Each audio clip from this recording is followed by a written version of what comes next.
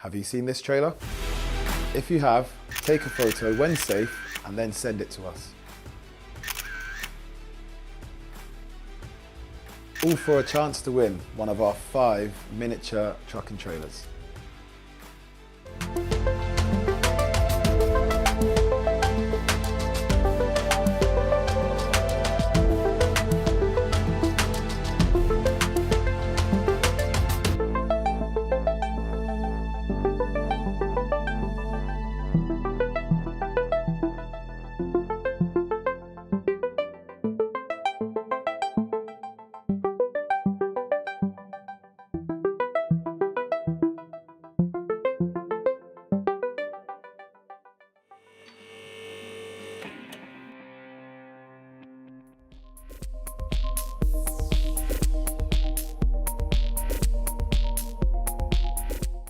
Total Care's T8 range of mobile column lifts provides a highly flexible lifting solution for any commercial vehicle workshop.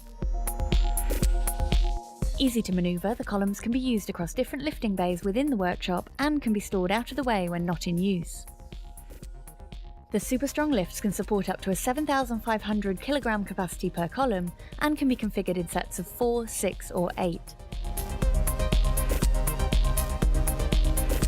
Adjustable wheel forks provide flexibility for lifting a variety of vehicles and wheel diameters.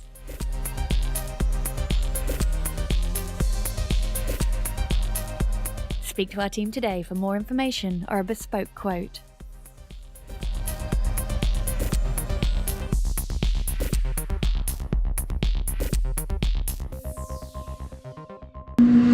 Hello everybody and welcome to Donington Park for Convoy in the Park 2023, and boy oh boy have we got so much coming up for you. In fact, so much I can't possibly do this introduction by myself. Pointy, how many truck races have we got going on this weekend? Because it's a lot, isn't it? Oh yeah, we have got so much. We've got 9 races throughout the weekend, yeah. So we've got 5 races with the 2 divisions from British Truck Racing next to each other, and we've got another 4 international truck pre-races for the first time ever at the circuit this year, which is really interesting. Yeah, that's insane. So 9 truck races in total. Not just that though, we've got the MG Owners Club, they're here as well. We've got the pickup trucks, they're racing. The Intermark Silhouettes, they look fantastic. The CNC heads as well, and the Kumo BMW Championship. I don't know how we're going to cram all this in, Pointy, but we're going to have to. Almost time to go racing. In fact, I think we might be handing over to you. Yeah, that's right. Just before we get going with the racing action today, of course, speaking of those international drivers, I had a chance to go and speak to a couple of guys before all the racing gets going this weekend. So let's have a see who we found down in the paddock. Right then, good morning. It's been a rare occasion to get these 2 drivers in the same place. We've got Brad Smith and Bradley Smith, or is it Bradley Smith and Brad Smith? The 2 drivers, obviously a slight age difference between the pair, but do get continuously, only like a year or 2, mixed up from race to race, and it does get quite interesting. Now, I can tell you that the one to your right is, of course, young Bradley Smith, who's currently 4th in Division 1 of the British Truck Racing Championship, and of course, returning Division 2 driver Brad Smith, the legend himself, from the first year of the International Truck Prix. So, Bradley, before we get to you, Brad, where have you been? How does it feel to be back? Well, I've been in the workshop trying to do a bit of work, build a new truck. But it's great to be back. Yeah, I love it. What was the whole premise around the International Truck Prix, and how did you find out about it? Because obviously, I just ask people questions. I know nothing about it in between races. Well, we knew it was going to happen at the beginning of the season, so we said we were going to do it if there was enough room, and we're here. So. That's fantastic. So you'll be racing alongside a couple of drivers from Europe. Obviously, we'll get a chance to speak to them. Were you in the championship when Mika Mäkinen was actually in the British Division 2? Yeah, for a couple of years. I think about 17 or 18 that was. Yeah. Good year for you racing? Yeah, good. And so you're looking forward to being on the starting grid with him again? Yeah, it'll be good fun. And over to you then, Bradley. Although 20 points seems quite a distance from the top of the pack, 4th place with only a couple of points from 3rd, that's got to be a fight worth fighting for, right? Yeah, good. We didn't expect that in our first season, but we've had it's just been great. We've just had good results, good qualifyings. We've learned so much. The boys have learned so much about the truck, and we're just getting quicker and quicker every time. So still lots more to learn, still a long way off, but we're getting there. Now, we haven't yet had the qualifying results come through on TSL just yet. Whereabouts did you place this morning?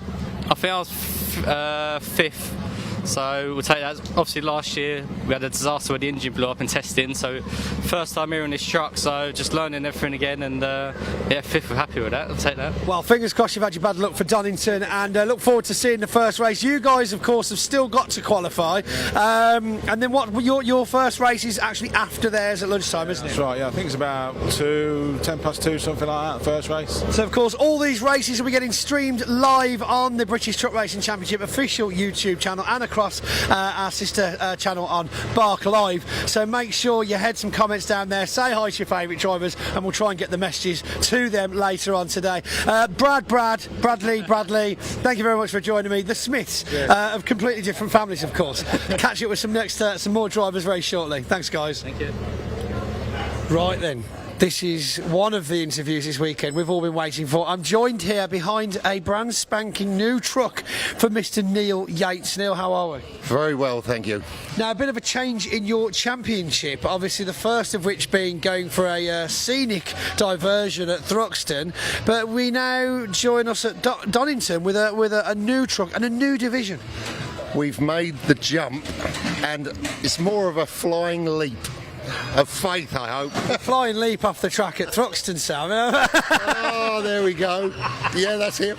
Had to be done. But we're over it now. So obviously that the truck was irreparably damaged, or at least with the time frame you had. It's work in progress. Unfortunately, the time scale was a little bit excessive to get it back on the road. So hence we sourced this vehicle from Mark Taylor. And a month later, we're back on the road with a vengeance. Wow, I know. I mean, it looks fantastic. Mechanically, hopefully, it's all up and running well. I know we've got some other drivers in the paddock that have done a lot of tinkering in the last few weeks, and they're not healthy at all this weekend. Luckily, we've got the Petrofitter engine, a reliable truck, an excellent team to help me along. So without them, I wouldn't be anywhere today. So we are making inroads into Division 1. We'll start slowly and surely. That sounds good. Keep it on the tarmac. But with all joking aside, obviously we all know that motorsport can be very dangerous. So very quickly on the subject of the crash, that's of course gone worldwide now with regards to social media coverage and so forth. What happened and what went through your head, if anything, when it unveiled in front of you? Unfortunately, the turn prior to the accident, the throttle stuck flat to the floor. The second it skidded onto the grass, the vehicle became a cannonball, for want of a better word.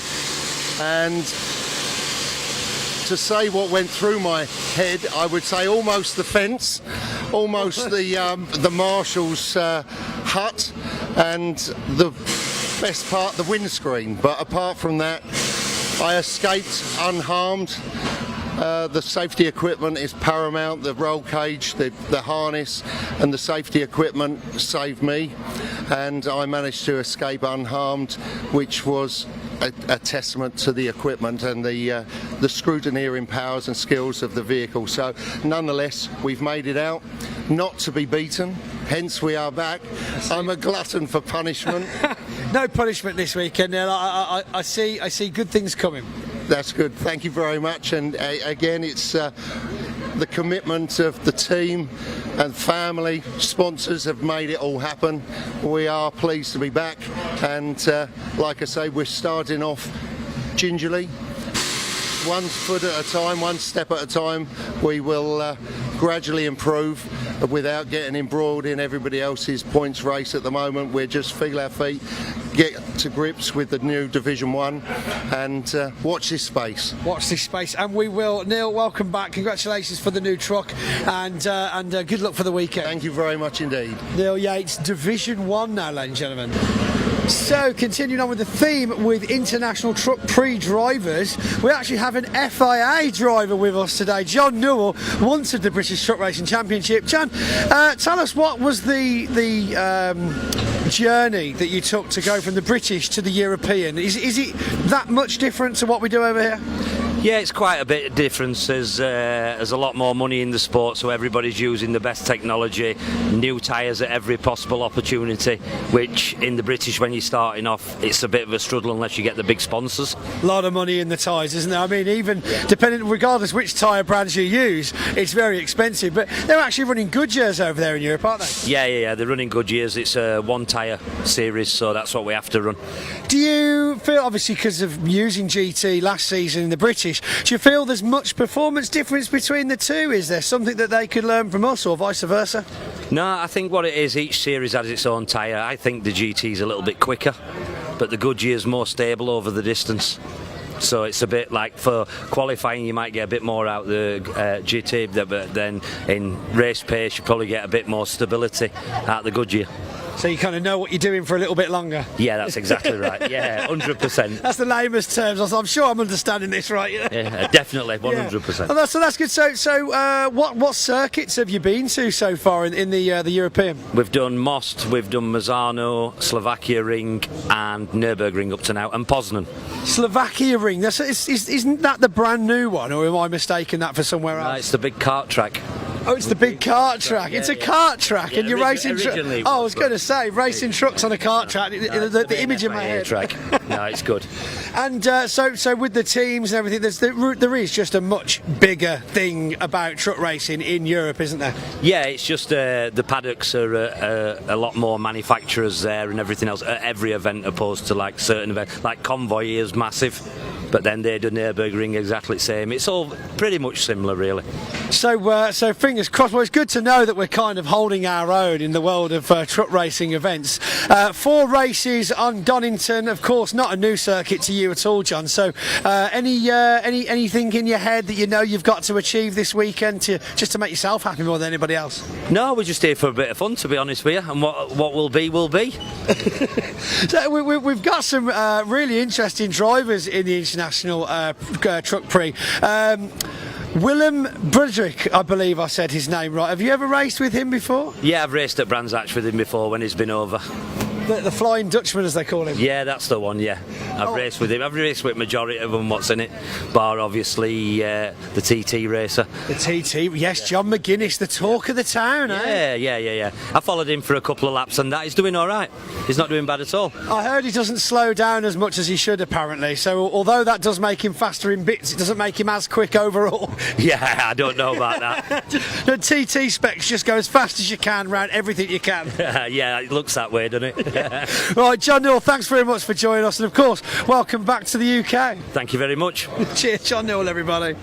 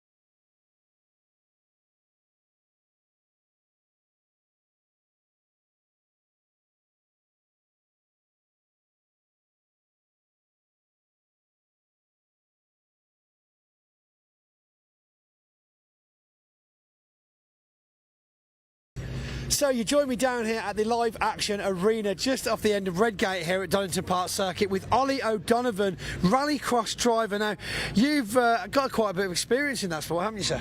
Yeah, I've been around rallycross for a few years now. I've done 1 or 2 events, maybe a few more. Yeah, indeed, I bet. The latest one of which I believe I caught up with you at the Auto Sports Show at the NEC this year. Yeah, we've done a bit of a live action arena in the Autosport Show. It's a bit of fun, it gets the boys out, show promotes the cars, you know, so it's like today, we're just promoting our sport. So between, of course, live action arenas that you do, what is the sport? What's it about? What's the main goal of it? Well, we have a very heavy package on because my son Patrick, he's obviously trying to be the European champion this year, and he got excluded from an event last week for pushing, which is a pity. But he's very quick, and obviously the whole team are behind trying to make him priority. Myself, I was started off doing a bit of the European Championship and paddling away at the British Championship, doing a bit of rallying in between, so I'm out nearly 2-3 weekends every month. Wow, unbelievable. I mean, do you even own a house? Do you sleep in one very often? Yeah, I own a house, but unfortunately I spend most of my life in a motorhome. So I bet it's a comfortable motorhome then, yes? Yeah, it's alright, it gets by. So obviously I think this is possibly the 3rd or 4th year in a row now that you've joined us down at Donington. Possibly the first time then we've ever had a chance to catch up with you. So can you run us quickly through the cars that we've got with your name on them, obviously? Okay, we got one of the oldest cars here is a Peugeot. Famous car, Will Gollop won British Championship 3-4 times. It's been a European champion car. I've won the British Championship in it. It went to Ireland with George Tracy and John McCluskey. They both won Irish Championships on it. Behind us here is the Fiesta, which I ran for about 4 or 5 years. Patrick jumped in it last year, first time ever, and won the British Championship. Youngest ever driver, who's only 17. Sat in the car and won the whole championship. Might be in the blood, right? Well, I think he won every round of it, so it's either in the blood or he's dead scared not to win. Yeah, too right. This here is our Ford Focus, better known as the Warhorse. It's been a very good, reliable car, although we did have a problem with it today. It's very, very high podium succession rate, this car. I think out of 37 events, it's had about 29 podiums, which is good. Wow, yeah, good car. That's amazing. Yeah. Around the corner we got Patrick. So how kind of fast do these vehicles actually go? Because I know they're very short burst vehicles. It's not like you'd want to take them around a normal racing track, would you? No, you wouldn't know that. They'd blow. I mean, the top speed of these is only about 124 miles an hour, flat out, no more. But they're 600 horsepower, 4-wheel drive, so they'll go from 0 to 100 miles an hour in about 4.2, 4.3 seconds. Wow, that's supercar speed, man. That's faster than supercar speed. It's quicker than supercar. I mean, we'll outdrag an F1 car up to 100 miles an hour. But obviously after that, the F1 car is gone. Wow, yeah, of course, yeah. But then, of course, you'd be able to get around the corner faster as well. Yeah, we'll chuck it inside with it. So what's over here then as well? We've got a couple more, quite the selection down here in the live action paddock, but this one's very nice looking. What's this? This is a Waddle car. This is my son's Patrick's car, currently in use in the European Championship. It's probably the last spec developed supercar in the world. It was built by the Hansons. Sebastian Loeb had it 2 years ago. Wow. And then it had a rebuild over last winter by the Hansen Motorsport in Sweden. And now my son is racing it. Crikey. So to see these races, where would we be looking to view them if we wanted to watch them live or replays at least? Well, there is a motorsport channel called World RX, or you can either go on WRX or WRC. It's an app, unfortunately you subscribe to it. Okay. But it's well worth watching because they show the events over and over. Also Red Bull TV do a lot of coverage on it. Right. Yeah, everybody knows about Red Bull TV, so yeah, they've got all sorts on there. Unfortunately, if you want to go, there's a lot of travel. This year we've been in Sweden, we've been in Riga, we've been in Norway, we've been down to Portugal, Ireland, Germany next week. But as an event, as a sport to get involved in as a spectator, if you wanted to tie that in with quote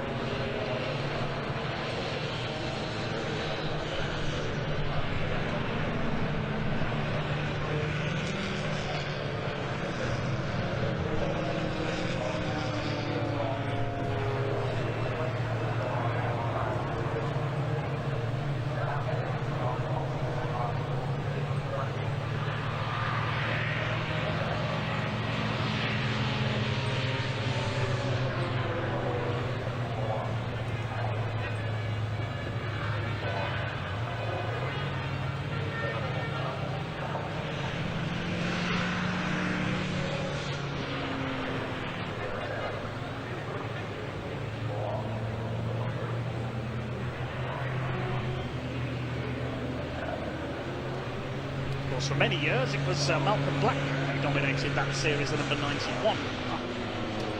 So he's now moved on to pastures new, as has Matt Simpson, who's appeared in that series as well. He's gone into British touring cars and then subsequently onto the pickup truck racing championship. Matt and his father Jeff are here this weekend. Ian Hales is in the ex-Matt Simpson Vauxhall Tigra. So that concludes qualifying then. And we will move on to our truck racing first action of the weekend. A 15-minute race coming up for the British Truck Racing Championship. They have 5 races across the course of the weekend.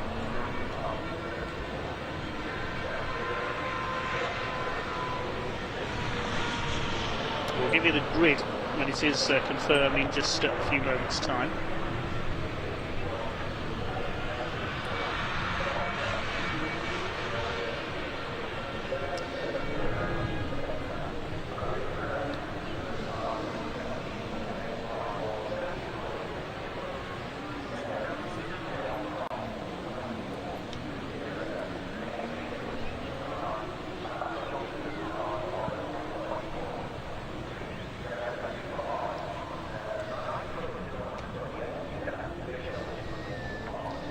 Thanks again for all your comments coming in. Box in this lap says go Cole Truck Sports. That's Simon Cole, number 41.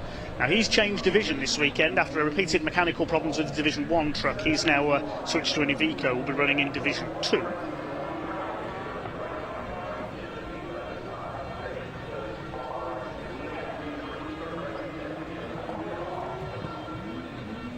And those asking how to spell Schwantz curve, it's S-C-H-W-A-N-T-Z, named after motorcycle star Kevin Schwantz, regular winner at Donington here over the years in international motorcycle racing.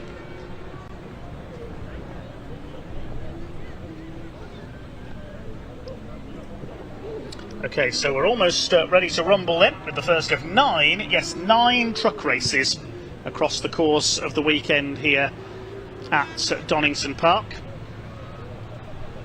And we'll give you the grid in just a few moments' time, set by qualifying earlier this morning.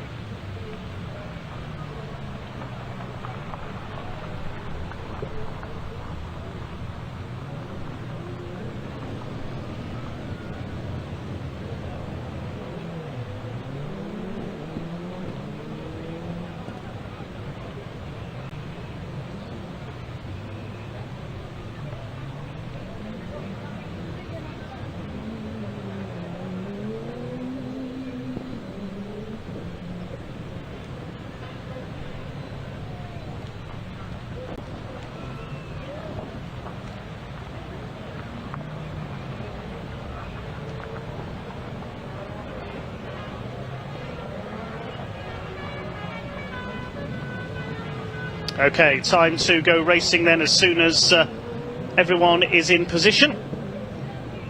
Also thanks to Chris Clark, who has sorted out some onboard cameras for our first truck race of the day. We can give you the grid for Truck Racing Division 1. There we are on board with Richard Collett looking back in this one, and also on board with Stephen Powell in the number 3 truck. But the grid reads as follows then. Pole position will be at the 7-time champion, number 1, Flying Ryan Smith, on his local circuit this weekend here at Donington. The Nottinghamshire driver will go for his 8th consecutive title in 2023, and he's qualified on the front row alongside number 69, David Jenkins in his MAN. Second row, 10 times champion number 7, Stuart Oliver in his Volvo VNL. Will start alongside 46, Bradley Smith, the youngest man on the grid in his MAN. Row 3, number 89, Simon Reed. He's back after missing the previous round at Thruxton with business commitments. Starts alongside number 12, Michael Oliver, son of Stuart, Iveco and MAN. And on the 4th row, number 14, John Bowler in his MAN. The first of 9 races for him this weekend, because he's doubling up contesting the International Truck Prix as well. He starts alongside 86, Tom O'Rourke in the MV Commercial MAN. The 5th row of the grid, number 95, Ricky Collett. the heavy haulage boss from Halifax, with his MAN. Starts alongside 92 Simon Faulkner. He's in an Iveco. Row 6, number 3, Stephen Powell. Had a few problems in practice earlier on. His best lap only at 2 minutes 15 compared to 1 minute 25 for Ryan Smith. And at the back of the Division 1 grid will be number 68, Craig Reed. Now he got a penalty to the back of the Division 1 grid after qualifying, as found to have exceeded the 100 mile an hour speed limits. These trucks are all meant to be limited to 100 miles an hour. If you exceed that 100 figure, then you get a penalty, and Craig Reed will have to start from the back of Division 1. Then there's a gap, and we move back to Division 2. Pole position is Division 2. In Division 2 is number 22, Paul Rivette, with his MAN TGX, the Napa truck racing machine, alongside number 6, John Powell, in his DAF. Second row, Division 2, number 10, Craig Evans, and number 5, Adam Bint, the current championship leader, with his Volvo.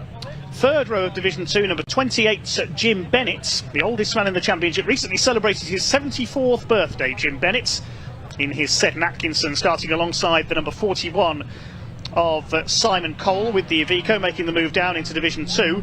And at the back of the grid, having asked to start at the back because it's a new truck for him this weekend, is one of our Division 1 runners, number 33, Neil Yates. Yes, the recovery company boss from Kent. He's back out after his huge accident at Thruxton on his debut, when he ended up clearing the barriers after his throttle stuck open going into Allard. Thankfully no injury to himself or anyone else, and Neil back out with a new truck this weekend. He's in Division 1 this time, but he's asked to start from the back of the grid as he makes his debut in that truck. So that's your grid for British Truck Racing Championship race number 1 over 15 minutes.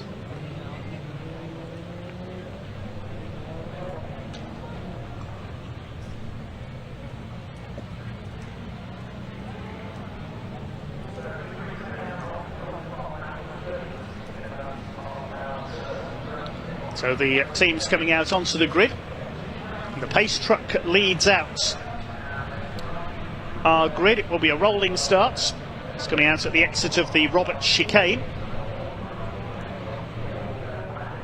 Of course, the national circuit being used today, so the Melbourne Loop is being used as the assembly area.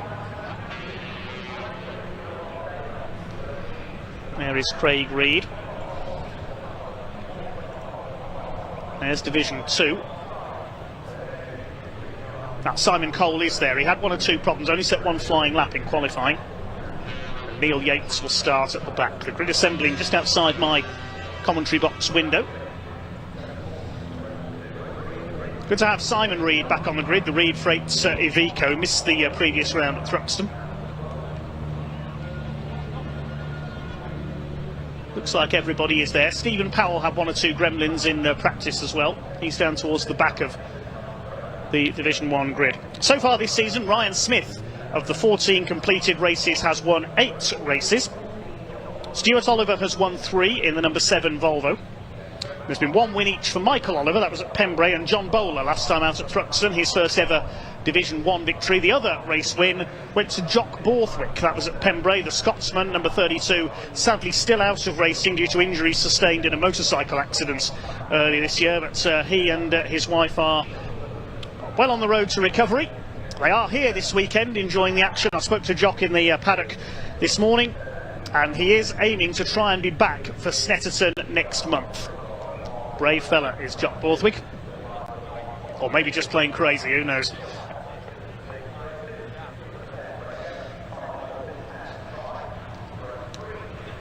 The TRP truck parts DAF pace truck is in position. I'll quickly run you through the grid once again for our first truck race of the day. So it's Ryan Smith on pole alongside David Jenkins, separated by just a few hundredths of a second in qualifying. Stuart Oliver and Bradley Smith on the second row. Simon Reed and Michael Oliver on row 3. John Bowler and Tom O'Rourke on the 4th row of the grid, completing the top 10, Ricky Collett and Simon Faulkner. Row 6 will be Stephen Powell and Craig Reed. Watch for them coming through. Craig Reed with that penalty for exceeding the 100 mile an hour speed limit in practice. Stephen Powell with 1 or 2 gremlins, which hopefully have been ironed out by his team. Then a gap back to Division 2. Paul Rivett, the quickest qualifier there, alongside John Powell in the DAF. Craig Evans and Adam Bint on the second row. Jim Bennett and Simon Cole completing Division 2, while Neil Yates is a Division 1 truck, but he's asked to start from the back of the grid. His first time in that MAN this weekend. Looking at the points standings, Ryan Smith sits some 6 points clear of Stuart Oliver in the points chart at the moment. David Jenkins is a further 3 points further back. He's yet to win this year, so looking to take a win on his local circuit. A lot of these drivers based in the Midlands. Ryan Smith from Nottinghamshire, David Jenkins from Stafford. The pace truck leads them down the Wheatcroft Straights. It's Tom Wheatcroft, of course, who revived racing at this circuit back in the late 70s. Down to Redgate's Corner.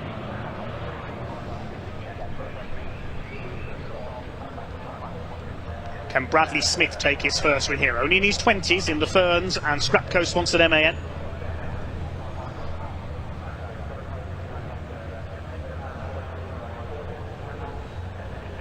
There's Division 2, Paul Rivett and John Powell at the front. John Powell looking to take the points lead away from Adam Bint. He's only 8 points behind the Volvo, and there's the black Volvo. Running, as all the trucks are, on HVO fuel this season. They run through Hollywood and down the Craner curves. Spectacular plunging section of circuit, almost roller coaster like.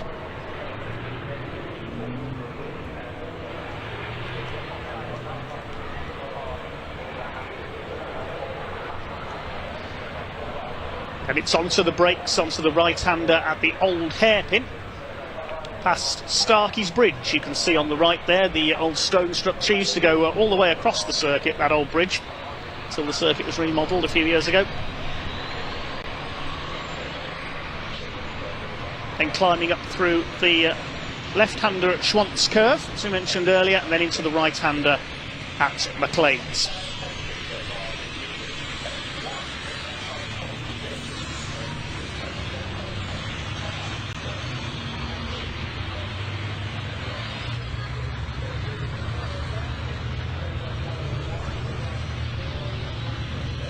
Ryan Smith and David Jenkins together on the front row, McLean's Corner. Then climb up under the flight path of East Midlands Airport towards Coppice. Tricky double apex right-hander. You can't see the apex as you turn in either, as due to the crest of the hill. There's Neil Yates at the back in his new MAN. Let's see how he gets on from there. He's learning his craft in the sport. Then out of Coppice they go down the Exhibition Straights. You'll see the Exhibition Centre to the left of the circuit, and then down to the Roberts Chicane. Overtaking opportunities exist there, but you have to be careful not to run wide and across the gravel.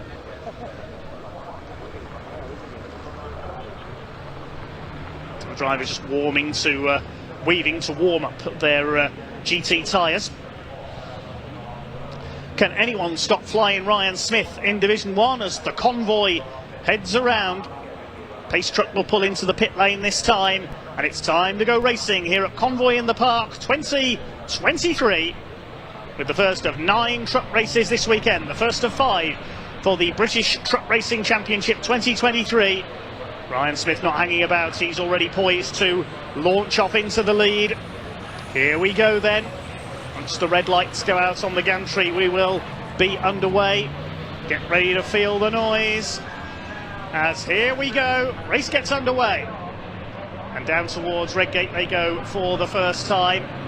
Coming up the outside, Michael Oliver's already clipped the back of Bradley Smith. He's on the grass there on the outside. Ryan Smith gets away well, so does Stuart Oliver. It'll be Flying Ryan who leads the way into the first corner. Oliver in second. David Jenkins keeping at the outside line. Division 2, the battle is on between John Powell and Paul Rivett, the pole sitter.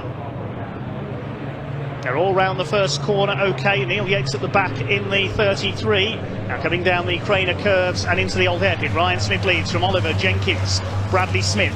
One of the Reeds, that's Simon Reed in 5th position. Somebody running a bit wide onto the grass. That's John Bowler. He's into the gravel in the number 14. Gravel won't bog him down. It's fairly dry here at Donington at the moment. Rain showers maybe forecast later on. So John Bowler has dropped back a little in the early stages.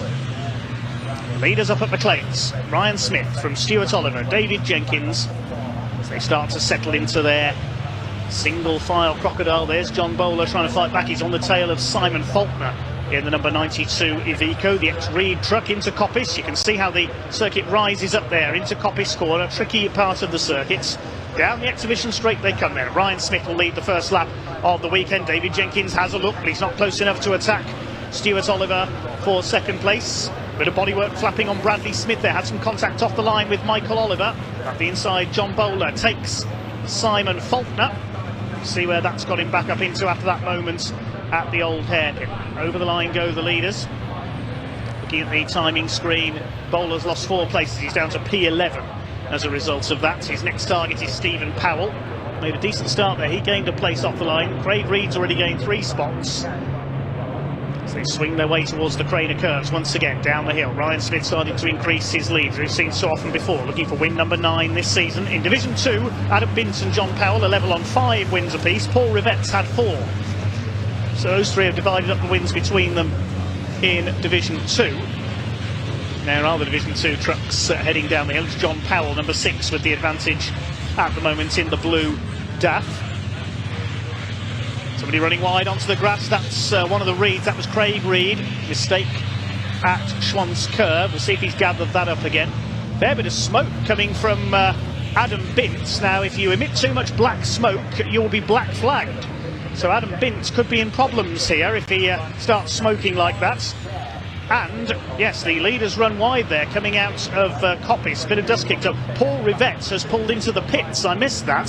So Paul Rivette has pulled in with a problem. One of our Division 2 favourites in trouble already. Through the Robert chicane. That bit of bodywork flies off the back of Bradley Smith. That's his wheel arch gone.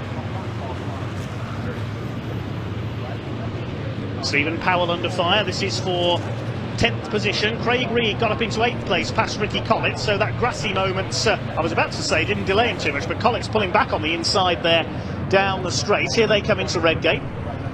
Yep, Collett is back ahead. It's battle for 8th position. It's Ryan Smith who leads by 1.3 seconds, just on the fastest lap of the race, 1:25.87.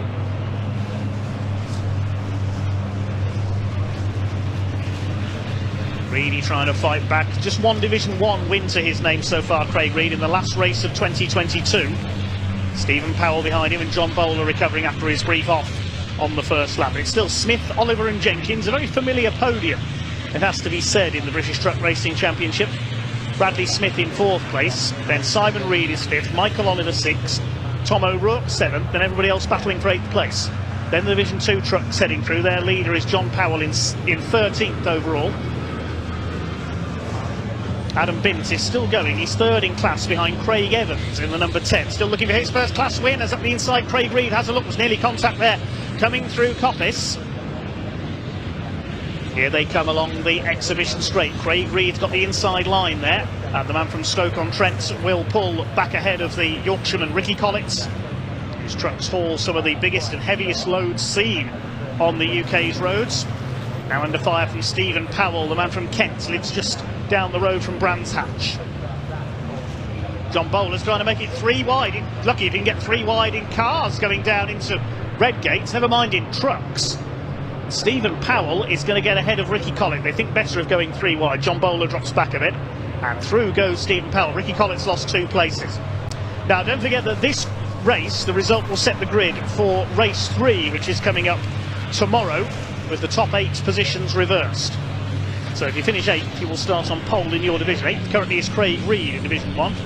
There's 6 trucks in Division 2, and the finishers will be reversed for the grid for race 2. Currently in the last runner in Division 2 is currently Jim Bennett, number 28, the Seddon Atkinson, because Paul Rivette has dropped out. Bradley Smith, minus that rear wheel arch, is being caught by Simon Reed. The Reed's certainly in the thick of the action in this one. Simon needs some points here to move back up the charts because he missed the round at Thruxton. Just being kicked up there by David Jenkins in 3rd place, the Digraph Transport Morris Lubricants MAN. His father Tony was a truck racer for many years before him, used to race an American Mack truck, if I remember rightly. No American trucks racing this weekend, but some very beautiful ones on display in the paddock. Dave Jenkins to the outside. In the background there's Michael Oliver. You can see a bit of damage to the MAN where he clipped the back of Bradley Smith at the start. behind him Tom O'Rourke. Here's a battle towards the back. There's Jim Bennett. Gentleman Jim recently celebrated his 74th birthday and still going strong, the man from Suffolk in the classic Seddon Atkinson. Among the oldest trucks out there, the oldest we believe is John Powell's DAF, currently leading Division 2 in 13th overall.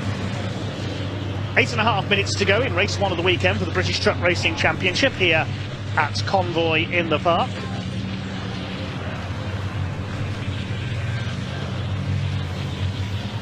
There's Simon Cole, the number 41. So many mechanical problems this season. He's ditched the Division 1 MAN, switched to Division 2 with the Iveco. But Adam Bint has dropped behind now. Yeah, there's definitely something amiss with Adam Bint's Volvo. He's slowed right down. Neil Yates moving ahead now. Neil Yates is a more powerful Division 1 truck, but he's just learning that truck. And is that a change for the lead there? No, it's not. I think Paul Rivette, yeah, he's rejoined out of the pits and he's just ahead of the leaders. That threw me off there for a moment. So Paul Rivette is about to be lapped in the MAN number 22. This is the battle for second place. Stuart Oliver from David Jenkins. Completing their 5th lap, the leaders. 2.2 seconds is the lead gap. There is Paul Rivette.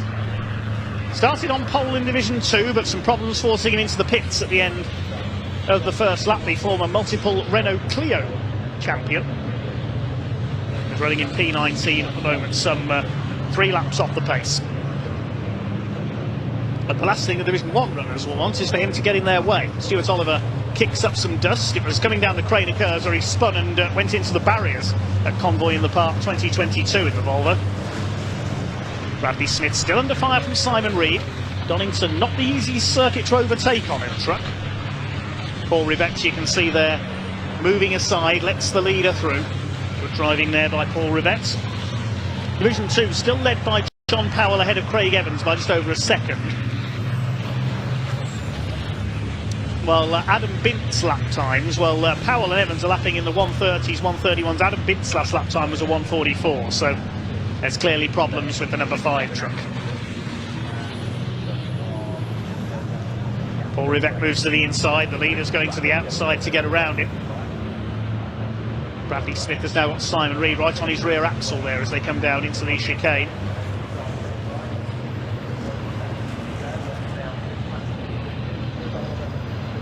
Out of the Robert chicane, up the Wheatcroft straights. Well, there's Adam Bint. You can see the smoke from the number 5, and he's going to be lapped by Ryan Smith. So a struggle for the Division 2 Championship leader. Just looking at the standings at the moment, I don't think John Powell. Oh, and round the outside there, Simon Faulkner. Bit of a contretemps here coming out of the chicane. John Bowler, Simon Faulkner, and Ricky Collett. And Simon Faulkner on the grass there on the outside. Meanwhile, David Jenkins all over Stuart Oliver now for second place, down into the old hairpin. Simon Reed all over Bradley Smith. He has been for a couple of laps. 5.5 minutes of this race to go. Ryan Smith coming up to lap Jim Bennett. Now, if Paul Rivette just finishes here, he will be on pole for race 3 for Division 2. There's only 6 trucks in Division 2, so as long as they all finish, they'll be reversed. Somebody running wide there, that's Simon Faulkner again. Bit of rally crossing from the 92 as he battles further down the order. Battle between John Bowler, Simon Faulkner and Ricky Collett is for 10th place. It's going to be 4 together for second place shortly because Bradley Smith has almost caught David Jenkins. Here they come down into the right-hander, the Robert chicane, the right, the left. They were delayed a little there, lapping Jim Bennett, I think, at Coppice. This has allowed Ryan Smith to escape. He's now 3.8 seconds ahead. It's 4 for second now, near enough. David Jenkins always a tough and ebullient racer in his MAN. Having a go at the 10 times British champion, 1-time European champion, Stuart Oliver. Ryan Smith has made no secret of the fact he wants to match and beat Stuart Oliver's record of 10 titles. Down the hill they come into the old hairpin. Bradley Smith, the 46, his father Tony Smith raced under the same number in a Finnish-built Sisu. We will see a Sisu out in the International Truck pre-races today. This is the battle for the lead in Division 2, with John Powell under fire from Craig Evans. Craig Evans desperate for his first class win. He came within half a lap at Brands Hatch on Easter weekend this year, then ran wide into the gravel and let John Powell through. He's lost the side panel off his truck there, you can see there, number 10, Craig Evans. These two are fairly well ahead of the rest of the Division 2 field. It's Simon Cole, third in D2. Because we lost two of the favourites, of course, of problems. There's one of them, Adam Binch, is crawling round towards the back, and Paul Rivette is 3 laps down, having pitted.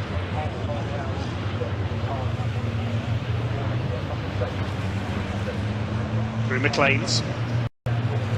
John Powell will be surprised and possibly, in his own opinion, slightly pleased to see Adam Binch struggling there, because it means he could have a chance to take the lead of the championship in Division 2.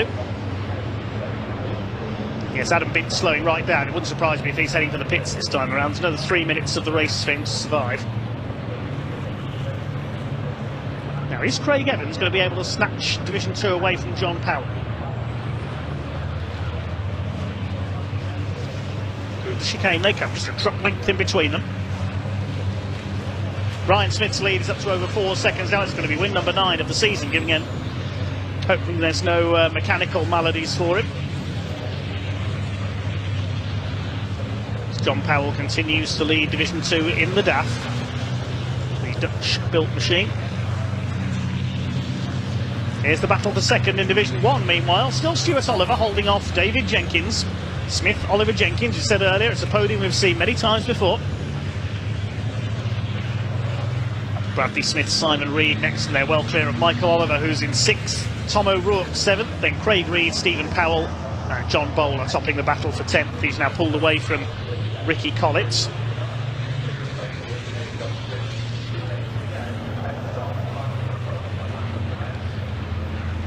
There may be a 5-second penalty for Simon Reed, but we'll confirm that when we receive official confirmation. I suspect that's for exceeding track limits on too many occasions. There's a board being hung out by the marshals there in the background as the leaders lap Neil Yates in the 33. Just keeping it steady, learning his craft. Only his second weekend of truck racing. His first at Thruxton ended in spectacular fashion with that huge crash at Allard. Leaders come down the Craner curves. Is Simon Reed finally going to have a go? He spent almost the whole race on Bradley Smith's rear bumper.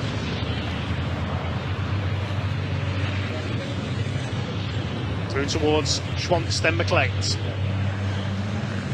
Here are the Division 2 leaders, and they've split apart a little on that last lap. Craig Evans possibly lost a bit of time lapping Jim Bennett there. So with the exception of these two, Division 2 is very well strung out. Because Simon Cole, third in Division 2, is about 26 seconds back on Craig Evans.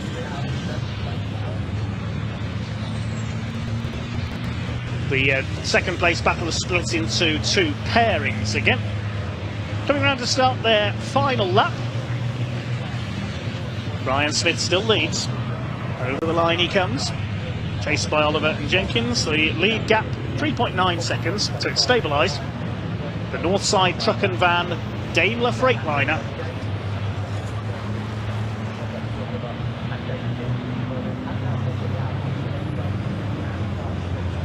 Possible 5-second penalty for Tom O'Rourke as well. We'll confirm that after the race. Haven't seen much of the Scotsman in this one.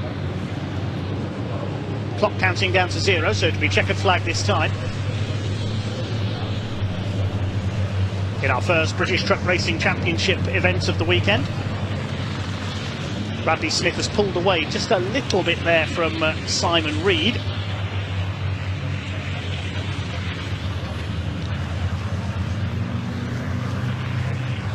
Five seconds pending for Craig Reed as well, so both the Reed brothers could have penalties there.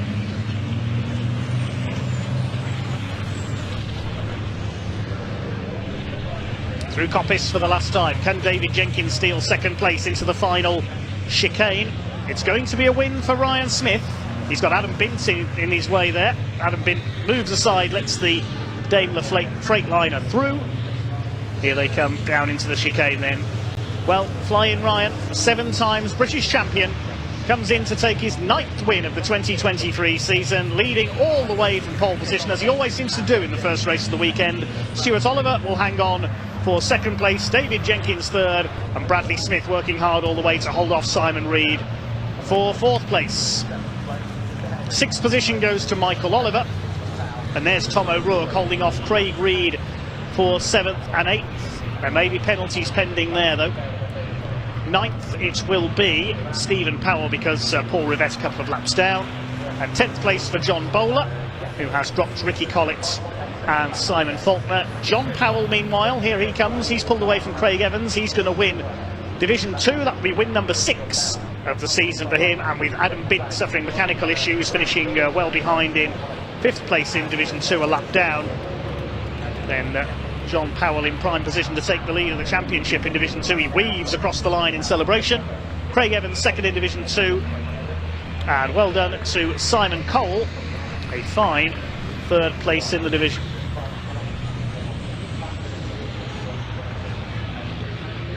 Jim Bennett, he'll be pleased with 4th in Division 2. And our final finisher will be Adam Bint. But it's another win for Flying Ryan. Perfectly driven by Ryan Smith, the Nottinghamshire man on his local circuit.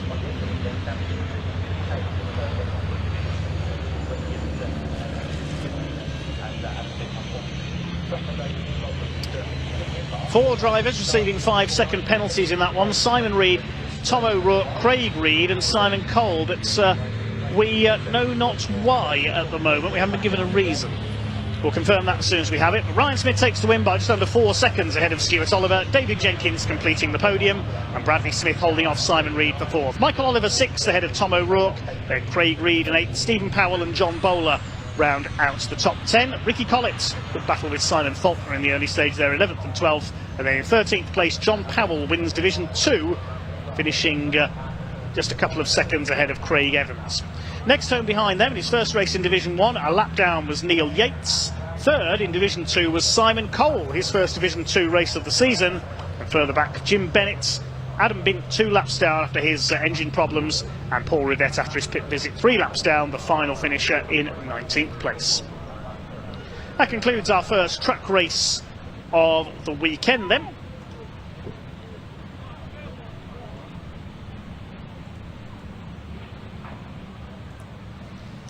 And we'll shortly hand down to Pointy, our man in Parc Ferme, to have a chat to some of the drivers.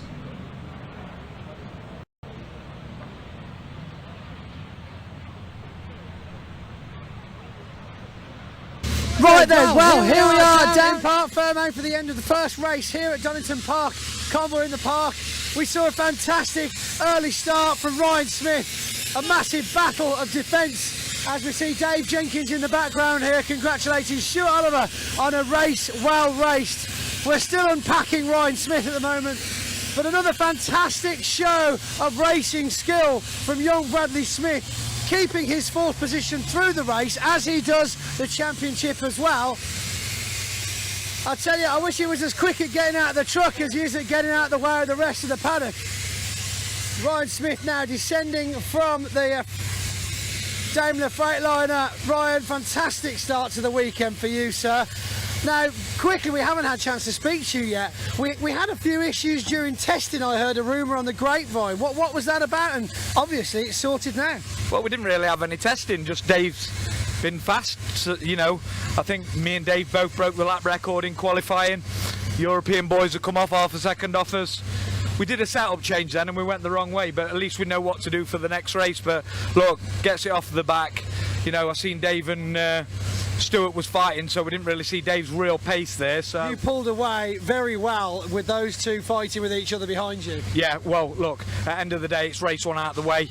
Race 2, we get onto that, then hopefully it rains tomorrow, so it mixes it up a bit. No, we don't want it to rain. Come on in, Dave. How are we, sir? Very good. And how was the experience of the race for you? First one out at Donington Park? Yeah, it was good to get the first one out of the way, wasn't it? I mean, what a fantastic event we've got going on here this weekend. All these people here, all these trucks there, all these teams there. Great racing, great speed from us. Really good, strong first race. It was great to see the battle between you and Stuart, but I tell you what, Stuart, you two have got to be careful because that Bradley Smith, he's sticking with you all the way around at the moment, isn't he? He's going well for a young boy. For a young boy. I know he is. But I think everybody was going well. You know, we weren't launching away. You know, we imagine not far behind this old boy. So he's obviously peaked a little bit or something. When you're in a circumstance like that, Stuart naturally goes defensive because he wants to protect. So he allows you, the front runner, to get away. Dave, you don't see his true pace because he's in traffic. So, you know, next race we'll see, won't we? Well, this pace to watch. Dave, any setup changes going into the next race of the day, second for Saturday? Yeah, no, I'm hungry now. He's hungry, wants it. Lunch first then, by the sounds of it. Right, gentlemen, thank you very much for talking to me. Let's head back down now, further back in Parc Fermé, and see if we can't find a couple more drivers from Division 2. Neil Yates, of course, doing very well there as well. Chose to start at the back of the pack altogether for the sheer fact that obviously he wanted to just find his feet, ease himself into it, but a really good result for him overtaking some trucks in Division 2. Obviously the difference in power is there. Let's have a word now with Adam Bint. Watch that fire extinguisher, you're doing well. You're all flat here now though, Ad, so you're okay. Adam, how are we? I'd be better if I had a boost hose that was connected. Not that, I mean, so yeah, you went off as well. What happened there? Sort of coming together with Jim Bennett, we didn't see it because it was on the other side of the circuit. Yeah, I went on the outside, let him up the inside, but the track's a bit slippy around the back and he just understeered and just touched me off into the gravel. But I hate it when it's slippy around the back. Especially when somebody hits you as well. Oh, madam. It was one of them things, he just, obviously the track on the actual racing line was slippy and I had more grip just going around the outside. But we're not too damaged, which is good news. So we're fixing the boost hose at lunch, I take it? Yeah, it was all fixable, but we just needed to carry on circulating to gain some points and the starting position for Sunday's first race. This is it, because a DNF in Division 2 at the moment would be literally a death stroke for the championship, wouldn't it? Yes, definitely. It's bad enough losing 1 or 2 points, but when you lose that many points and there's only so many of us, you're only swapping between 5 and 6 points each race. It's very tight at the top. Super tight. Right, well, we'll leave you to look over the truck. Adam Bitt, thank you very much for talking to us. We've got Paul Rivette here. Let's see if we can get a short version of events from him, but I doubt it somehow. Paul, how are we? Yeah, not too bad. Unfortunately, the turbo pipe blew off on the first lap, and we were second one. So that's 2 Division 2 trucks with a boost hose going. Yeah, so unfortunate, obviously, one of those things. Shame we got fastest lap in the race still, and we were in the lead of Division 2 at the time. So I'm pretty sure it would have been our race if it hadn't. But you know, this is motor racing. This is the way it goes. This is what happens, and I was just talking to Adam about the same thing.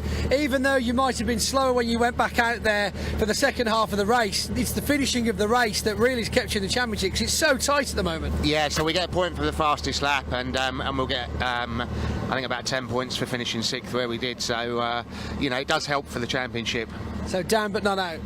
Oh yeah, down but not out, far from it. You know, our goal at the moment is just to win everything we can. So you know, if we're not winning, then never mind, we'll come 6th. Sounds good to me. We'll save the winning for later and tomorrow. That's it. There's another 4 races. I can't believe I'm saying this. There's 4 British races left for the weekend.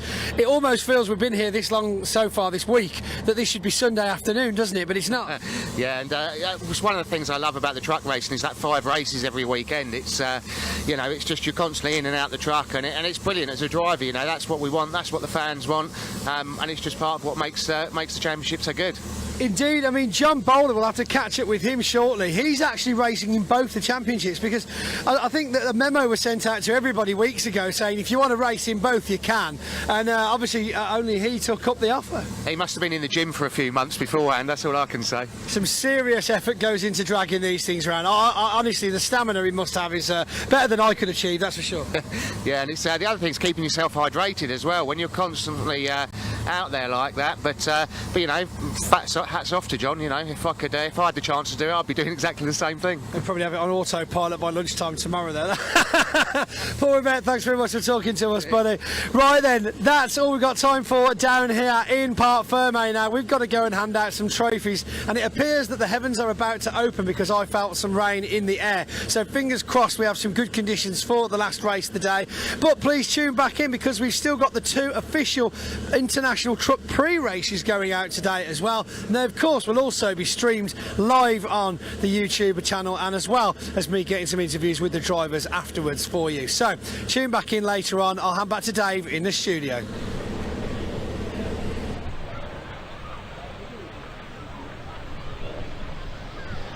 Yes, thanks very much, Pointy. So we've got a very short break now. So just to give our marshals a chance of a short break, a slightly shortened lunch break coming up now. Next up, it'll be the Lancaster Insurance MG Owners Club, the first of their 2 races taking place today. But while we wait for those to take place, let's see who Pointy was able to find to speak to in our very extensive and very varied paddock earlier on.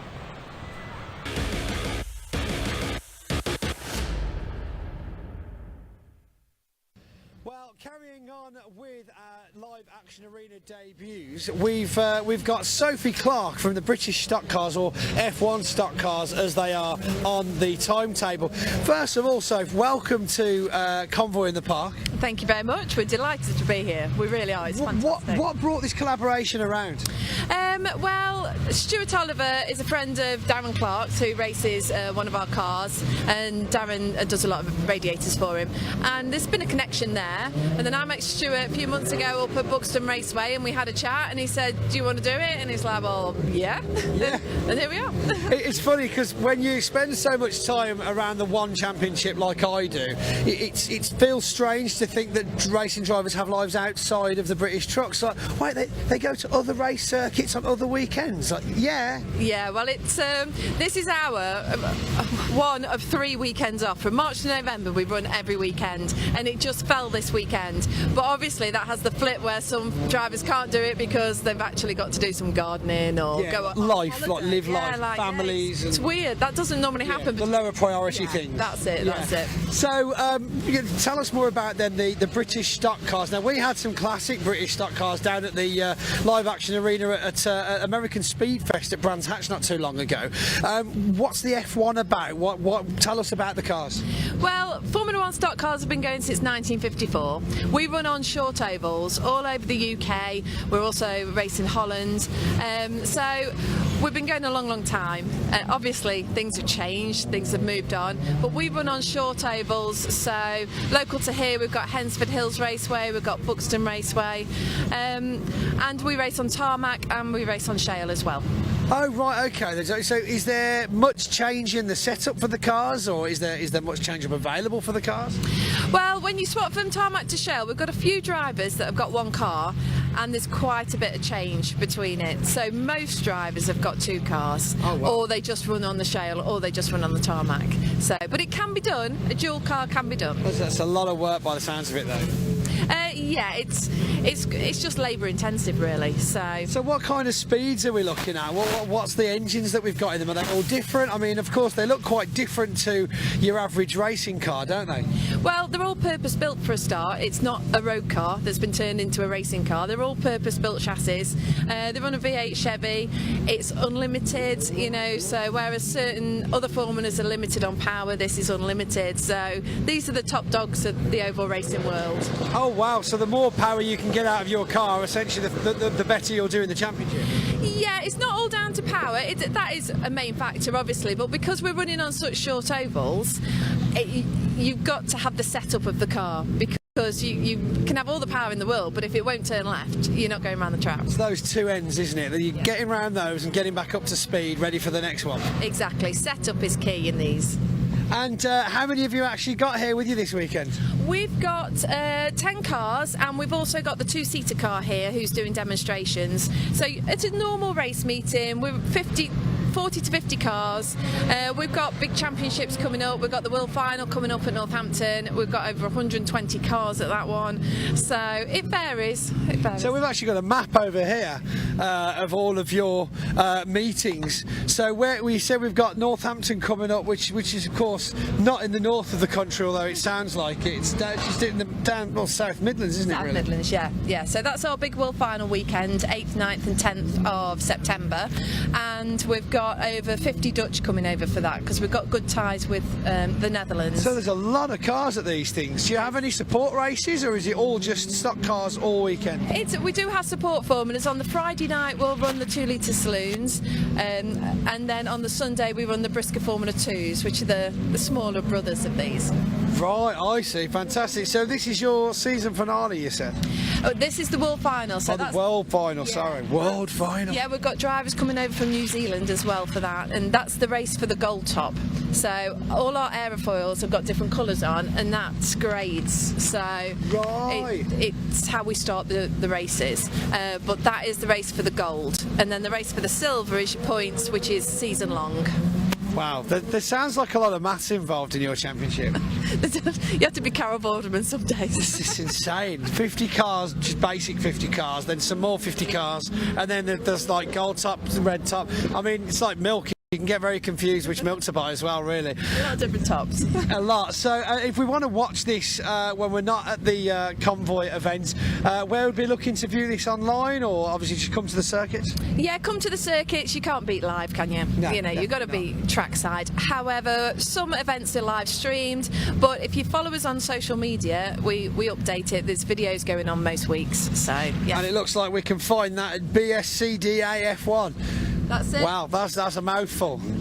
British Stock Car Drivers Association. What's the F1? F1. Come on. I failed miserably. Never mind. Clues in the dice. I know. I'm not a professional. I don't know why you're even talking to me. The camera's not even filming. Right, Sophie, thank you very much for joining us. We look forward to getting you out on the live action arena very shortly, and I hope you have a great rest of your weekend. We will. Thank you very much for having us. Thank you very much for joining us.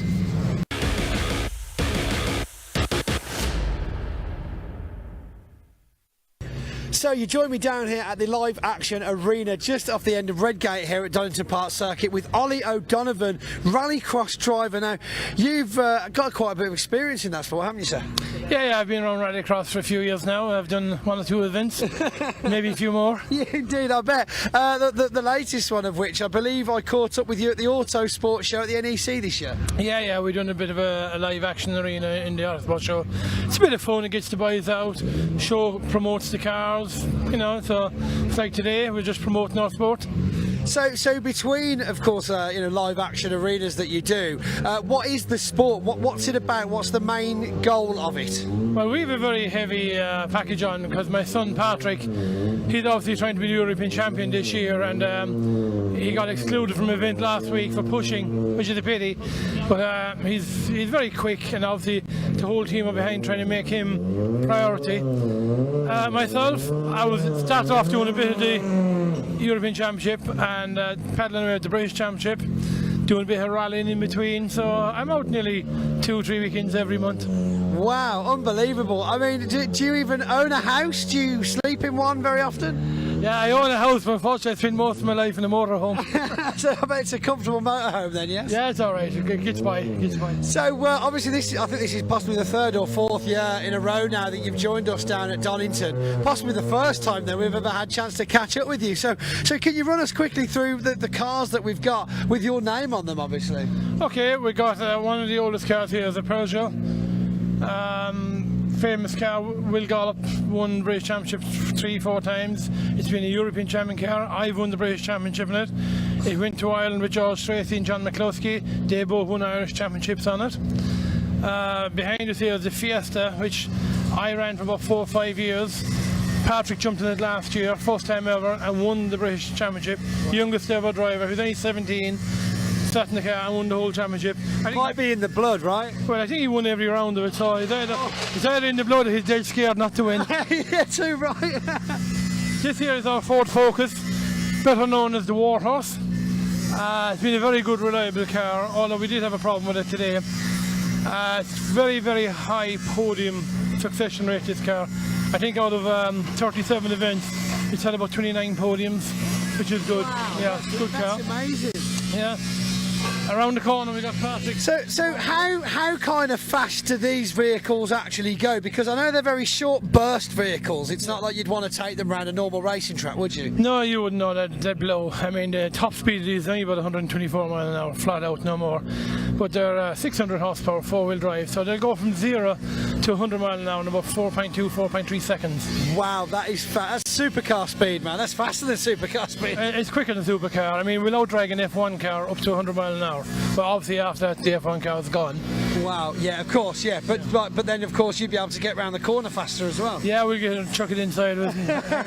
So what's over here then as well? We've got a couple more, quite the selection down here in the live action paddock, but this one's very nice looking. What's this? This is a Waddle car. This is my son's Patrick's car, currently in use in the European Championship. It's probably the last spec developed supercar in the world. It was built by the Hansons. Sebastian Loeb had it 2 years ago. Wow. And then it had a rebuild over last winter by the Hansen Motorsport in Sweden. And now my son is racing it. Crikey. So to see these races, where would we be looking to view them if we wanted to watch them live or replays at least? Well, there is a motorsport channel called World RX, or you can either go on WRX or WRC. It's an app, unfortunately you subscribe to it. Okay. But it's well worth watching because they show the events over and over. Also Red Bull TV do a lot of coverage on it. Right, yeah, everybody knows about Red Bull TV, so yeah, they've got all sorts on there. Unfortunately, if you want to go, there's a lot of travel because this year alone now, like we've been in Sweden, we've been in Riga, we've been in Norway, we've been down to Portugal, Ireland, you know, Germany next week. Well, as an event, as a sport to get involved in as a spectator, if you wanted to tie that in with quote-unquote holidays or breaks away, it's quite a good way really to get out and see the world, isn't it? It is a great way. I mean, I meet a lot of people from Ireland. They just rock up to different events. Like, you know, we were doing an event in France 3 weeks ago, and so it's uncanny to meet Irish people abroad. It never usually happens. Never.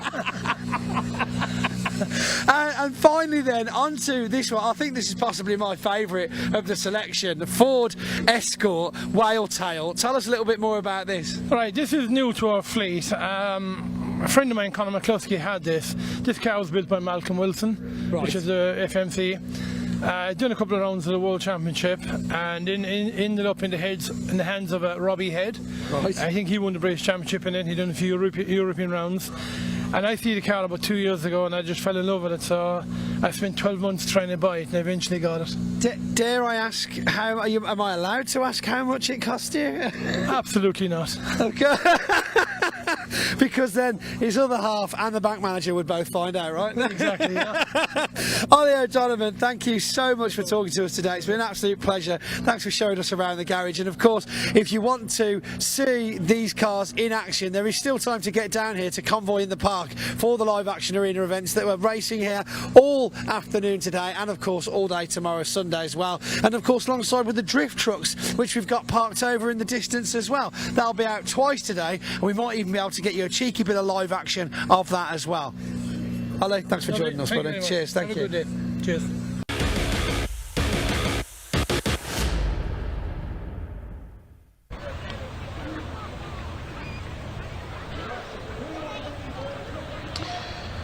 So nice to hear from some of our other forms of motorsports on show here this weekend at Convoy in the Park 2023. Brisker F1 and Rallycross and Rally Cars. Good to hear from Ollie O'Donovan there, British Rallycross legend, the Irishman.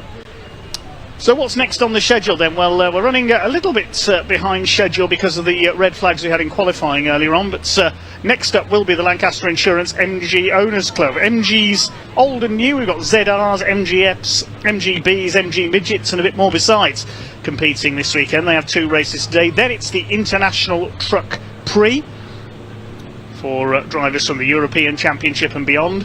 The CNC Heads Northwest Sports and Saloon Car Championship. We've got just about everything racing in that. Then the Pickup Truck Racing Championship, first of 4 races for them across the course of this weekend, because of course you can see at the end of the programme we include the race that was cancelled at Thruxton due to time constraints earlier this year. Second race of the day for the British Truck Racing Championship, a second race for the Lancaster Insurance MG Owners Club, and then the Avon Tyres Image Wheels Intermark Silhouette Series for the Space Frame Hot Rod style cars. That's followed up by the International Truck Prix, their second 20-minute race of the day, and then the final race for the pickups, which is scheduled to be either 20 minutes or 14 laps, whichever comes sooner. So the Lancaster Insurance MG Owners Club cars should be shortly pulling into the assembly area down on the Melbourne Loop, and hopefully our interviewer Ian Waterhouse is going to be down there shortly to have a word with some of the drivers.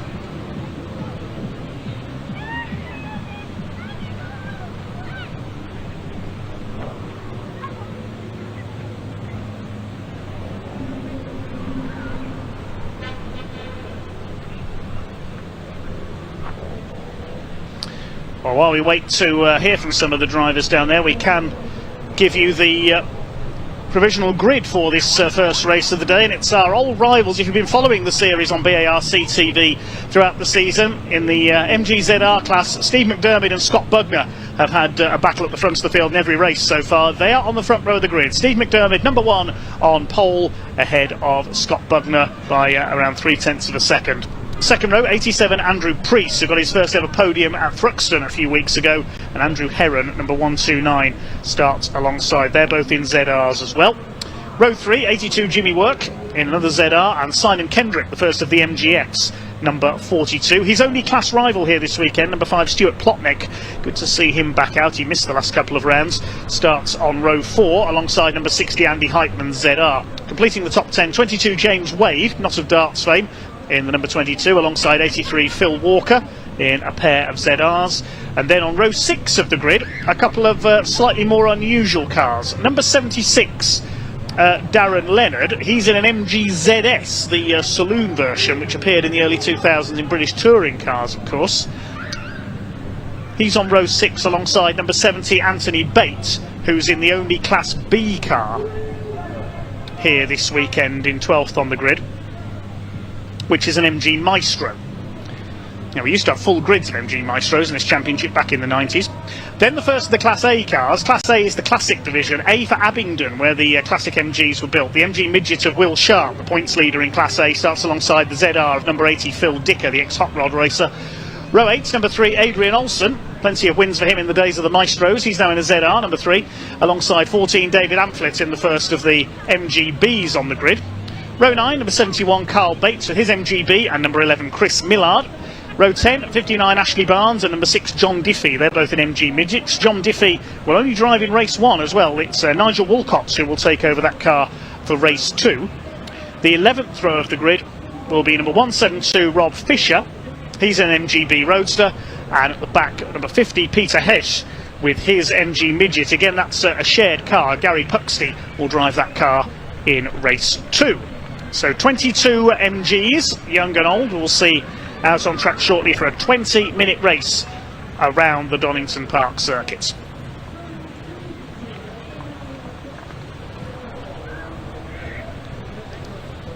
Good to see plenty of you watching on the YouTube stream. We need one more like on our stream to get 100 likes. Who's going to be our 100th like? Do like the stream, it makes it more visible across YouTube. Over 400 of you watching at the moment. We've got 99 likes, so give us a like, somebody. We can get it to 100 for today's stream.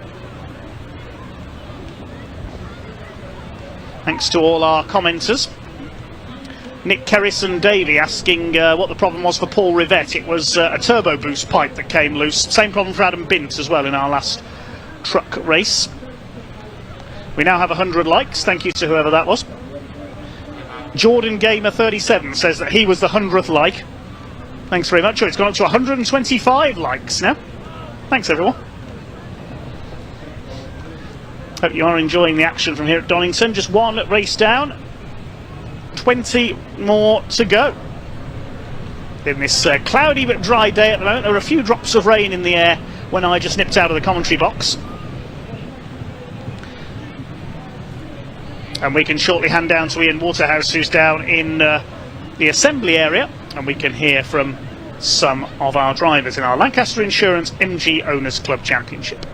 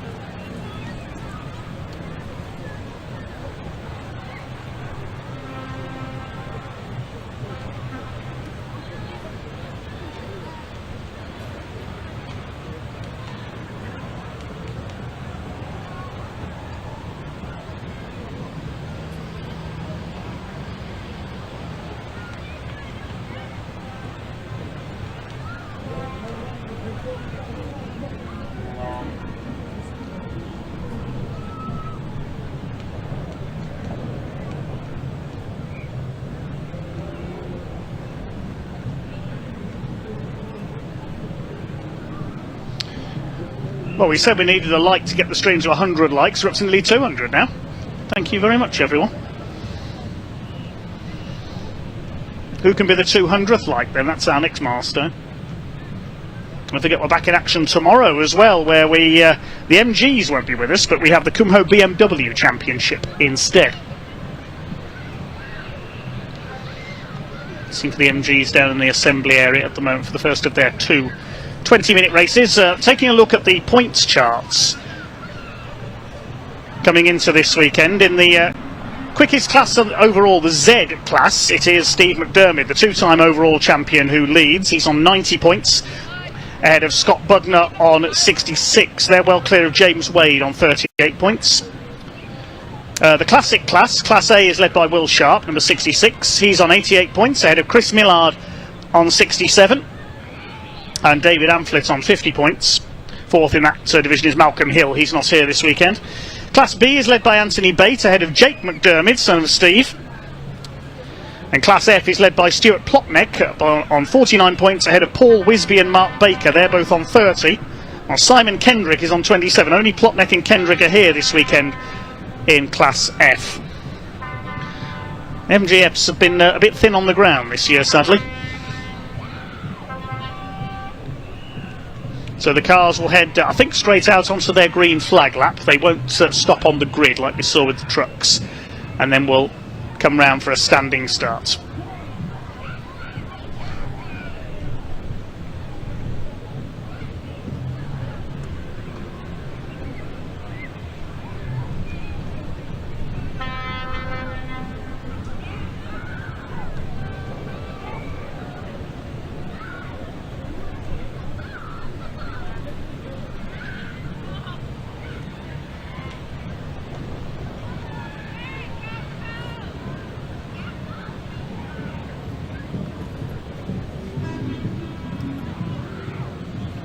Welcome back to Donington Park, everybody, or if you just arrived over the lunch break, welcome along to Convoy in the Park 2023.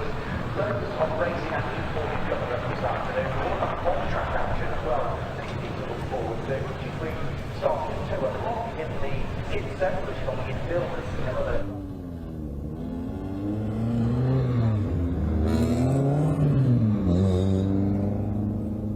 Connected and fucking 2 megabit now.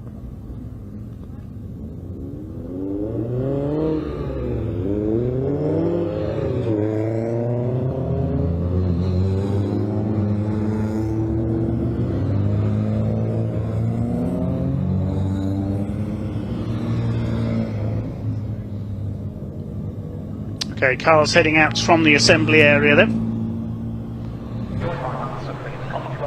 You can see the contrast between the modern and the classic cars. Great variety in this championship. You'll be able to spot when they line up if there's any gaps on the grid. There's the Maestro of Anthony Bates, Adrian Olsen, the Dayglow Yellow number 3. But is it going to be a battle at the front between Steve McDermott and Scott Bugner once again? There they are. Steve McDermott is the orange and black car. Scott Bugner the yellow machine, the ex-Ford racer who's raced a Fiesta and a Focus in the past.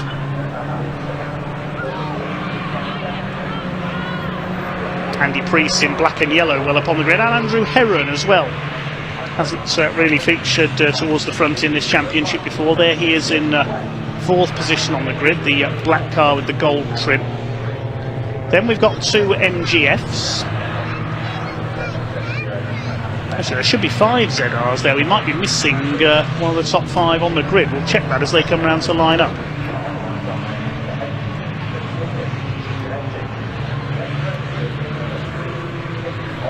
Classic class headed by the little silver machine. That's Will Sharp, the MGF. Seen him in a ZR when his MG Midget rather was out of action last season. Now back in his favoured classic.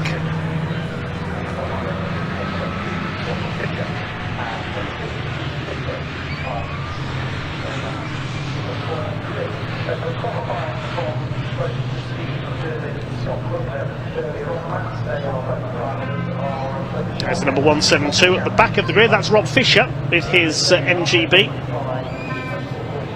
And the leaders will come to the grid. This will be a standing start.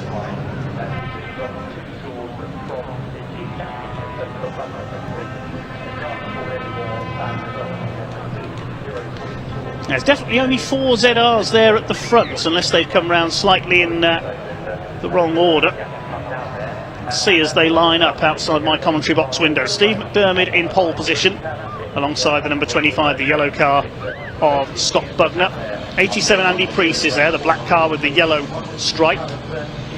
Yeah, it looks like Andrew Heron is missing the number 129 because it's Jimmy Work, the black car with the gold trim. And then we've got the 2 MGFs. No, Andrew Heron's come round. Yes, he is there. He was out of position on the warm-up lap, so that solves that confusion. Andrew Heron has lined up in the correct place in front of Simon Kendrick. So apologies for the confusion there. That's the blue car on the right of the screen. It's waiting for the second half of the grid to get into line.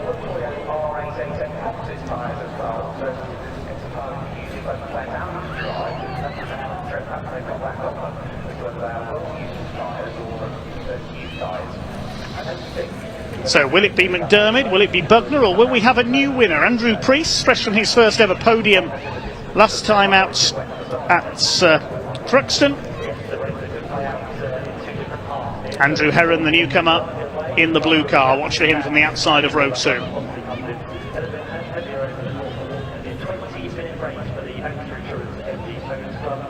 They're in position then. Watch for the green flag from the back of the grid from the marshal on the right of the picture.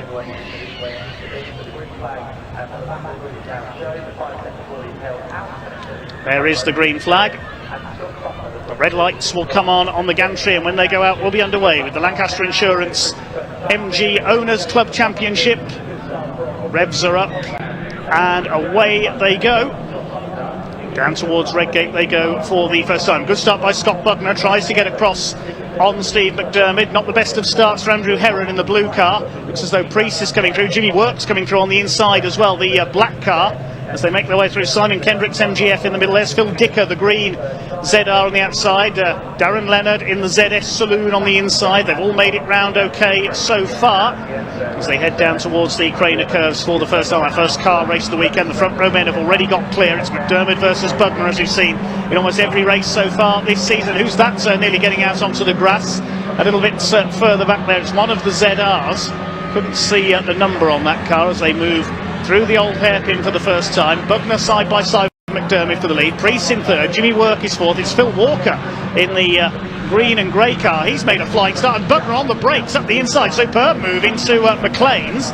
Now can he hold it on the X? That was a brave dive by Scott Butner. He's got the lead.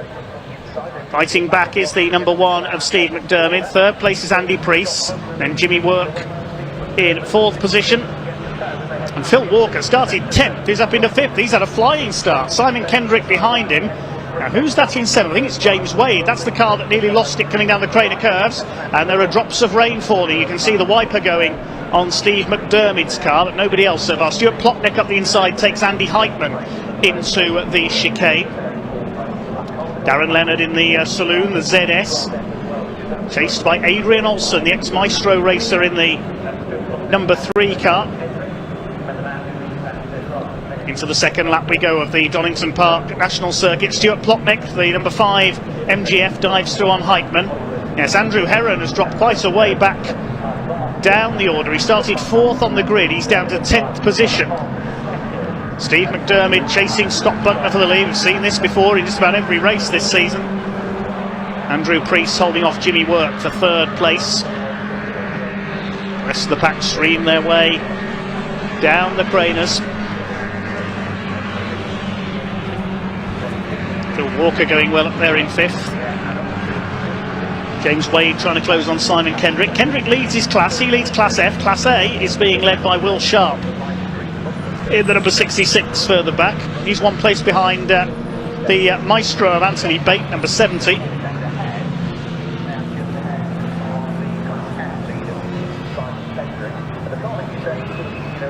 See the wipers going on a few more of these cars now as the conditions beginning to worsen a little. Here comes James Wade on the inside. The ZR should be quicker than the MGF in a straight line.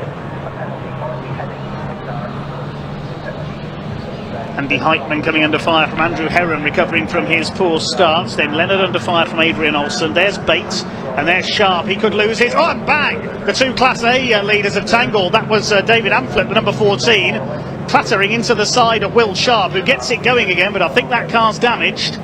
David Amphlett certainly looks damaged, the number 14, and they've kept it going. Through goes number 6, that's John Diffie with his MG Midget. There's a bit of smoke coming off that car as well, I think. Down the Craner curves they come. Stuart Plotnick in the MGF under fire. He's 2nd in the class, 8th overall. Andy Heitman behind him. It's getting slippery out there now as a few drops of rain start to fall. The forecasters have got it right. They said there'd be showers this afternoon here in the Donington Park area. Phil Walker's going well up there in 5th place. He's had an inconsistent season so far. He's 6th in the points in Class Z. Z for ZR and ZS, of course. We haven't seen these ZT saloons in the championship yet. Through Coppice they go. Kendrick a bit wide. Scott Butner it is who leads the way from Steve McDermott after that audacious move up the inside into McLean's on the first lap. James Wade moving to have a look at Simon Kendrick. He's not close enough into the chicane though. Check back on our Class A runners to see if they survived that battling for the lead as they collided at the chicane. Will Sharp and David Amphlett as well. Lead gap is half a second. Butner did the fastest lap, 1:26.297 that time through. First 7 have broken away from the rest of the field. There's James Wade, the number 22, one of our newcomers this year. He's currently 3rd in the points in Class Z. Of course, one of the main battlers with Steve McDermott last year was Jack Woodcock, but he's moved on to pastures new this year. There is Simon Kendrick in the Tiger Stripe number 42. He leads Class F. He needs the points here. He's yet to take a class win this year for full points, because at Thruxton last time out was his only class win. Because there were only 2 cars in the class, he got reduced points. Had some issues with his car earlier this season. He failed to finish race 1 at Snetterton early in the season. You can see the rain on the camera lens now. It's getting worse out there.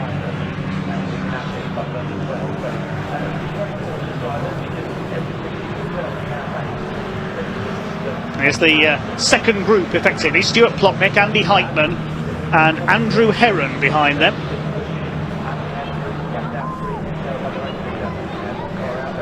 Will Sharp in the MG Midget has been given a 10-second time penalty. I assume that's for an out-of-position start as Adrian Olsen dives up the inside, takes Darren Leonard into the chicane.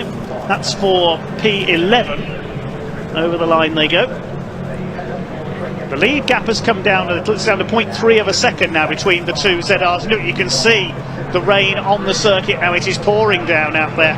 The drivers are going to have to be much more careful on these Toyo tyres.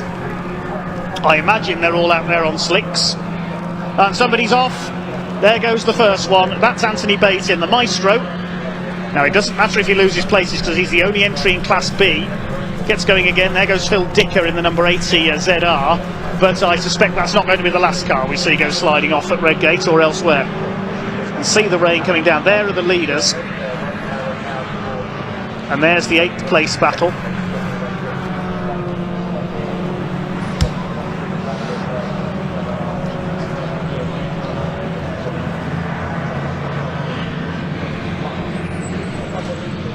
Looking further down the order, yes, all 22 cars are still running. Here are the lead. Look how wet it is as they come down to the chicane. Up the outside comes Steve McDermott. Scott Buckner holds him off in the 25. The next two are closing up as well, Andy Priest and Jimmy Work. The gap was 3 seconds back to the 3rd place man. And running wide there, Jimmy Work in 4th place onto the grass. No, the gap's down to 2.6 now, so it's coming down between 2nd and 3rd. McDermott trying to go round the outside into Redgate. That's never going to work. No, Scott Buckner holds him off. Still got 12 minutes of this race to go.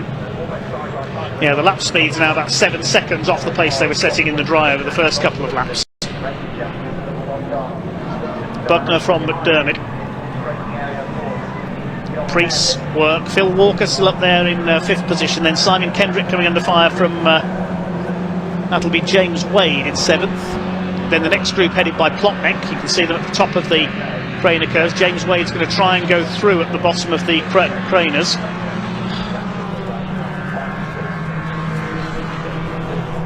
Who's going to come through in 6th place? No, Kendrick is still there in the orange car.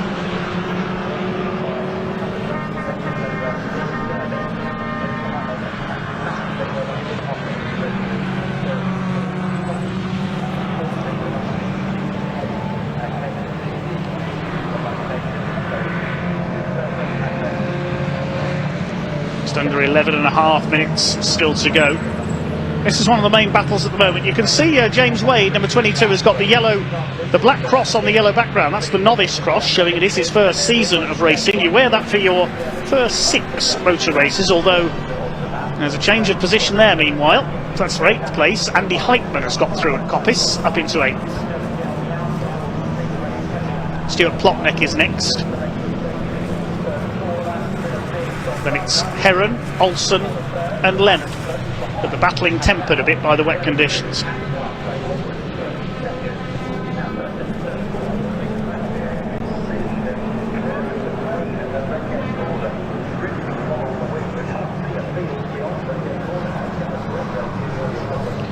Surprised the drivers can still see where they're going as the conditions continue to worsen. Buckner leads, but only by 0.06 of a second, so Steve McDermott is all over his tail. You can see on the timing tower there on the left of your screen. Andy Priest is half a second clear. Here are the leaders. You can see there's almost 4 of them together now. They're lapping Rob Fisher's MGB at Schwampskers. They're starting to catch the slower markers. One car has pulled into the pits. That's the number 50 of Peter Hesch has pulled in. These are the 2 leaders. Still Buckner holding off Steve McDermott, the double champion. Spin there at the chicane. That's John Diffie, the number 6. He's rejoined though. So here come the leaders. You can just about see them through the rain. Now, Andy Priest can sense his chance to attack for the lead here in the 87. Jimmy Work in 4th place in the 82.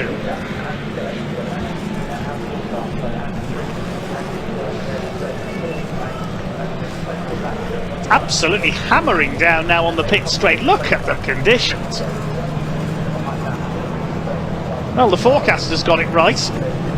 Were the drivers prepared? They seem to be coping okay at the moment.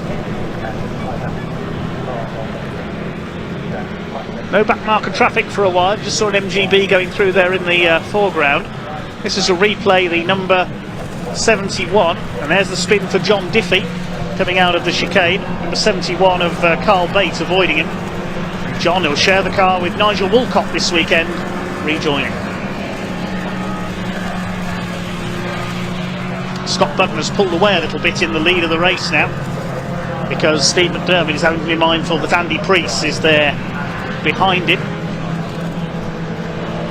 Meanwhile, further back in Class A, David Amphlett is still leading the way, with Will Sharp, who's got that 10-second penalty, trying to close him down, recovering from that bit of contact earlier on at the chicane. Sharp had a quick spin, but he's been able to outpace his Class A rivals and catching Amphlett. Anthony Bate, despite his off at Redgate, still leads Class B. Class F, we know, is still led by Simon Kendrick. He's lost out though to James Wade now in the overall classification, as Steve McDermott, who he had a think about attacking for the lead there, but he wasn't close enough. Steve McDermott is thinking about it, despite the fact he probably can't see where he's going. It's under just over 7.5 minutes to go. Team's snaking about there. Old Bugner's going wide, he's going off, the leader's off. Into the puddles on the outside of Redgate, into the gravel, and Scott Bugner has thrown away the race lead. Thank you very much, says Steve McDermott. Disaster for Bugner now. Where's he rejoined? He's down to 5th because there's Phil Walker going through. Just over 7 minutes to go, because so could we see a recovery drive here from Scott Bugner? There he is with the headlights on, coming down the Craner curves. Now let's see if he can recover here and catch Phil Walker at least for 4th place. A few lengths in it for 4th. Meanwhile, there's the battle for the lead in Class A, because look, Will Sharp has almost caught David Amphlett. They made contact at the chicane earlier on, and Sharp spun. Across the line they go. David Amphlett can barely... It's barely got any headlights on the number 14. How can he see anything?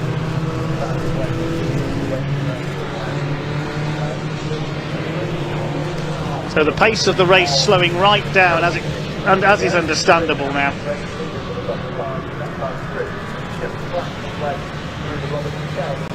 Oh, we've got a spin at the top of the Craner curves. Is that Amphlett? I think it is. You can just see in the background, yeah, that's David Amphlett. He's spun it coming into the top of the Craner curves. Will Sharp's got the lead of the class back. There's Sharp all on his own. We can just about see it through the rain there. David Amphlett is gyrating down the grass at the Craner curves. He's in there somewhere. This seems to have happened, this sudden change in weather, at every motorsport event in the UK this year. There's Andrew Herron on his debut in the series. Now he and Adrian Olsen have got ahead of Stuart Plotnick now.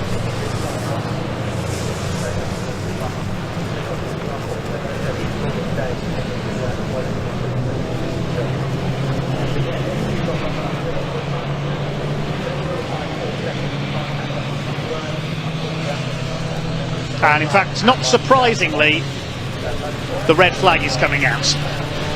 With just over 5 minutes to go, the red flag has come out, understandably due to the conditions.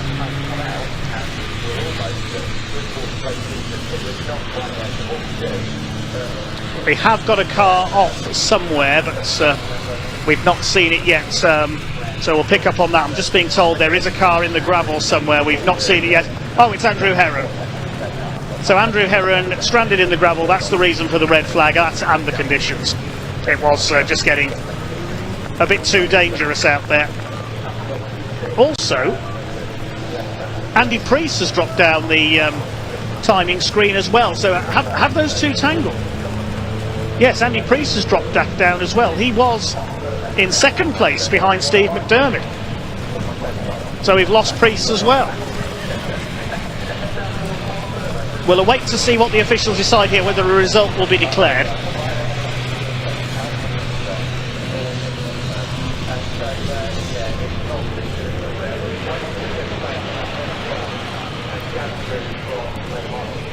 Yeah, we've lost Andy Priest as well. Yeah, there he is. He's gone backwards into the gravel. The marshal's already digging him out. He was second after Scott Bugner had run off track. So we'll have to wait and see what is decided if the result is going to be declared. The cars, I can tell you, are heading back into pit lane. Pit lane's almost flooded. So presumably the record of the weather completely changing mid-race is going to happen at every motorsport event in the UK this year.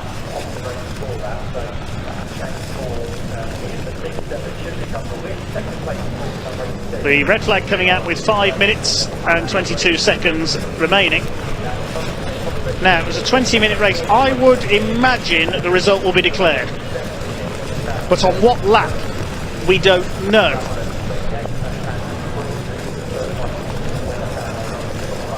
The race leader had completed 9 laps. And on that last lap was 2 seconds clear of Jimmy Work as they crossed the line. Look at the surface water now. That was just impossible for them to keep going. They're trying to drag Andy Priest's car out of the gravel. Fair play to our volunteer marshals, of course. We could not go racing without them. Certainly earning their keep in these wet conditions. Andy Priest, you can see, has got the novice cross on there as well. Rest of the pack is back in pit lane.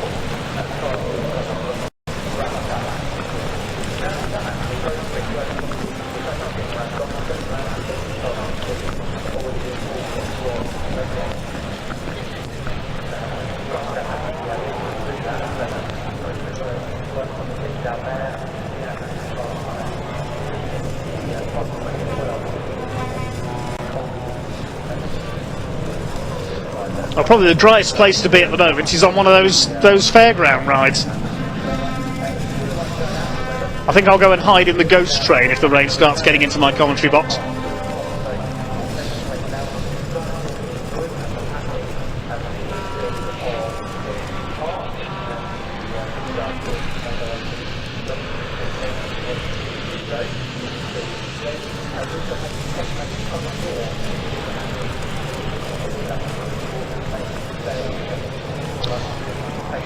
Okay, so no confirmation of where the result's going to be declared at the moment.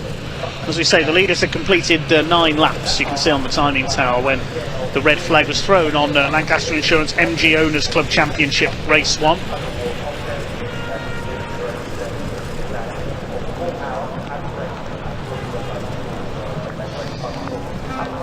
Next up is scheduled to be the International Truck Prix Race 1.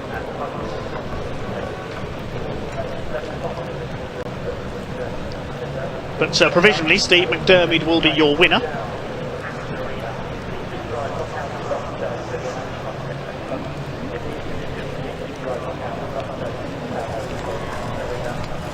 This will be his 5th win of the season. Jimmy Work, that'll be his best ever finish in 2nd place. And Phil Walker, profiting from a fast start from P10 on the grid, will complete the podium. Yes, checkered flag now showing on the timing screen. Class F will be won by Simon Kendrick. Didn't come through on that lap either. Look, he's down. He's dropped down as well. So some confusion here at the moment. We'll have to wait and see what lap the result's going to be declared on.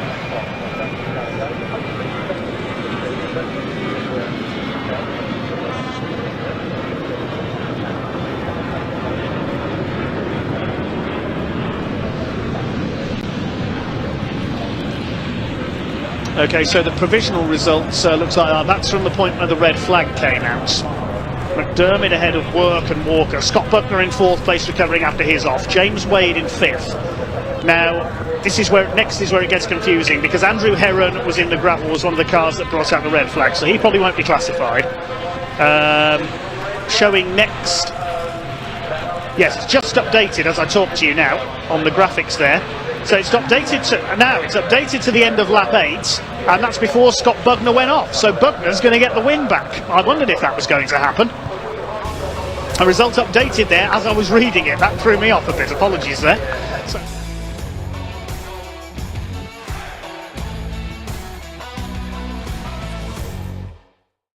and in second place, ladies and gentlemen, please put your hands together for Craig Evans.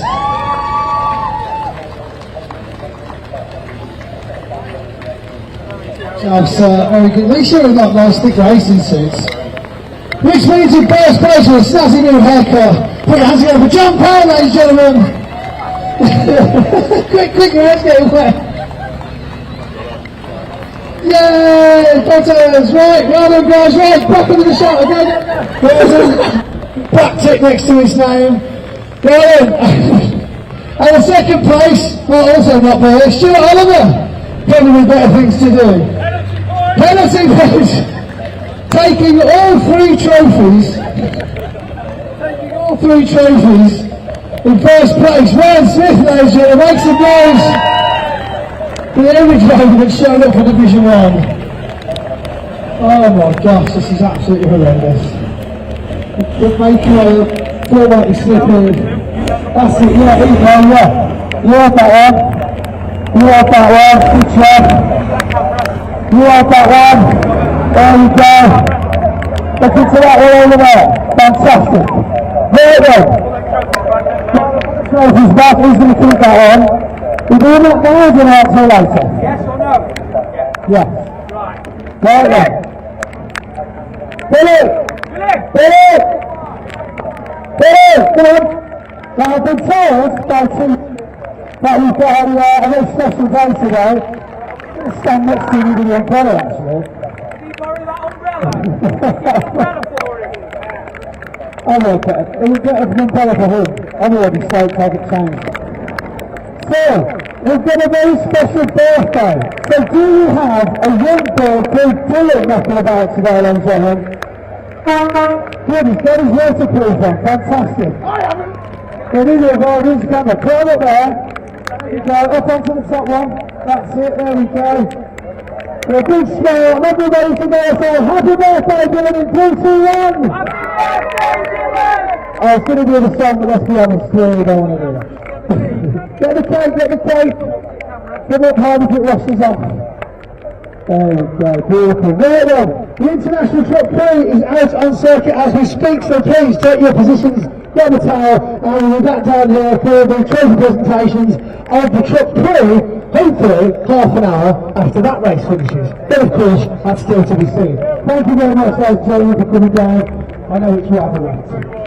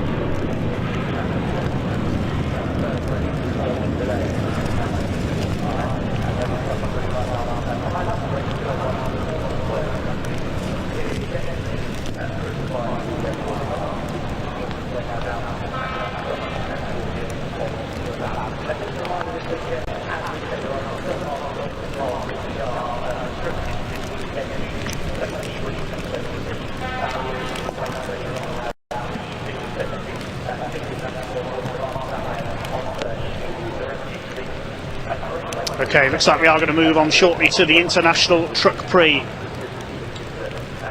Race 1. And we can now hear from one or two of the drivers competing.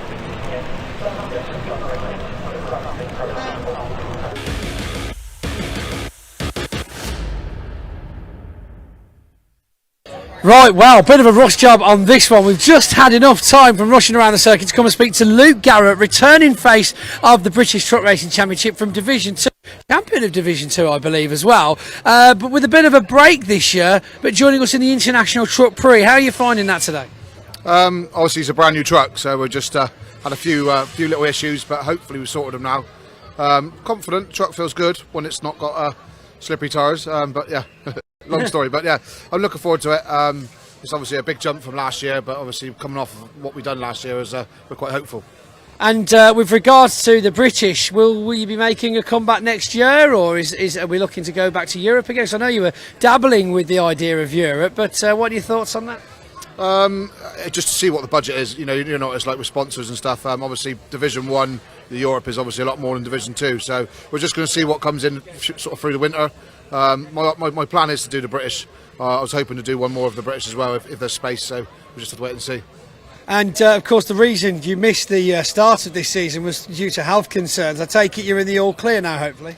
Yeah, it's surprising how much it takes out of you when you're building something from scratch like this, but yeah, I'm all good now. I spent a lot of time with my family this year, which I think I needed. For the last sort of 7 seasons I've just literally been truck racing mad, so yeah, it's been a nice break. I have missed it, so I'm glad to be back.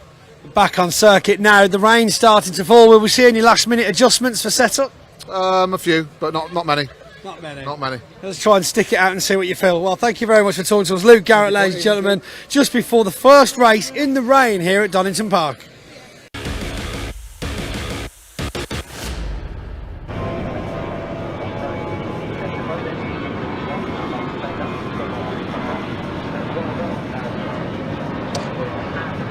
Trucks on the grid then, ready for the first ever International Truck Prix here at Donington Park, former home of the British round of the European Truck Racing Championship back in the heyday of the 80s, 90s and early 2000s. Today we have a grid. We should see 11 trucks out there for this race. I think we are missing one though. In pole position is a familiar name from the British Championship a few years ago, number 33, Jamie Anderson, now competing in the European Championship. He's currently 7th in the points in Europe. He's on pole position with his number 33 MAN. Alongside him, a familiar name from last season, John Newell, the Yorkshireman, in number 18. He's currently 12th in the European Championship. There's his familiar blue and white colours. On the second row of the grid, number 81, Mark Taylor, contested the British Championship last year, currently 11th in the European Series. He's alongside number 12, welcome back Martin Gibson, been concentrating on car racing this year, the GT tyres truck. He's in the number 12 MAN. Row 3, number 14, John Bowler, doubling up with the British Championship this weekend. And alongside him, number 23, John McGuinness. Yes, the John McGuinness. The reason he's number 23, bike fans will know, that's the number of Isle of Man TTs he's won over the years, making his debut in Stuart Oliver-owned Scania. Row 4 of the grid, we don't have Brad Smith, unfortunately. He came to grief in qualifying with the number 16 DAF, so Brad Smith is a non-starter. Mika Mäkinen, the former British Division 2 champion, all the way from Finland. He's driven down from Finland over several days to the UK and racing his Mad Croc-sponsored Sisu. If you've not seen the livery on that truck before, you will love it. Row 5, number 2, Ray Coleman. Welcome back to him in his MAN, the Lantern Recovery team. Starts alongside the man we just heard from, reigning British Division 2 champion Luke Garrett in his new MAN. We're completing the grid. We will have the Flying Dutchman, number 50, Willem Bredig, in his Volvo F12 over from the Netherlands. His first appearance in the UK in a couple of years. Another truck sadly we don't have out there is Terry Gibbon, number 37. Fueling issues in free practice this morning for his MAN. A man from the northwest is not able to race. Hopefully we'll see him back out later in the weekend. This will be a 20-minute race. Well, we've seen John McGuinness as a multiple winner on 2 wheels. Let's see how he gets on 6 wheels in the Team Oliver Scania. Martin Gibson in a Team Oliver MAN as well. Good to have him back. We're racing in the Fun Cup Endurance Championship on the circuits in the GT Tyres team. But it's 3 of our former British Championship regulars who head the grid. Jamie Anderson, John Newell and Mark Taylor. Martin Gibson on a comeback to truck racing. All those top 3 are regulars in the European Championship this year. Great to see some new faces, some old faces, some returning faces in truck racing. The DAF pace truck leading them round It's certainly going to be slip and slide here at Donington in our International Truck Prix. There's the Mad Croc Sisu. Fantastic looking truck that is. Luke Garrett at the back on his return. We had hoped to see him in the British Championship this year, making the move up to Division 1, but sadly it didn't come to fruition. I must mention Luke's daughter Ava, who is the lucky mascot for the Garrett Truck Sport team. She's watching on from the paddock today. Ray Coleman back out as well, the boss of Lantern Recovery. See their headquarters next to the M25.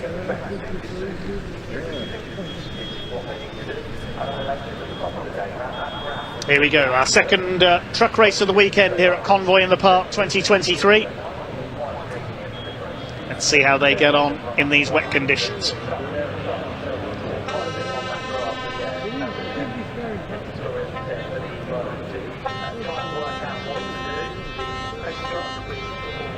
Jamie Anderson and John Newell on the front of the grid.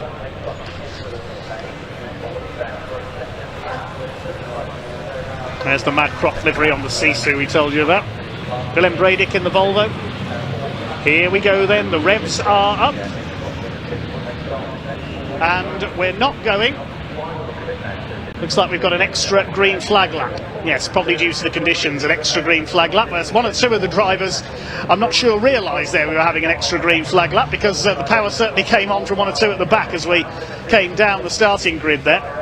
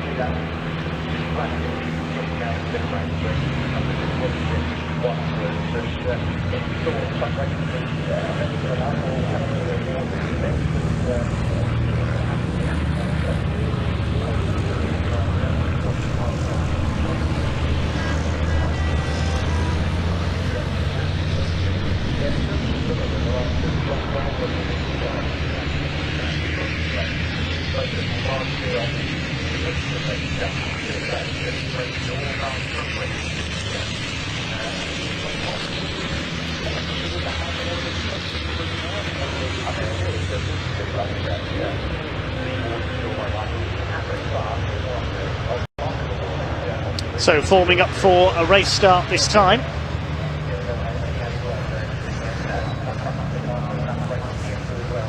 Pace just beginning to quicken. There's McGuinness in the Scania. We haven't seen Scania, Volvo or Sisu represented in the British Championship this year, although that Mika Mäkinen truck, there's the Mad Croc on the side.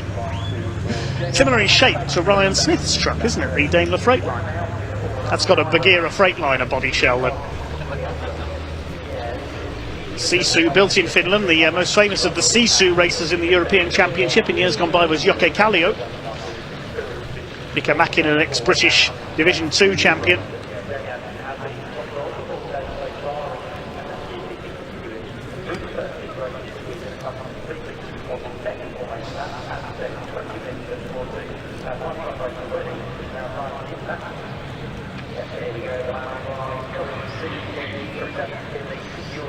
This is certainly going to be not for the faint of heart. Anderson and Newell lead them round.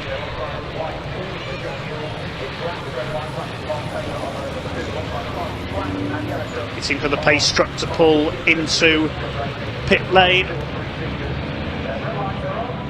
Here we go then. The International Truck Prix at Donington Park gets underway. And down towards Redgate they go. Jamie Anderson taking the inside line. Now he should go well in these slippery conditions. He's an ex-rally driver in years gone by. John Newell almost trying to lean on him there. Sideways goes Martin Gibson. He's going straight on. Look out, our cameraman up there. Martin Gibson, just no grip at all there on the outside line. John Newell's gone off as well, further round Redgates. That's how treacherous it is out there. Newell rejoins towards the back. Martin Gibson's gone all the way off. He's going to be joining the rallycross display if he's not careful. Down the hill they come. Jamie Anderson's got the lead. Now, who's in there in second place behind him? I think that's Mark Taylor. Yes, it is in the 81. It's hard to see. John Bowler's up into third place, and it's Ray Coleman. John McGuinness is in fifth position. And John Newell trying to get up the inside there. But McGuinness acquitting himself well. The Isle of Man TT legend. Well, if Steve Parrish and Barry Sheen can switch from racing bikes to trucks, why not John McGuinness? Somebody's off.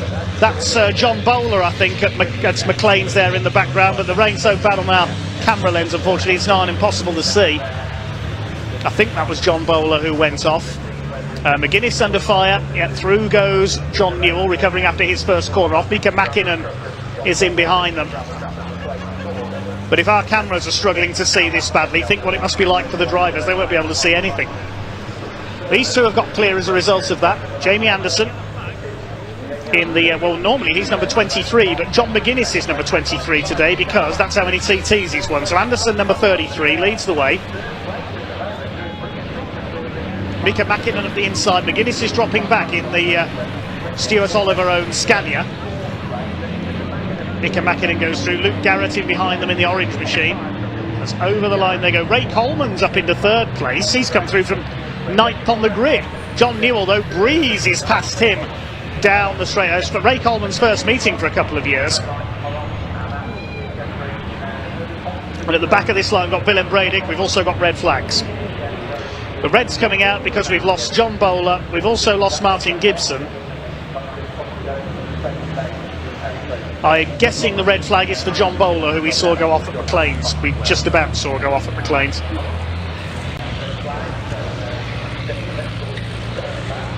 Yeah, there he is. Bogged down in the gravel, and his second of 9 races this weekend comes to an early end.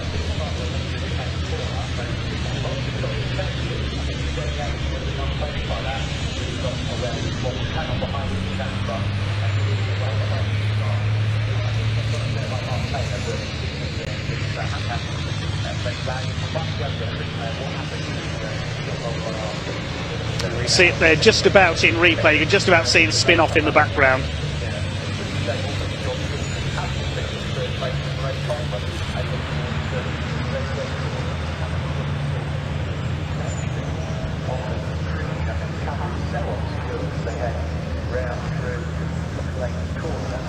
And we'll wait to see what's going to happen with the restart, because they were well, we'd only completed one lap with Jamie Anderson leading. The red flag coming out just after the leaders have completed lap 1. John Bowler spinning into the gravel in the rapid rubber, and Rochdale LGV number 14 MAN. His first season as a Division 1 driver in the British Championship this year. Had 1 win at Thruxton. And the man from Stockport's in the gravel. Martin Gibson did make it round the first lap, so he did rejoin after going straight on at Redgate.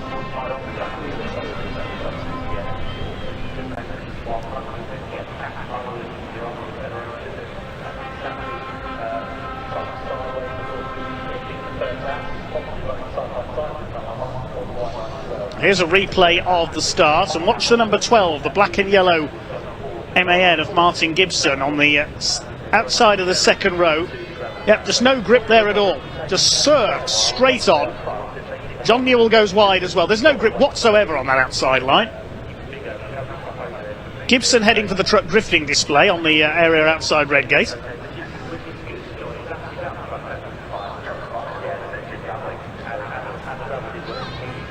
John Newell was able to recover from the gravel rather more quickly.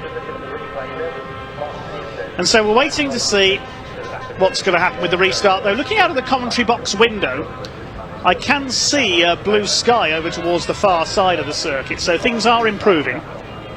And there's the very impressive vehicle of Crouch Recovery helping out with the heavy recovery jobs this weekend. There you can see blue sky over the far side there. That's my view from the commentary box of the fairground.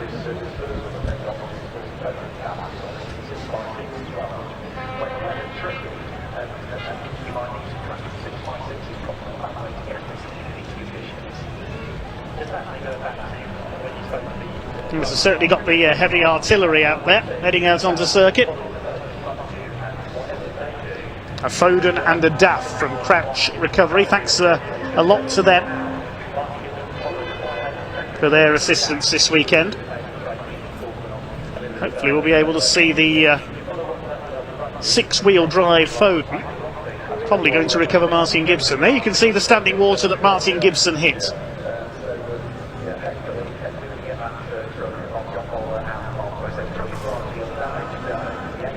There's Mika Mäkinen sitting tight, waiting for the restart.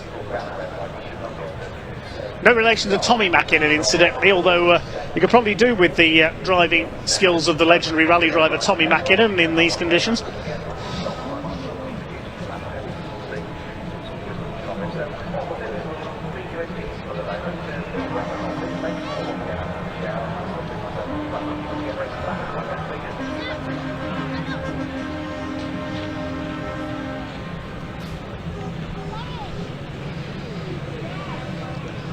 So we await to see what's going to happen here with a restart. Nothing appeared on the timing screen just yet. I will let you know as soon as it does.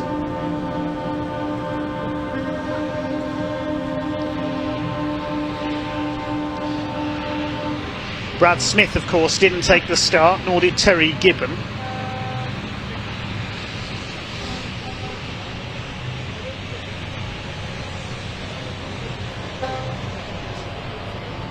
They're making their way up to the grid now, and looks like the restart will be over the full 20-minute distance. Yes, 20 minutes has appeared on the timing screen, and with a couple of gaps on the grid by the look of it, we'll get ready for the restart. The Anderson Commercial MAN of Jamie Anderson on pole, the Newell and Wright Transport MAN of John Newell alongside. Now here's our 6x6 Foden recovery vehicle of Crouch Recovery coming in to retrieve John Bowler.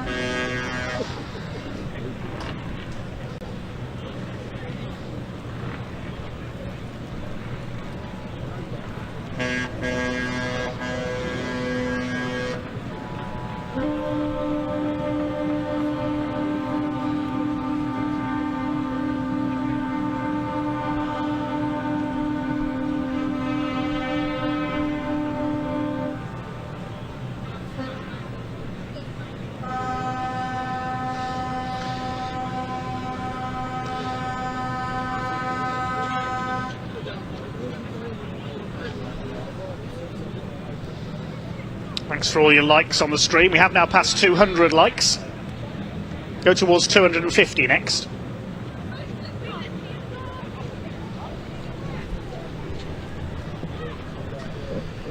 Some of the trucks on the grid I can see out of the commentary box window having their windscreens cleaned off, because the rain has now just about stopped on the pit straight. There we can see marshals signalling the trucks into line. Top four are in position on the grid.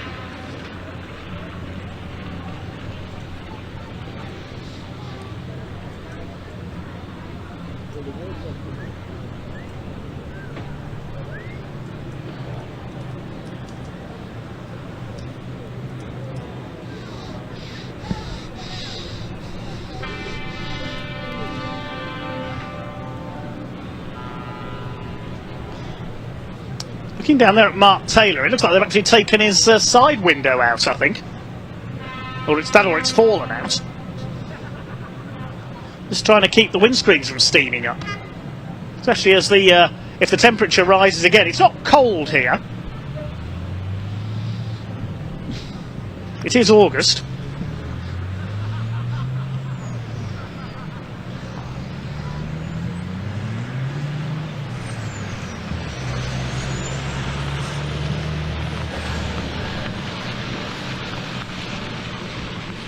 John Bowler's going again. He's charging round to the grid.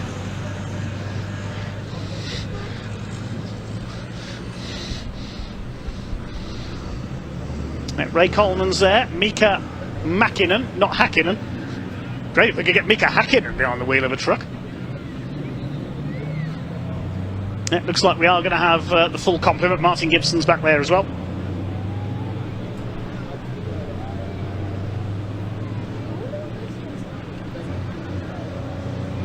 It's waiting for John Bowler to get back into position. It's going to be a full restart, full 20 minutes. Great to have John Newell back. He's had a fair few wins in the British Championship over the last couple of years. Made his return to British truck racing over the last few years as well.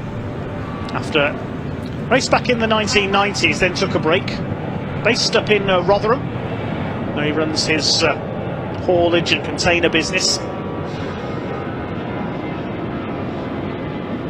Martin Gibson does plenty of testing for GT tyres. John Bowler's pulled into the pit lane. Right below my commentary box, I can see the team checking him down there, checking the truck over for damage.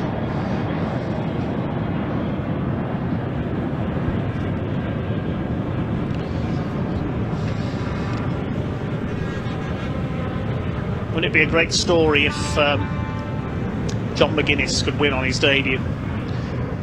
He can take inspiration from Steve Parrish, who went on to be a multiple European truck racing champion after his bike career had finished. Many will remember the famous BP green Mercedes that he used to race. His battles with the likes of Slim Borgwood, who sadly passed away a few months ago, the great Swede. Kurt Göransson as well, arguably the most stylish truck racer of all time, always had the truck in a power slide. The Germans, Gert Korber and Hans-Georg van der Marwitz, Richard Walker as well. We mentioned him earlier on. Went on to occasionally race cars with his son Jack. I can see Stuart Oliver down in the pit lane. He's giving advice to Martin Gibson and John McGuinness in his trucks.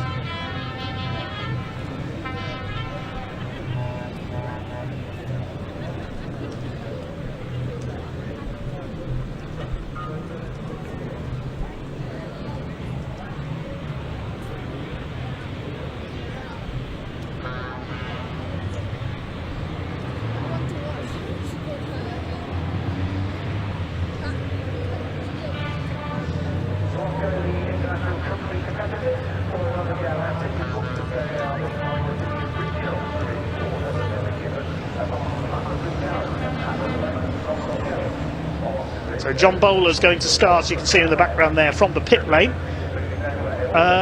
Luke Garrett hasn't got away. Luke Garrett's still sitting on the starting grid.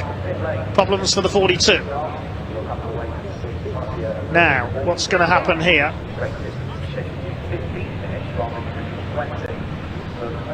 Well, the rest of the pack is on its green flag lap behind the pace truck, and Luke Garrett hasn't moved. So we can't start the race with him sitting there. The rolling lap hasn't stopped, so let's wait to see what's going to happen here.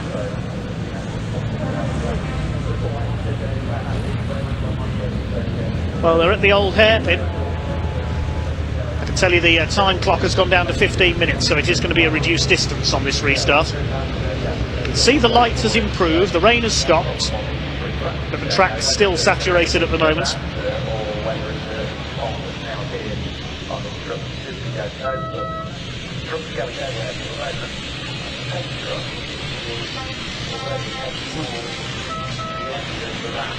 Well, Luke Garrett's still sat there. Nobody's gone to him. There's a marshal down there on the pit wall, but that's all.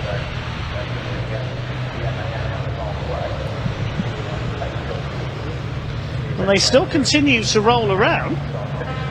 No red flags showing, so I'm not quite sure what's going to happen here.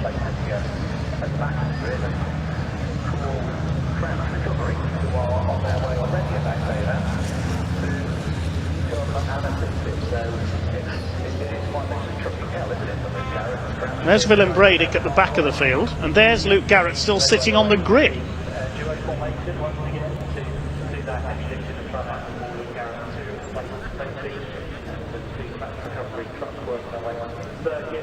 Now,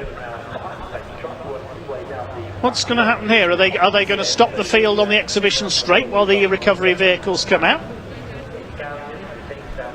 They're still moving at the moment.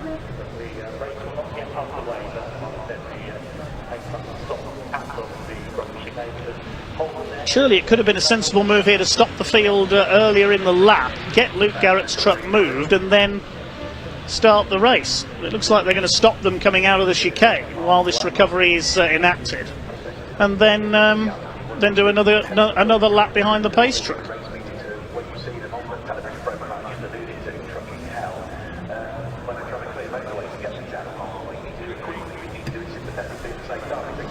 Yes, the field has been stopped on the exhibition straight. I imagine from there they'll have to do another green flag lap.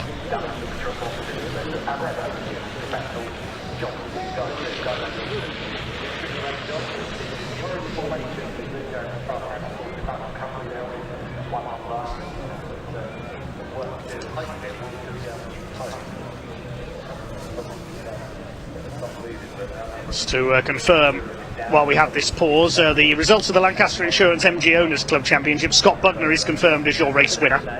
The official classification has come through.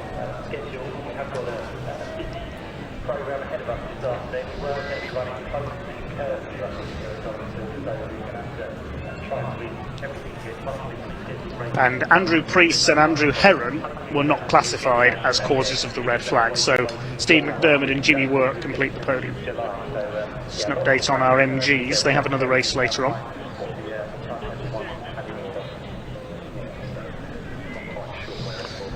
As we await Luke Garrett's truck to be recovered.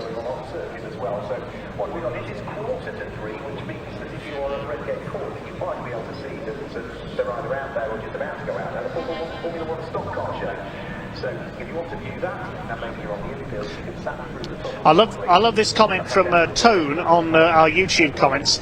These recovery vehicles for the trucks wouldn't look out of place in Thunderbirds or something. Ironic when we have an Anderson on the front of the grid. That's Jamie Anderson, no relation to Jerry Anderson that we know of. I reckon Thunderbirds would consider even truck racing to be a bit outlandish.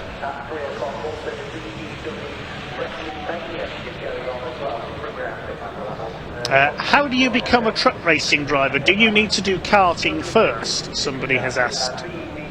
No, you can start as a complete novice. The likes of Tom O'Rourke and Neil Yates have never raced anything before. They went straight into truck racing. You do need to take an ARDS licence, a circuit racing licence. But you don't have to have any prior experience. Several of our truck racers started out as complete novices and have never raced anything else.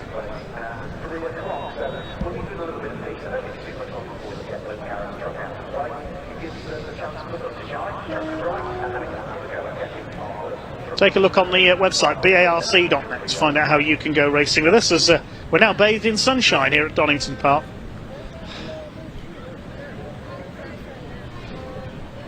I've said before on our coverage, I don't mind hot weather, I don't mind extremely wet weather. What I do mind is when it changes every 2 laps, and so do all the teams.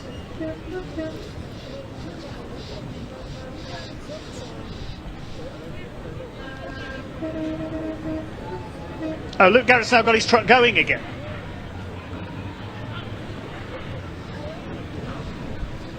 He's just driven away from the front, just in front of my commentary box on the grid. There he is. Just need a bit of a push to get it going. He's pulling into the... No, he's not pulling into the paddock. Where's he going? He's going to back up and start from the pit lane. Or try to. John Bowler is already waiting there. So we've just got to wait for the recovery vehicles to go back to their positions. And then hopefully we'll get the race started.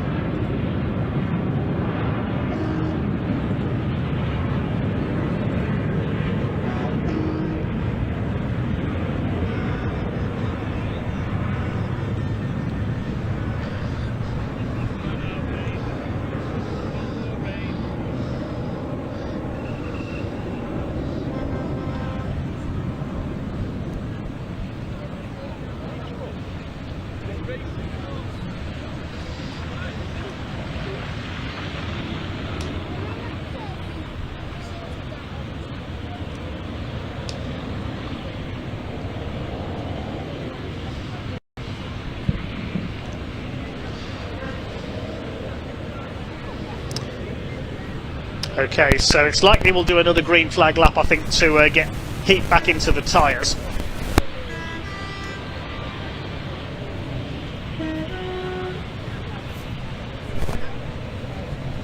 see as they come through. I don't think the pace truck has pulled in this time. No, it hasn't. So we're going to do another formation lap. The Midland Fleet supports Daff at the front, and he's pulling up. So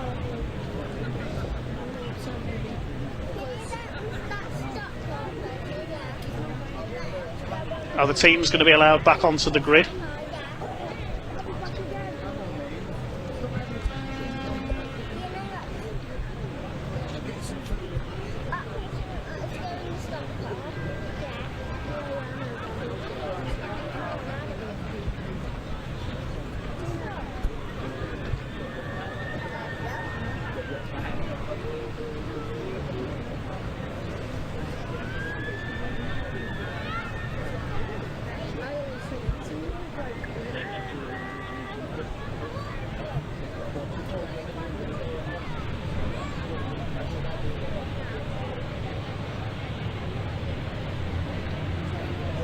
Okay, the next green flag lap gets underway. We're now down to a 13-minute race.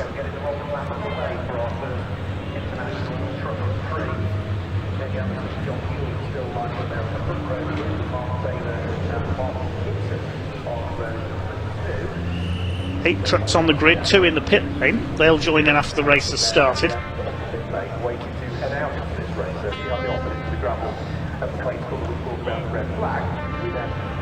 Mika Mäkinen, many Division 2 wins over the years. That was when the two divisions ran separate races as well, so he's had a few overall wins in the UK.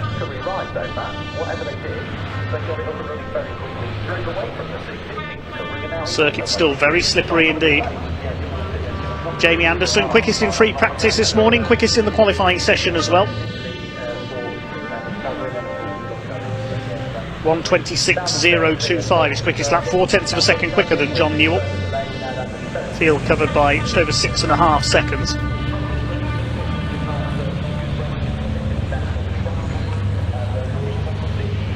Glenn Bradick at the back in the older Volvo F12, similar to the truck that Paul McCummesky, Paddy Mack, raced in this in the British Championship for many years.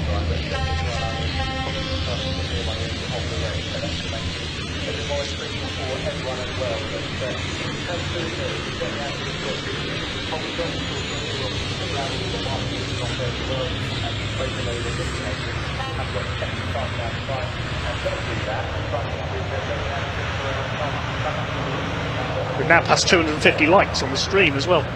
Thank you, everyone. 13 minutes of truck racing coming up then, the first ever International Truck Prix race, first of 4 this weekend for these drivers.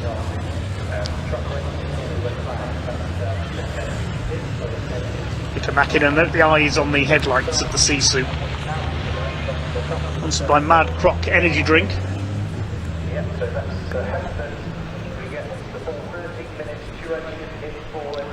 Ray Coleman in the Lantern Recovery MAN alongside him. It's Anderson and Newell at the front. I suspect we'd see these two and Mark Taylor fighting for the victory here. The 3 European Championship regulars. European Championship sadly not visiting the UK anymore.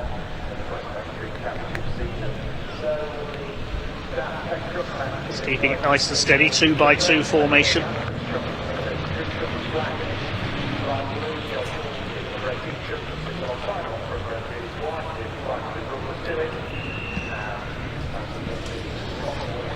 Pace truck will unleash them this time.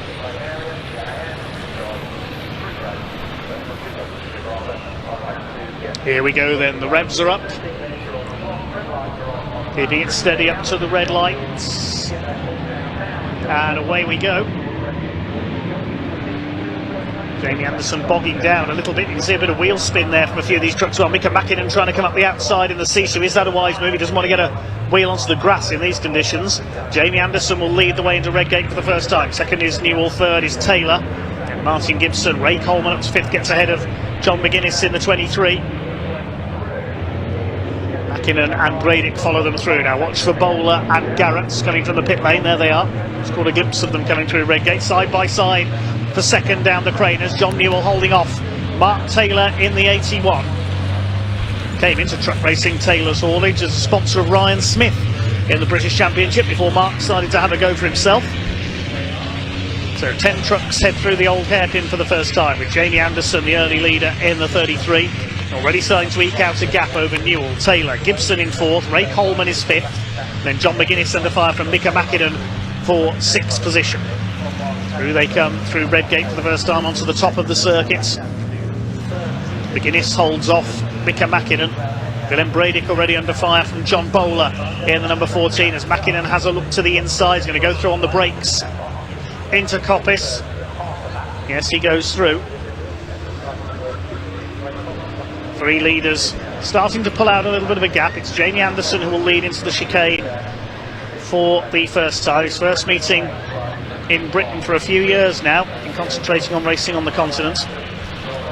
Martin Gibson on his own in 4th place. Then the battle of 5th. Look at the way Mäkinen's going. He's already caught Ray Coleman for P5.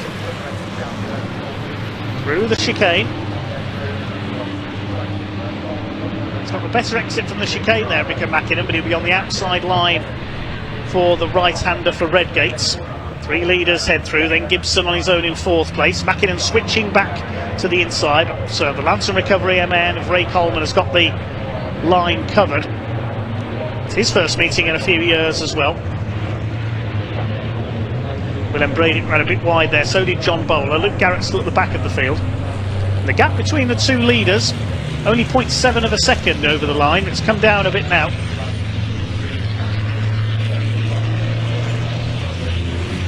Drivers just taking it very steady in these wet conditions here at Convoy in the park. Mika Mäkinen a bit squirrely there, out of the old hairpin. Here comes Mäkinen at Schwantz Curve, but again he'll be on the outside line for the right-hander at McLean's. So he won't get through there. Still side by side though. John McGuinness is next, he's under fire from Bowler, who's got ahead of Willem Bredick. Luke Garrett at the back in the orange MAN, the reigning British Division 2 champion. Bowler at the inside, he's going to pull the same move on John McGuinness as he did. Oh no, he's not. McGuinness keeps his foot in and keeps ahead there. Good driving there by the truck racing debutant, the motorcycle legend John McGuinness. They're bottling up now, you can see behind Ray Coleman. Mika Mäkinen knows he's quicker, but he can't find a way to get past. Anderson leads up the line by just under a second ahead of John Newell, so the gap's opened out just a little bit. Taylor in 3rd place under Mika Mäkinen. Looks like he's pulled off into Parc Ferme there. He seemed to turn the wrong way into the chicane. I'm not sure what happened there.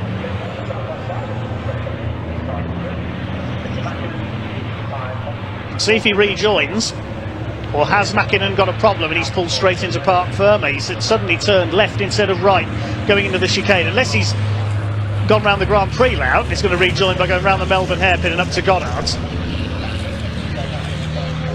I would imagine that was a problem for the Sisu. John McGuinness holding off John Bowler. Now they're going to be next to have a go at Ray Coleman. Bowler up the outside. He went off here on lap 1 of the British Championship race earlier on and went through the gravel. Keeps it on the tarmac this time.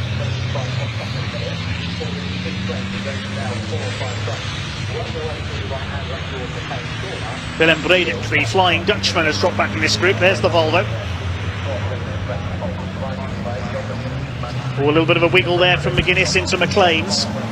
Donington Park, of course, a famous motorcycle racing circuit. The World Superbike Championship made its visit at the start of July. And Bowler up the inside into Coppice. Tried this move earlier on. This time he's going to make it stick though. John Bowler goes through and up into 6th position. Now Luke Garrett's going to try and do the same thing. Leaders over the line. Anderson with the new fastest lap, 1:35.886. He leads by just over a second, slowly increasing his lead over John Newell. Mark Taylor in 3rd place, then Martin Gibson on his own in 4th, then this group battling for 5th. Just under 8 minutes of this slightly shortened race to go. Confirmation that Mika Mäkinen is out of the race. He's pulled up in the Parc Ferme area. Round the outside goes John Bowler. Looked like he was about to take 5th position away from Ray Coleman there on the outside at Redgate. Yes, he is through. So up into 5th comes Bowler, having started from the pit lane. Next to attack Ray Coleman is going to be John McGuinness. He's got to be mindful that Luke Garrett in behind, a very experienced truck racer, the former multiple Division 2 champion. His father, the late Ross Garrett, was a great truck racer before him.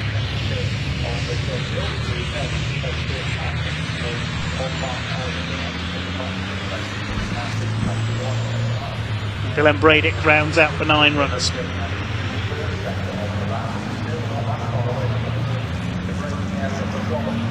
Garrett to the outside, now cuts back to the inside.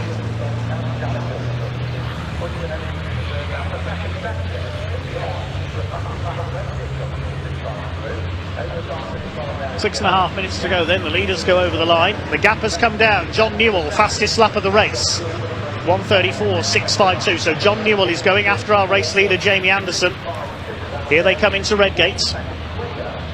Clear of Mark Taylor in third by over 5 seconds now. John Newell is not holding back the Yorkshireman, he's going for it. Jamie Anderson still holds the lead, the man from Colville in Leicestershire, another local man to Donington Park. Sliding down the Craner curves, rally style. This is Kurt Goranson would drive a race truck. And Luke Garrett's going off into the gravel. Slides his way almost all the way to the tyre wall. See the marshals looking on there in the background. They do evacuate their posts for safety reasons during truck races. Garrett, after that bit of gravel surfing, rejoins. Stay in P8 as a result. They may have lost P8 to Dylan Bradick, actually. Confirm that when they come round again. John Newell, they've got the gap down to just over half a second last time through. It looks as though Anderson has pulled away just a little bit though, but John Newell seems to be the better handling of these two trucks, though I say that you can see it squirreling around there down the exhibition straight.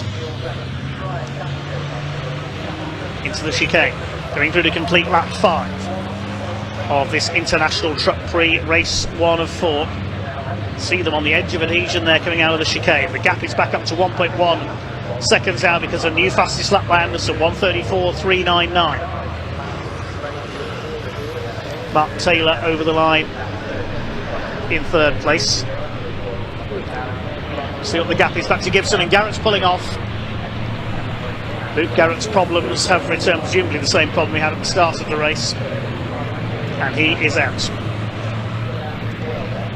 Now I think that's at the top of the circuit up towards Coppice. So we'll see possibly a yellow flag come out there. There's Taylor. You can see how far back Martin Gibson is as well. Anderson increasing his lead slightly as the circuit continues to dry out. So the main battle now is likely to be for 6th place between Coleman and McGuinness. 8 trucks left running now.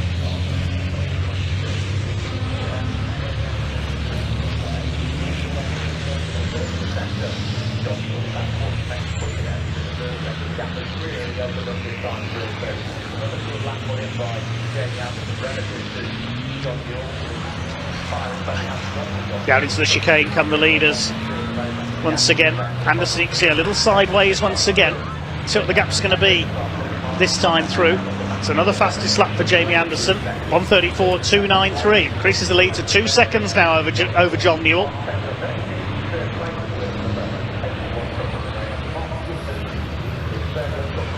Through Redgate they go. Anderson stamping his authority on this race now, with 3 minutes to go. Mark Taylor's nearly 8 seconds back in third in the 81. Martin Gibson a further 9.5 back. Then John Bowler, the gap to him is 6 seconds. There goes Ray Coleman. Still ahead of John McGuinness, 6th and 7th. Willem Bradick, the final runner.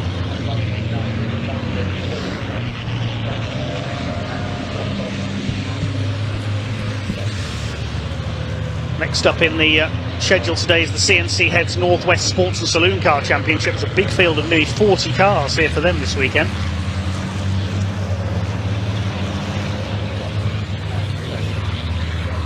Up the hill towards Coppice they will go once again. That's the stranded truck of Luke Garrett.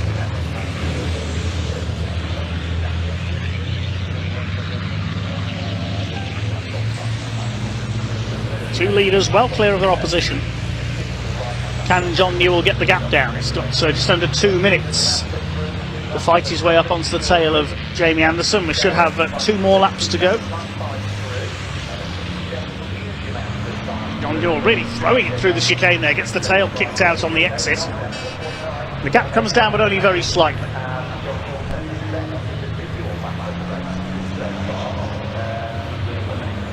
Mark Taylor racing on his own now in that 3rd place. Here's Martin Gibson in 4th, the man who does so much research and development work for GT tyres.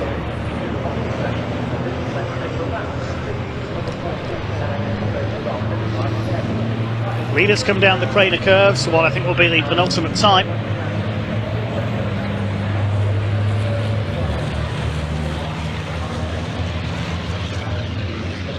See, it's still very wet down there on the offline on the outside of the old hairpin. Willem Bradick still going in 8th place. He's 10 seconds behind John McGuinness now.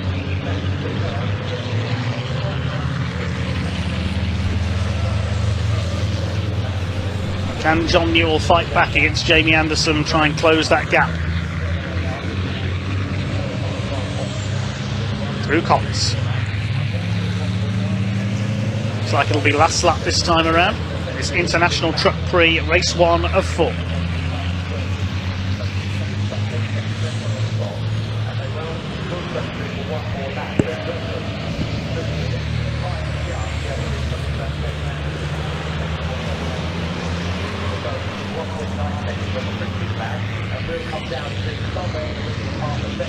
Over the line they go. See John Newell's truck twitching around there. So little grip out there. Just a few seconds to go as they cross the line, so it'll be checkered flag next time around. John Newell is closing. He's just a new fastest lap, 1:33.459. He's took nearly a second out of Jamie Anderson on that last lap. Well, this race is going to go right to the final chicane, I think. Average speed 76.6 miles an hour. He's throwing that truck around like a rallycross car. Look at this from John Newell. He's really going for it. Through the old hairpin. And up towards Schwantz Curve. Where is Newell going to make his move? I think he's going to have to be either on the brakes into Coppice or into the final chicane. He won't get him at McLean's. Jamie Anderson continues to lead. This is going to be close. He's right on him now. Such a tame affair for its most part, this first International Truck Prix race. Up towards Coppice Corner. Newell's not close enough there. Out of Coppice. Down the exhibition straight. They're coming towards the chicane. Is John Newell going to get close enough? I don't think he is. Checkered flag is almost in sight. And the first ever winner of an International Truck Prix race looks like it is going to be Jamie Anderson. Newell tries to close up. He's not quite going to do it. And Jamie Anderson crosses the line to take the victory. He wins race 1 of... Oh, Willem Bradick has blown up. Now hopefully that's just a blown turbo, not a blown engine. He's gone up in smoke, the Flying Dutchman. More like the Frying Dutchman in there. Goodness me. Hope that's not going to catch fire. 3rd place goes to Mark Taylor. It's Martin Gibson in 4th. And John Bowler. Oh, John Bowler, what's he doing? No, the truck drifting display is on the outside of Redgate, Bowler. He takes P5, having started from the pit lane. Ray Coleman is 6th on his return, and John McGuinness comes in to take the flag in P7 in his first ever truck race. Willem Bradick, he's not quite going to make it home. No, that has had it. Oh dear, I hope we haven't lost another truck, because we already lost Terry Gibbon and Brad Smith in qualifying earlier on. Mika Mackin and Luke Garrett dropping out. Now we've lost Bradick as well.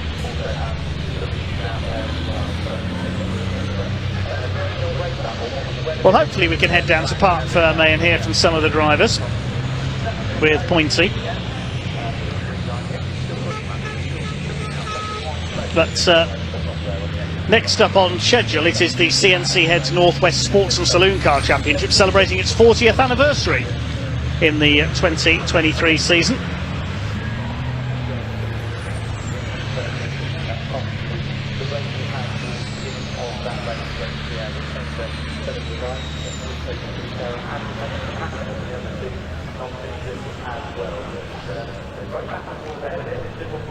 Well, there we see a replay of Willem Breidick's truck going up in smoke down the Craner curves.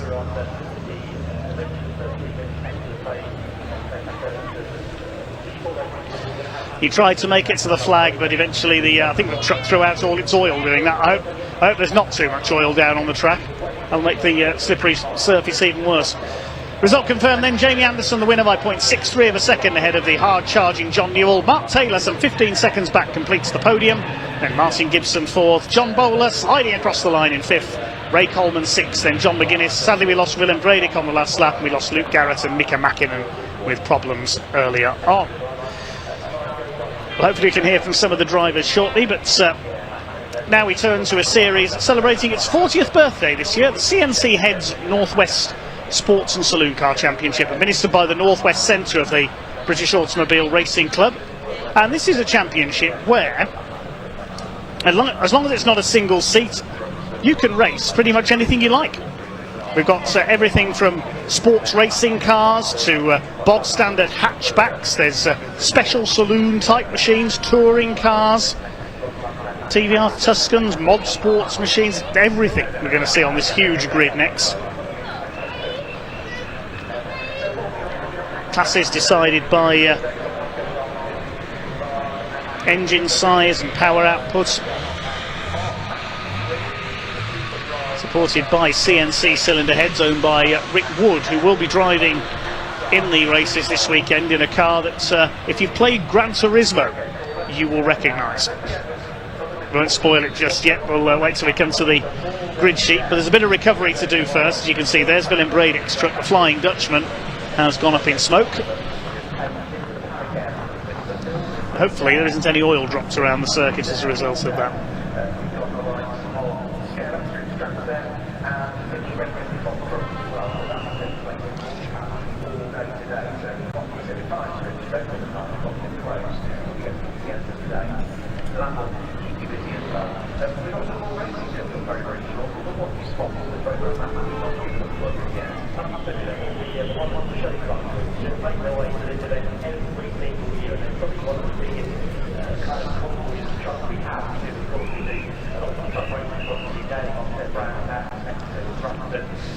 Yes, Rick Wood been the, as we were saying there, the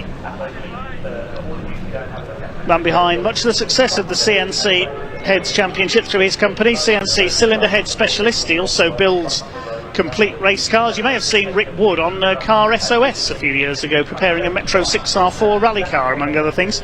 He's got quite a collection of classic race cars as Rick. He's out in one of them today. But it's a class-based championship, and we'll give you a summary of the points charts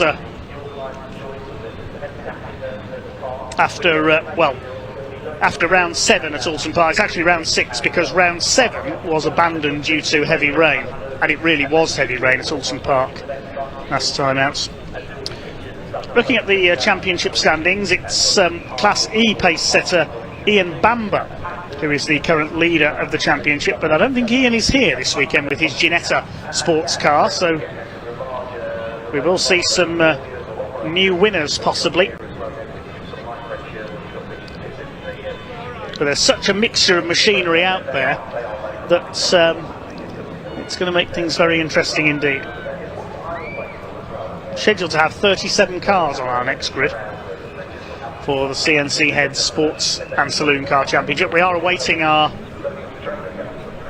trucks to be recovered out there at the moment by the Crouch Recovery team, and waiting to see if we can hand down to Park Ferme at any point.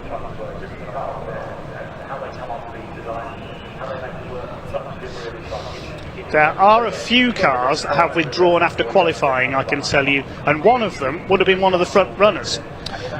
John Wolfett in his Spire GTR sports racing car. He'd normally be a contender for overall victory, the Class G runner, but we're told he's withdrawn after a problem in qualifying. We'll bring you the grid as soon as we know what's happening with our park firmer.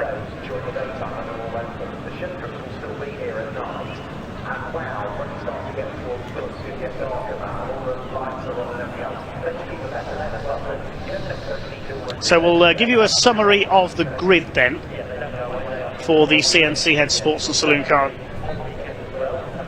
Championship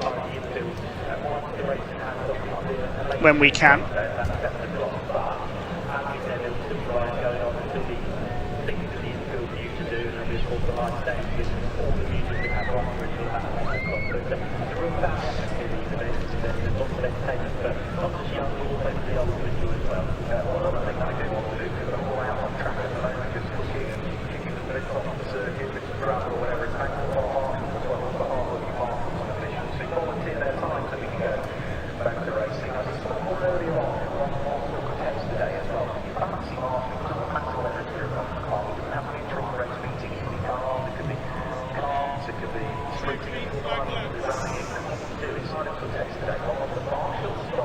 Meanwhile, I've got the crouch recovery vehicle coming to attend to Willem Bredick. We believe the CNC Head Sports and Saloons are going to have 2 green flag laps due to the conditions. We can now hand down to Pointy though, sorry for the delay there, to hear from some of our truck racers.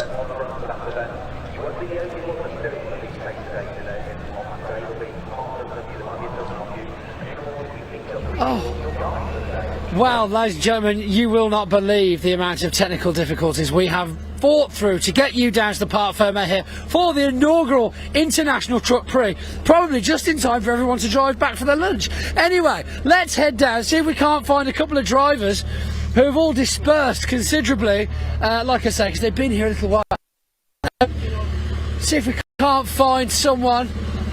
They've literally all gone. They've all just wandered off. Here we are, we've got a couple here.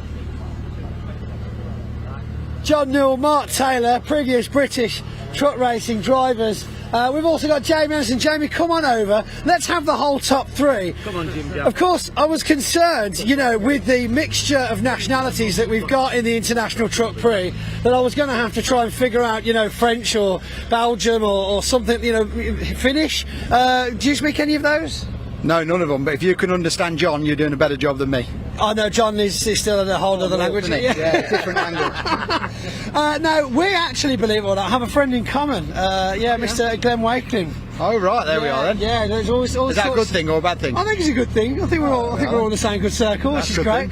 So fantastic result, great race. Couple of tricky starts to say the least, but you certainly found that space and went for it quite early on. How was it racing back in the British again? Yeah, it's good. You know, it's always been something. Even last year we wanted to do it, and just things that changed that didn't have the ability to get an entry in. You know, so with it being a home round for us, it's important. You know, at the end of the day, we are British and we thrive on truck racing, even though we're out in Europe all the time. It's just good to come back for a round in England and just show our faces. You know, all the supporters we have from England follow us across Europe. You know, it's brilliant, and they get something to come and see. It's one off, isn't it? You know. Do a bit of washing before you head back out onto the road. Exactly. do the whole lot. But, and your first race, first trophy, and a first place as well. So it's a great start to the weekend. Yeah, brilliant start. You know, and the same as John and Mark. You know, they've had a brilliant year in Europe so far. Really coming on leaps and bounds. You know, and I think it shows just there the racing. And everything that they've achieved, so I think it's good from the 3 of us and good for us to come back and support it. You know, at the end of the day, we need to keep this alive, because one day if we decide to come back, we want something to come back to. Right, well, I think fingers crossed we will have. John, as well, coming back from the European, your first year in the European this year, isn't it? Yeah, it is, yeah. Yeah, we actually spoke to you earlier on, so those track conditions, I mean, they literally changed within about 15 minutes of you heading out to the assembly area, and it just absolutely poured down with rain. And then we started, we didn't start, did we? It was a terrible beginning. Yeah, it was a terrible beginning. First start, I just went straight on. I thought I was going to join spectators for a little while, and then it just gripped and come back on. And then we chased back, and then seen red flag and back to P2. I thought, that's lucky, we'll start again now, try again. And you look very comfortable in that second position, obviously still looking for that first place. Those you would have been waiting for a mistake, essentially, like you say, very tight on the timings there. But you didn't seem to struggle keeping that nice second place for yourself. No, not at all. I made a mistake Jamie never made one, so that's the way it finished. Keep it nice and clean, no damage, and just move on to the next one. Too right, so nipping at your heels, of course, Mark Taylor. Mark, we've not spoken to you yet this weekend. No. How are we? Quite the setup you've got in the paddock. Yeah, it's a good tell. My dad likes he likes Donington. He gives him a chance to bring all his customers and everything and make it all one big thing, what he enjoys to do. Well, you certainly seem so much more alive than we've seen you in the last couple of years. I really feel like you might have found a good vibe over in the European. Oh, definitely, yeah, especially weather. Can't complain about the weather over there. But yeah, the European's been good. We've had loads of seat time. We've had a new truck this year, and it gives you, it learns you, and it brings you on twice as quick. So yeah, we're enjoying it. That's absolutely fantastic. Well, it sounds like you're all heading back to the paddock, so congratulations on your trophy, 3rd place, brilliant result. Get yourself back and come and see me for some silverware, okay? Fantastic. That's enough time down here in Parc Fermé now. I'm going to hand you back over to the studio because I believe Ian Waterhouse has got some more racing action for you.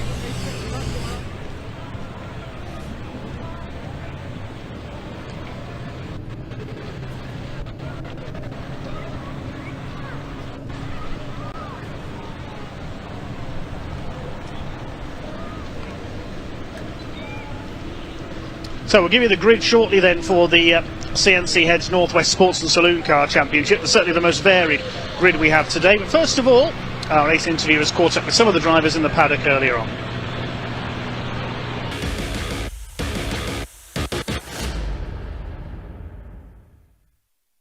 Well, hello everybody. We've managed to survive the downpour. As you can see, it's almost time for the CNC Head Sports Saloons race 1 to get underway. And they're no strangers to a bit of a washout last time at Donington Park. Of course, race 2 they managed about half a lap, and then it was a red flag due to weather conditions. Although the sun has now come out, so looks like we're going to get this race. Let's go for a little walk and talk, shall we, with some of the drivers. We've got a good friend of ours, Yasser Sapra, is over here. Let's have a chat with him, find out how he's feeling ahead of this one. I wonder if he's happy as well that the rain has just stopped. Right, are we happy the rain stopped? Yeah, I think we've got wets on now. We'll see what happens, isn't it? It's been quite a chaotic day. And actually, is there anything you don't race in?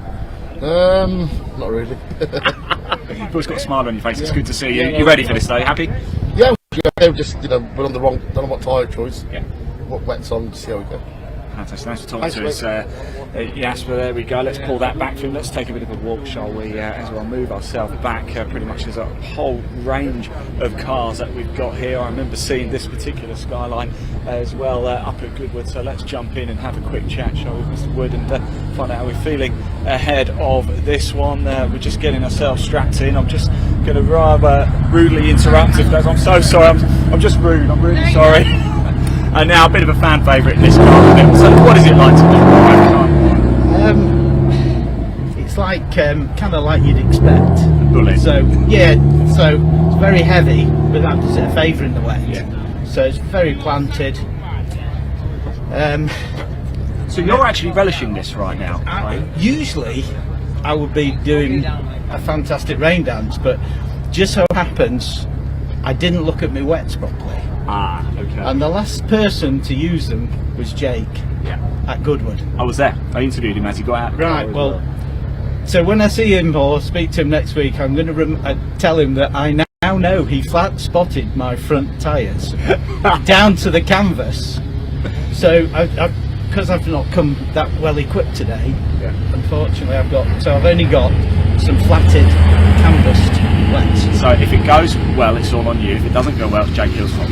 You always got to have your plan number 2, haven't you? Yeah, we've got to have that excuses in.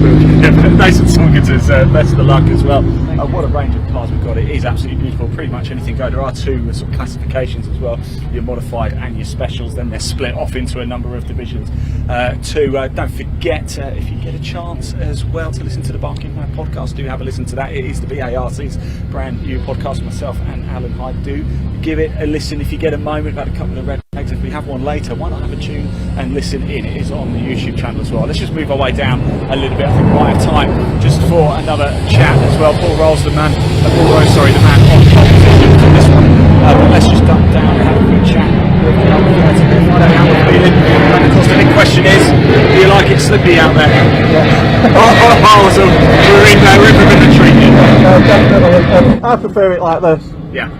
100%. It's going to be quite erratic. It's going to be quite good fun. But what a selection of cars, and yours is special too.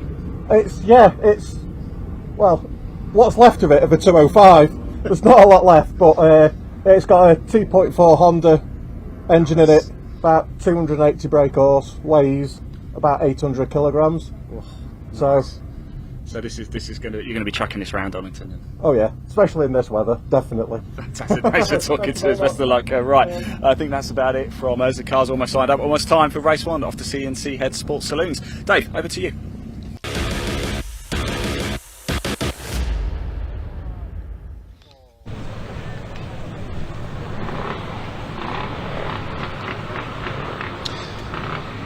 Okay, thanks very much indeed, Ian. Let's have a look at the grid then for our first race of the weekend for the CNC Head Sports and Saloons. It's an all-Seika sports car front row, 48 Paul Rose on pole and 47 Steve Harris alongside him in the Seika S1 500s. Second row, 35 Ray Harris, no relation to Steve, in the Ginetta G50.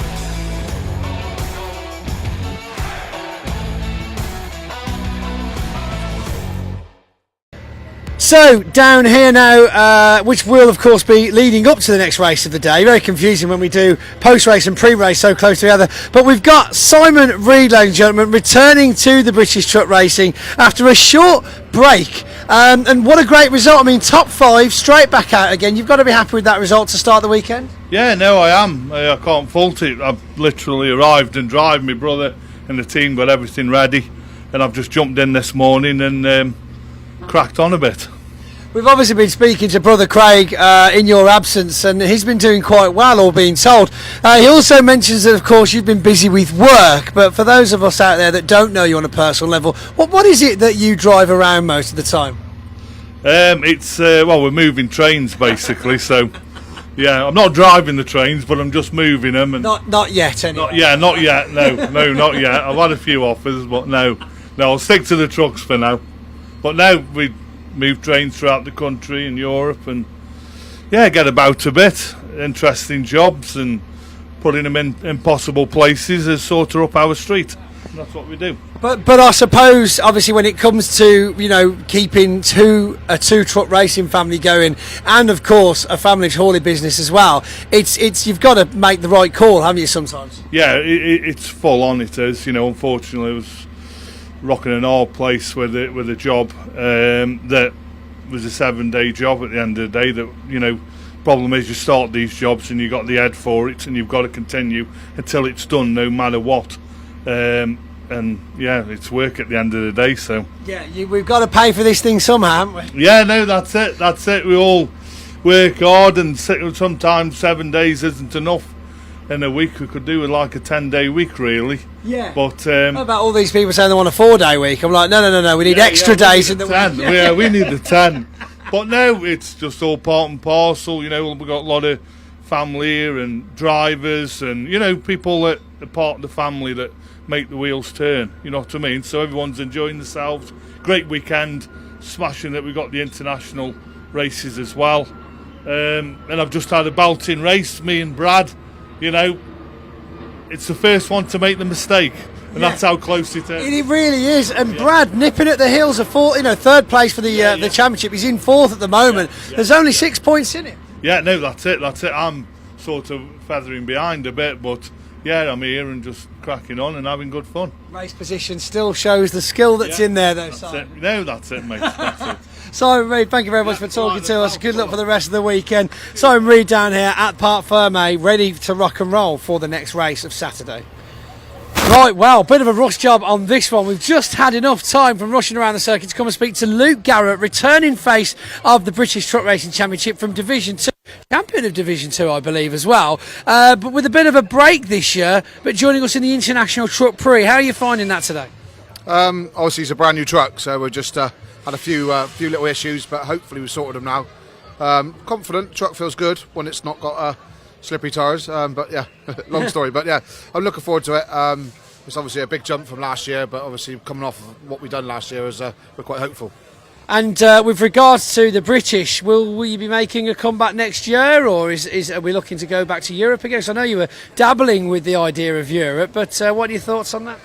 Just to see what the budget is. You know what it's like with sponsors and stuff. Obviously, Division 1, the Europe is obviously a lot more than Division 2. So we're just going to see what comes in sort of through the winter. My plan is to do the British. I was hoping to do one more of the British as well if there's space. So we just have to wait and see. And of course, the reason you missed the start of this season was due to health concerns. I take it you're in the all clear now, hopefully. Yeah. It's surprising how much it takes out of you when you're building something from scratch like this. But I'm all good now. I spent a lot of time with my family this year, which I think I needed for the last sort of 7 seasons. I've just literally been truck racing mad. So it's been a nice break. I have missed it, so I'm glad to be back. Back on circuit now. The rain's starting to fall. Will we see any last-minute adjustments for setup? A few, but not many. Not many. Not many. Let's try and stick it out and see what you feel. Well, thank you very much for talking to us. Luke Garrett, ladies and gentlemen, just before the first race in the rain here at Donington Park.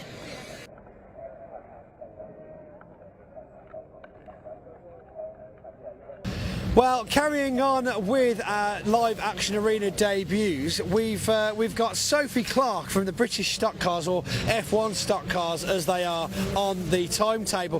First of all, Soph, welcome to Convoy in the Park. Thank you very much. We're delighted to be here. We really are. It's fantastic. What brought this collaboration around? Well, Stuart Oliver is a friend of Darren Clark's, who races one of our cars, and Darren does a lot of radiators for him. And there's been a connection there. And then I met Stuart a few months ago up at Buxton Raceway, and we had a chat, and he said, "Do you want to do it?" And he's like, "Well, yeah." And here we are.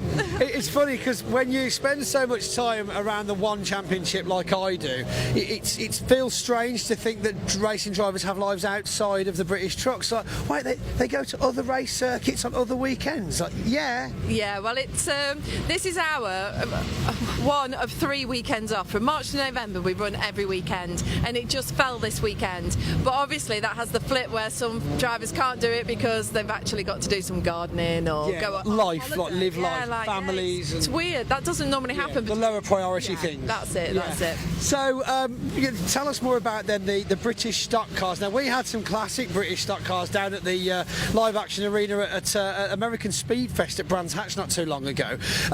What's the F1 about? What tell us about the cars? Well, Formula 1 stock cars have been going since 1954.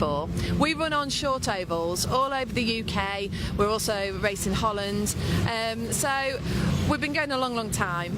Obviously, things have changed, things have moved on, but we run on short ovals. So local to here, we've got Hensford Hills Raceway, we've got Buxton Raceway, and we race on tarmac and we race on shale as well. Oh right, okay. So is there much change in the setup for the cars, or is there much change available for the cars?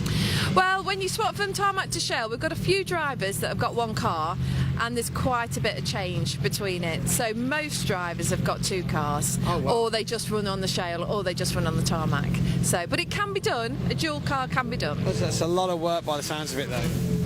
Yeah, it's just labour intensive, really. So what kind of speeds are we looking at? What's the engines that we've got in them? Are they all different? I mean, of course, they look quite different to your average racing car, don't they? Well, they're all purpose built for a start. It's not a road car that's been turned into a racing car. They're all purpose built chassis. They're on a V8 Chevy. It's unlimited, you know. So whereas certain other formulas are limited on power, this is unlimited. So these are the top dogs of the oval racing world. Oh wow! So the more power you can get out of your car, essentially, the better you'll do in the championship.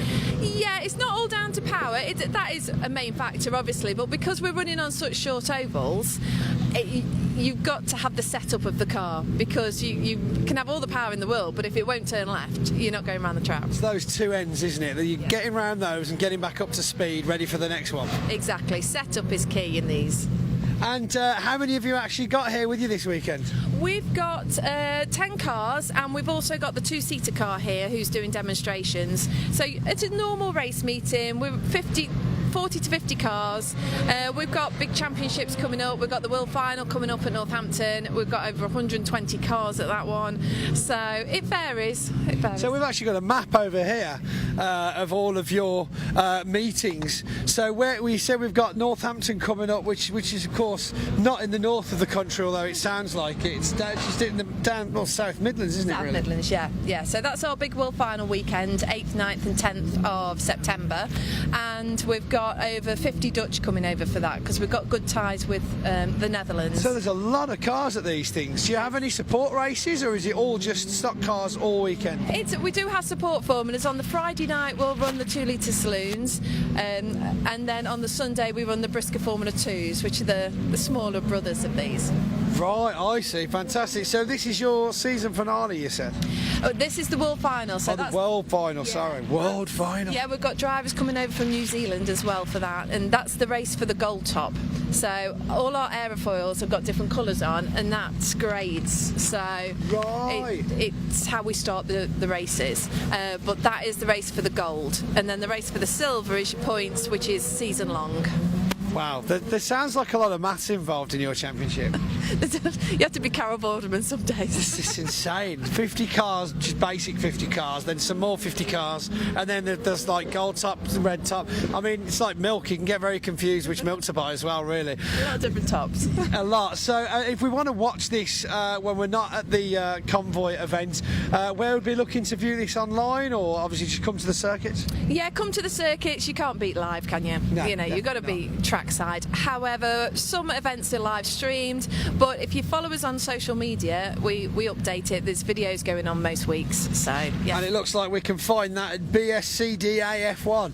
That's it. Wow, that's a mouthful. British Stock Car Drivers Association. What's the F1. F1. Come on. I failed miserably. Never mind. Clues in the dice. I know. I'm not a professional. I don't know why you're even talking to me. The camera's not even filming.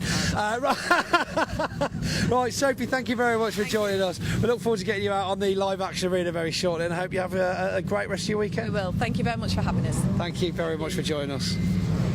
So you join me down here at the live action arena just off the end of Redgate here at Donington Park Circuit with Ollie O'Donovan, rallycross driver. Now, you've got quite a bit of experience in that sport, haven't you, sir?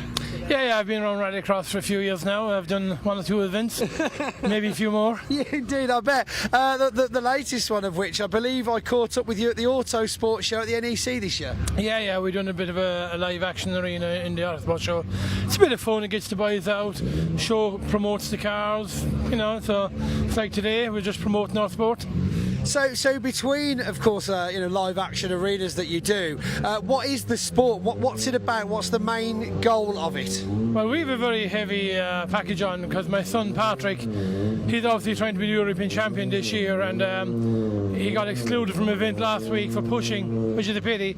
But he's very quick, and obviously the whole team are behind trying to make him priority.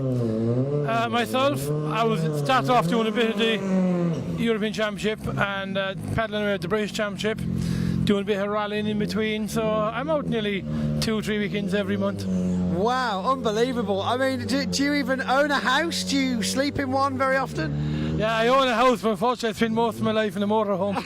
So I bet it's a comfortable motorhome then, yes? Yeah, it's alright, it gets by.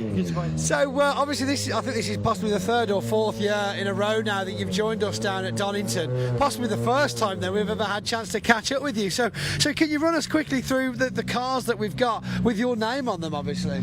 Okay, we got one of the oldest cars here is a Peugeot. Famous car, Will Gollop won British Championship 3-4 times. It's been a European champion car. I've won the British Championship in it.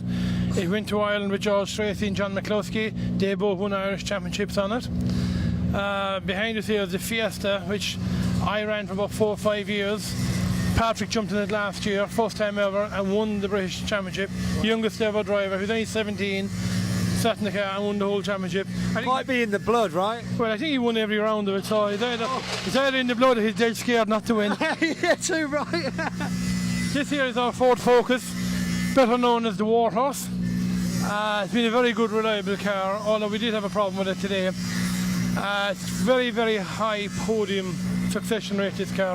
I think out of 37 events, it's had about 29 podiums, which is good. Wow, yeah, good car. That's amazing. Yeah. Around the corner we got Patrick. So how kind of fast do these vehicles actually go? Because I know they're very short burst vehicles. It's not like you'd want to take them around a normal racing track, would you? No, you wouldn't know that. They'd blow. I mean, the top speed of these is only about 124 miles an hour, flat out, no more.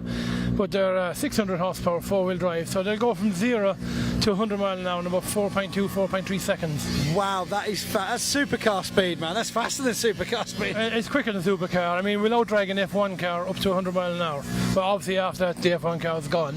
Wow, yeah, of course, yeah, but then of course you'd be able to get round the corner faster as well. Yeah, we'll chuck it inside with it.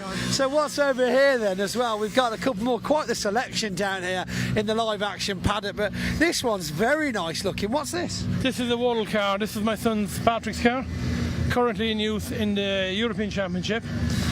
It's probably the last spec developed supercar in the world. It was built by the Hansons. Sebastian Loeb had it 2 years ago. Wow. And then it had a rebuild over last winter by the Hansen Motorsport in Sweden. And now my son is racing it. Crikey. So to see these races, where would we be looking to view them if we wanted to watch them live or replays at least? Well, there is a motorsport channel called World RX, or you can either go on WRX or WRC. It's an app, unfortunately you subscribe to it. Okay. But it's well worth watching because they show the events over and over. Also Red Bull TV do a lot of coverage on it. Right, yeah, everybody knows about Red Bull TV, so yeah, they've got all sorts on there. Unfortunately, if you want to go, there's a lot of travel because this year alone now, like we've been in Sweden, we've been in Riga, we've been in Norway, we've been down to Portugal, Ireland, Germany next week. But as an event, as a sport to get involved in as a spectator, if you wanted to tie that in with quote-unquote holidays or breaks away, it's quite a good way really to get out and see the world, isn't it? It is a great way. I mean, I meet a lot of people from Ireland. They just rock up to different events. Like, we were doing an event in France 3 weeks ago. And so it's uncanny to meet Irish people abroad. It never usually happens. Never. And finally then, on to this one. I think this is possibly my favourite of the selection, the Ford Escort Whale Tail. Tell us a little bit more about this. Right, this is new to our fleet. A friend of mine, Conor McCluskey, had this. This car was built by Malcolm Wilson, which is the FMC. Done a couple of rounds of the World Championship and ended up in the hands of Robbie Head. Right. I think he won the British Championship and then he done a few European rounds. And I see the car about 2 years ago and I just fell in love with it, so I spent 12 months trying to buy it and I eventually got it. Dare I ask, am I allowed to ask how much it cost you? Absolutely not. Okay. Because then his other half and the bank manager would both find out, right? Exactly, yeah. Ollie O'Donovan, thank you so much for talking to us today. It's been an absolute pleasure. Thanks for showing us around the garage. And of course, if you want to see these cars in action, there is still time to get down here to Convoy in the Park for the live action arena events that we're racing here all afternoon today, and of course all day tomorrow, Sunday as well. And of course alongside with the drift trucks, which we've got parked over in the distance as well. That'll be out twice today, and we might even be able to get you a cheeky bit of live action of that as well. Ollie, thanks for joining us, buddy. Cheers, thank you. Have a good day. Cheers.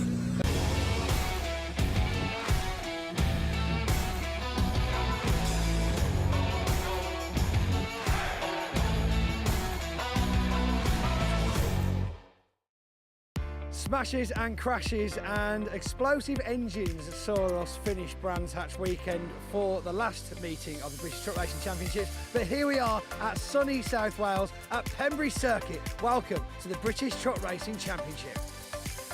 The grid reads as follows. The front row for race 1, Ryan Smith in number 1 and number 7, Stuart Oliver. Two men with 17 British titles between them. Second row, the two MANs of number 69, David Jenkins, and 3 of Stephen Powell. The third row, the youngest man on the grid, Bradley Smith in the 46, alongside Simon Reed in his Iveco. Row 4, Michael Oliver, son of Stuart, in the number 12 MAN, and number 68, Craig Reed, the second of the brothers in the Iveco Stralis. Row 5, the two Scotsmen, Jock Borthwick, number 32, and 86 of Tom O'Rourke with his MAN. On the 6th row of the grid, we have number 95, Ricky Collett, the man from Yorkshire. Great to see Ricky Collett back out after his engine blow up in the first round at Brands Hatch. He lines up alongside number 92, Simon Faulkner, with his Iveco. The final row of Division 1, 41, Simon Cole, used to race the Mercedes-Benz, or the Mercedes Beast as he called it, in Division 2. Lines up alongside number 14, John Bowler, another Division 2 graduate, with his MAN. Then there's a gap of a couple of rows, and then we've got the Division 2 trucks, headed up by John Powell, number 6, in his DAF, alongside Adam Bint, our camera truck, with the Volvo White Aerodyne. Then we've got number 10, Craig Evans, still looking for his first win, Division 2, in his MAN, alongside Paul Rivett, the former British touring car racer and Renault Clio multiple champion with his MAN. That's the Napa Auto Parts sponsored truck. And at the back of the grid, number 28, Gentleman Jim Bennett in his venerable Seddon Atkinson. Form up 2 by 2, then down Speedway straights up to the flick of Carter's curve, then onto Honda curve. About to start our first truck race of the weekend here at Convoy, Cymru. Ryan Smith and Stuart Oliver lead them round. This will be a 15-minute race for the British Truck Racing Championship of 2023. The revs beginning to rise then. Can Ryan Smith start as he means to go on? Is it going to be Stuart Oliver, or will we see a new winner? Powell and Bint divided the Division 2 wins at Brands Hatch. The pace truck is into pit lane. Here we go, they're almost ready to go racing on the Pembrey circuits. Waiting for the red lights to go out.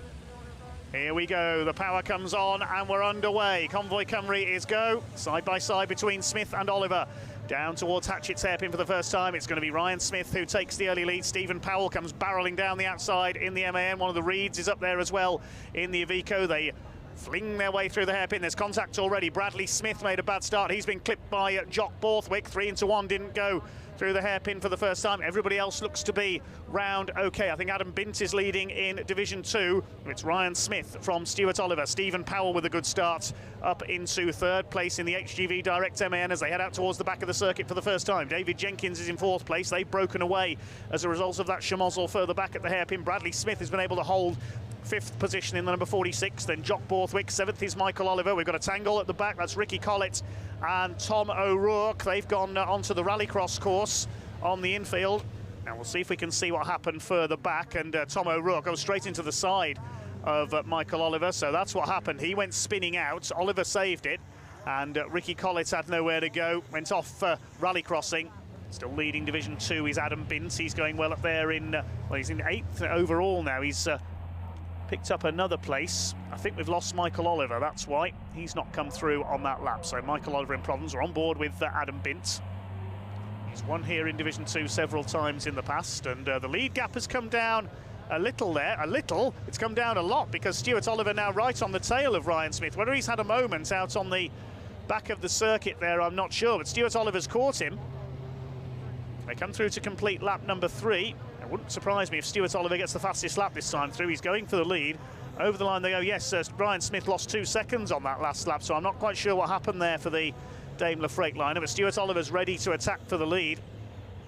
Down into the right-hander hairpin at Hatchett's, and the 2 MANs closing up as well of Powell and Jenkins. It's only less than 2 seconds covering the top 4 now. It was 2 seconds covering the top 2 last time through. Ryan Smith getting back up to speed then. I thought he had a problem towards the end of that lap. He backed up dramatically, but now he's pulling away again. 2 trucks into the pits on that lap. Michael Oliver's pulled in, so has Ricky Collett after that tangle on the opening lap, so it looks like they're out of it. Tom O'Rourke is still going, I think, but a long way back. Coming up to complete their 6th lap. Here are the leaders, and Stuart Oliver's closed in again a little. Yep, he's going to have another go at Ryan Smith for the lead. They're clear to the tune of nearly 3 seconds of Stephen Powell in that 3rd place. Simon Reed up the inside, up the hairpin. He goes through. Nicely done there. Tricky to get 2 trucks side by side through Hatchett's hairpin. Well, it's such a tight corner, it's tricky to get 1 truck through there. Smith pulls away a little once again. He seems to have the advantage in a straight line, but Stuart Oliver able to close up a bit more in the twisty bits. Now Paul Rivett having a go at Simon Cole in the more powerful Division 1 MAN. Paul Rivett, a lot of experience in saloon car racing. He's a multiple Renault Clio Cup champion. He won't get round the outside at Senna though, I don't think. And this could allow John Powell to attack in the 6. He's up alongside as they come through towards Brooklands. Paul Rivett is going to have to give him room there, and John Powell goes through up into 2nd place in Division 2. Good move there by John Powell. That's for 12th overall.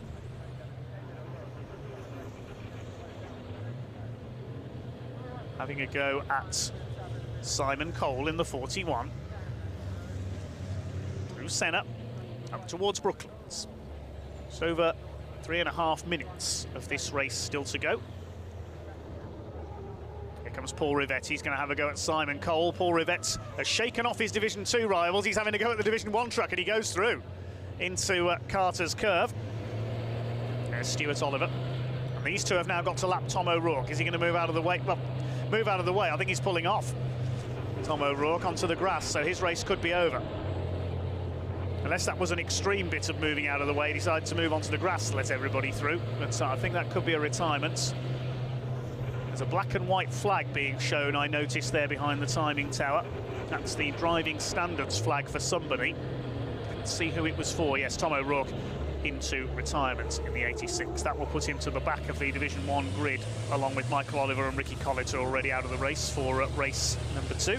Race number 3, I should say, because race 2, the grid is set by the second fastest time in the qualifying session. It's going to be a win for Flying Ryan Smith. Stuart Oliver tried his hardest, but the back marker traffic making something of a difference, and Ryan Smith is heading for his 4th win of the season in 2 weekends, picking up exactly where he left off at Brands Hatch. The 7-time champion Flying Ryan Smith comes in to take the victory.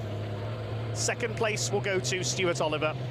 They are well ahead of the rest, separated by 3.7 seconds at the line. Stephen Powell holding on for 3rd ahead of David Jenkins. He held off his fellow MAN pilot all the way. Bradley Smith a good 5th, and Jock Borthwick will just hold off Craig Reed for 6th place. They had a good fight in the closing stages, 0.3 of a second apart. Oh, we've had a bit of an off there for Craig Evans on the last lap. He's making a bit of a habit of that, unfortunately. Meanwhile, in Division 2, a power sliding Kurt Goranson style finish for Adam Bint. He takes the win in Division 2 in our first race of the weekend. That's his 4th win of the season. Who's going to be home in second? It should be Paul Rivette. Yes, there he is, just lapping Jim Bennett. Paul Rivette 2nd in Division 2. John Powell is 3rd. Craig Evans 4th. The final finisher in Division 2 will be Jim Bennett. Here's what happened to Craig Evans in the closing stages there, was attacking John Powell. He nearly attacked him well and truly. Big lock up there into Brooklands, ran out wide. Let's confirm the results of that one then. Ryan Smith the winner by 3.7 seconds over Stuart Oliver. Stephen Powell in 3rd place, and David Jenkins just behind him. Bradley Smith completing the top 5 ahead of Jock Borthwick, then the Reed brothers and Simon Faulkner completing the top 9 overall. Then we had the Division 2 runners with Adam Bint beating Paul Rivette by over 12 seconds. John Powell taking 3rd place, then Craig Evans and Jim Bennett completing the 5 finishers in Division 2. Fastest lap of the race going to Ryan Smith, 1 minute 10.91. And there were only those 14 finishers. Simon Cole was a late retirement. Tom O'Rourke we lost, as we saw, and Michael Oliver and Ricky Collett victims of the early pile-up. So, Ryan Smith, you're looking a bit warm there. I take it it's hot in that cab. Oh, it was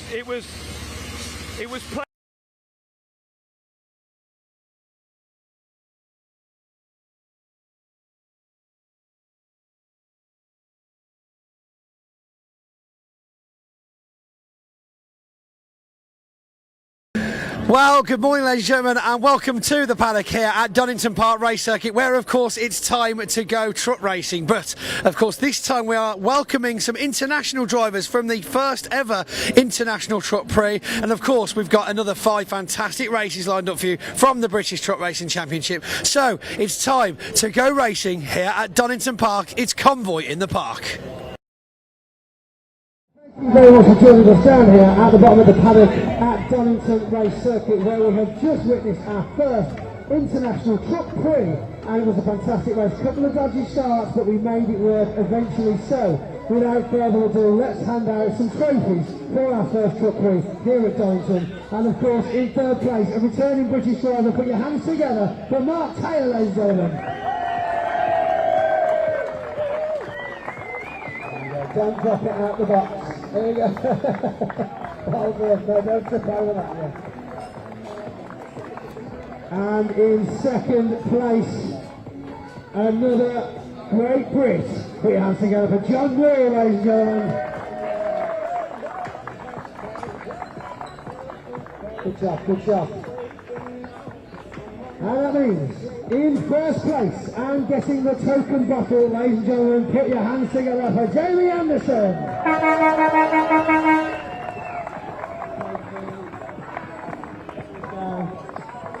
I've popped the top off already. You might need to unwind the old do there. Right then, get your cameras, take your pictures. Here's your photo op for the first International Truck Prix being held here at Donington Circuit. Of course, there's another race for you later on this afternoon. Right then, make some noise for your top three of the top three Truck Prix. And of course, as they say over in Europe now, it's time for the champagne. They only get one bottle over here though. Stingy, yeah. You have to share it, have a swig each. It's alright, COVID's gone, maybe alright. Yeah. Just have to make sure they get half a bottle each. Well, there we go. Round of applause, ladies and gentlemen. Thank you very much.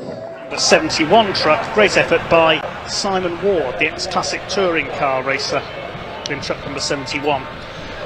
Second row, 65 Mark Willis, one of the most experienced men on the grid, and he's alongside number 83, the championship leader, Dale Jents. Row 3 is his main rival, number 40, Rhys Jones, and he sits alongside number 30, Matt Simpson, the ex-British touring car man. Row 4 is number 89, Chris Brockhurst, and 93, former champion Michael Smith. On the fifth row, number 12, Paul Tompkins, and 21, Dean Tompkins, father ahead of son on row 5. The sixth row, number 2, Jamie Liptrot, starts alongside the 84 truck of Matt Moore in what I think is George Chiricki's old truck that he's riding.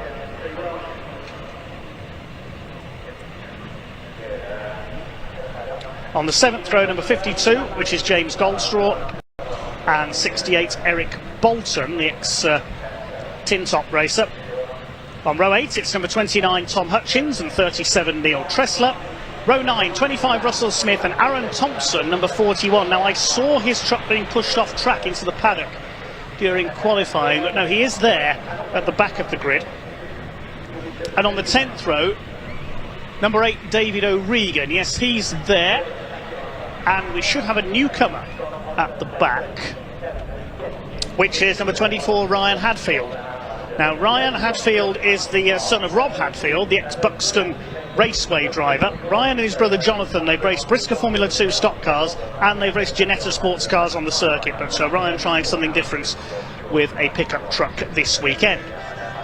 Okay, this will be a rolling start behind the pace car. Usually Stu Bradburn who drives the pace car of the pickups, and it's a 14-lap race for the Pickup Truck Racing Championship Round 13. Alan Cooper, number 72, on pole. Looks like we have got the full complement of trucks there. The 24, I've just recognised his truck, the red and yellow at the back. That's Danny Hunn's truck from earlier in the season, so it looks like that truck has changed hands. And Ryan Hadfield making his debut at the wheel of it. These pickup trucks, as I said before, they're certainly nothing like the pickup trucks you'd see your local tradespeople plying their trades in. Very highly tuned racing machines indeed, as close as you get in British racing to the American Craftsman or Camping World Truck Series supported by NASCAR. Created by Sonny Howard back in the 1990s.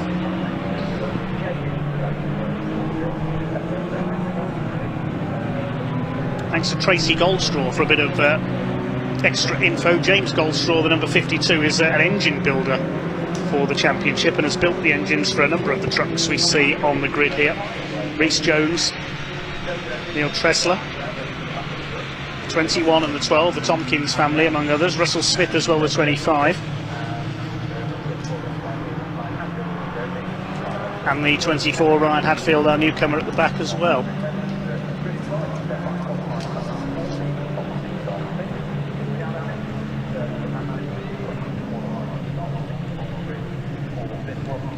Now, the timing screen says 14 laps, but our timing tower on your screen says 20 minutes. Now, will we get an extra green flag lap here with the conditions being damper than they were in qualifying? Lights are still flashing on the pace car. Alan Cooper, the ex-Brisker F2 racer, on pole. Simon Ward, who began his career in a Vauxhall Astra GTE, alongside him. Lights have gone out on the pace car, so we will be going racing this time. Dale Gent, the championship leader, number 83 on the second row. 29 points clear of Rhys Jones coming into this race with Paul Tompkins in third.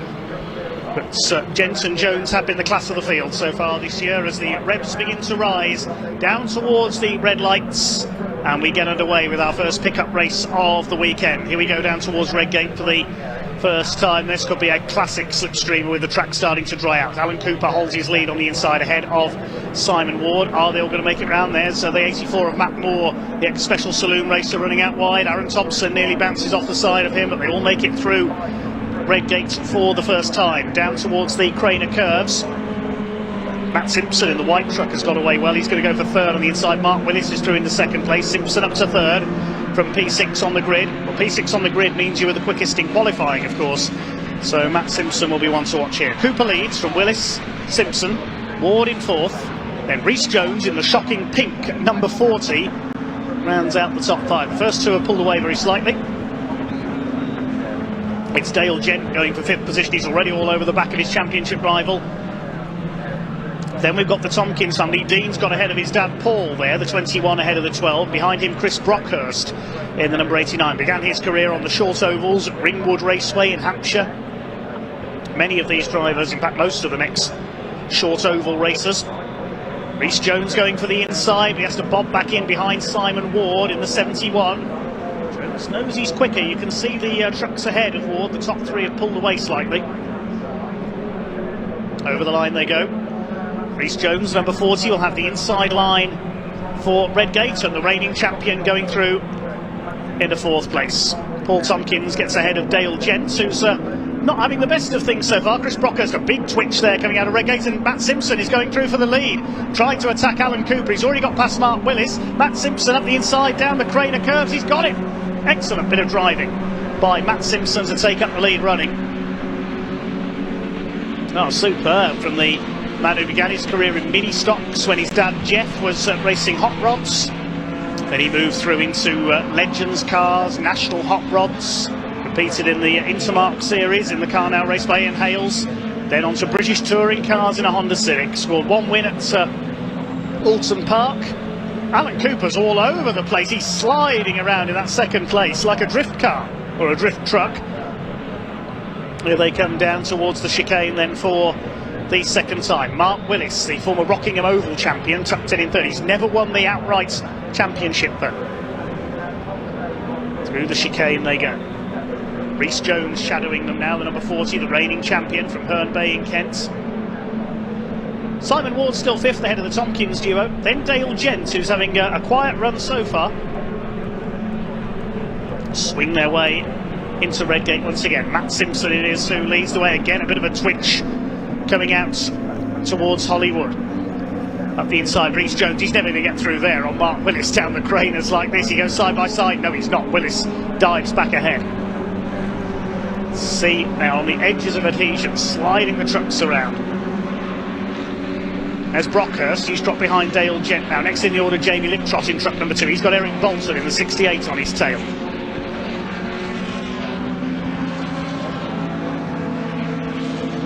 Up the hill towards McLean's. Paul Tompkins, the former World Banger champion, getting sideways. He's ahead of Dale Gent, who's only down in P8 at the moment. One truck has pulled into the pits. That is Michael Smith, the 93, so he's got a problem. The leaders head down to the chicane once again. One driver we've not seen much of this year so far. I think it might be his first meeting of the season. Number 8, the blue and white truck there. That's David O'Regan from Cork in Ireland. Former hot rod racer. He's appeared on and off in the pickups over the last few years and taken a few race wins. Never quite been able to challenge for the overall championship, however. Could this be another chance for him? Simpson leads a quarter of a second over Alan Cooper, who's got the fastest lap of the race, 1:16.979. On lap 4 out of 14 scheduled. Mark Willis still holding off Rhys Jones for third.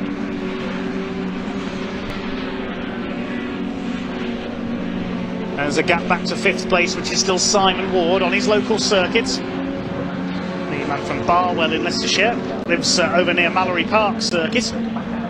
Barwell Trailers pickup truck up there in 5th, looking for what I could be his best result of the season. Then the Tompkins duo, then Gent, Brockhurst and Liptrop round out the top 10. Matt Moore has pulled into the pits in the 84, the yellow number 84 now. Michael Smith has rejoined, so he's fixed presumably what the problem was. Tompkins boys battling for 6th. Bit of a lock up there from Jamie Liptrot in the number 2.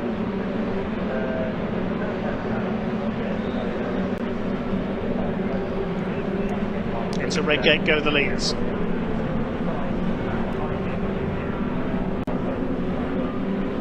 How's Ryan Hadfield, our newcomer, doing? He's up in 15th place, using his Ginetta racing experience well. There he is, the yellow and red truck. Previous race by the Hun family.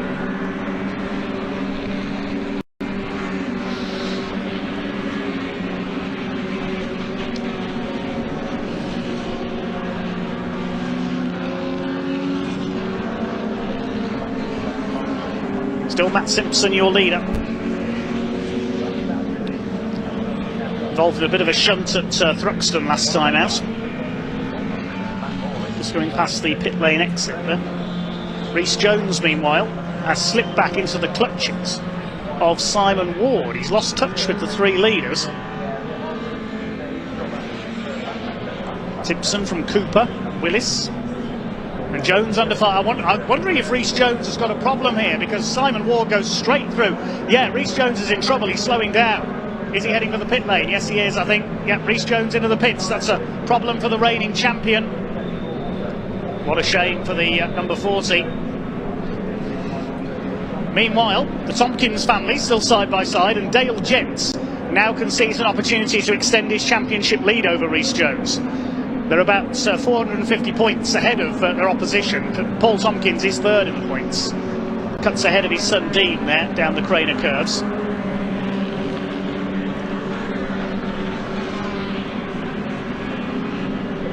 Still your leader is Matt Simpson. 0.3 of a second clear of Alan Cooper. Here they are into McLean's, and Cooper is pushing. He wants a first win of the season.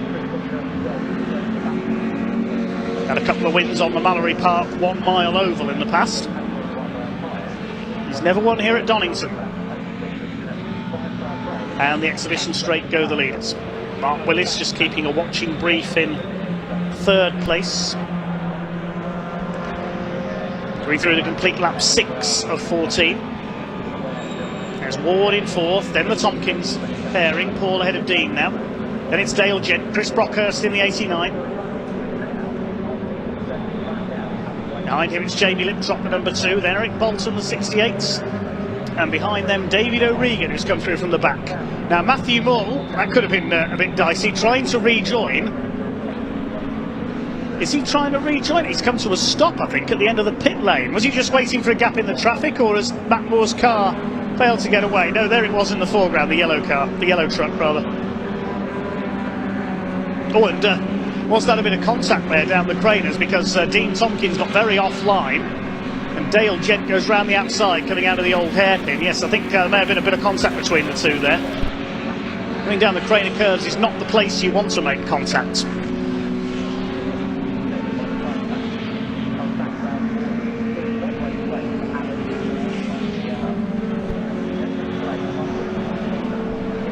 Chris Brockhurst under fire now from Jamie Liptrot as they go up into Coppice.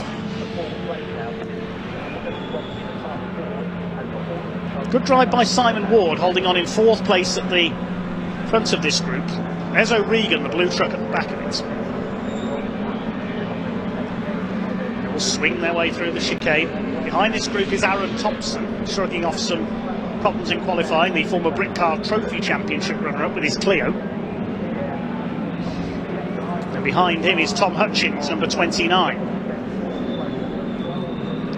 Brockhurst under fire, Liptrot's almost bump drafting in NASCAR style through Redgate there. The gap is less than 0.4 of a second. It's just under 2 seconds back to Mark Willis now. The second group is headed by Simon Ward.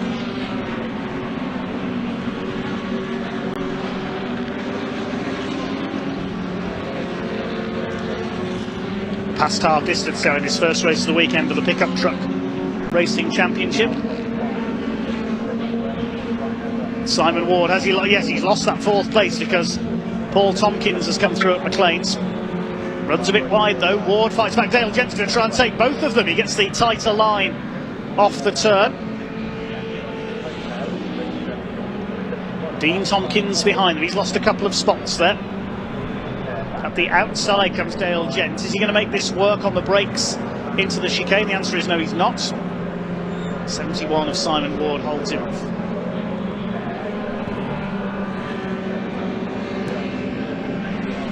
Brockhurst dodging about on the tail of Dean Tompkins. Jamie Liptrot's trying to slide around the outside there of both of them.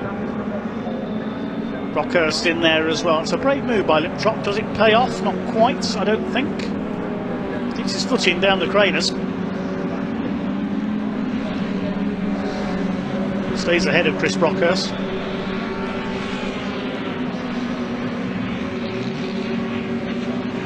Behind them is Eric Bolton. He's raced in the likes of Fiestas and Honda Civics in the past. Gent up on the inside there as they come into McLean's. Yes, he's got ahead of Simon Ward now. So Dale Gent's on his charge towards the front of the field. Tompkins already gone through up into 4th position. Top 3 well clear.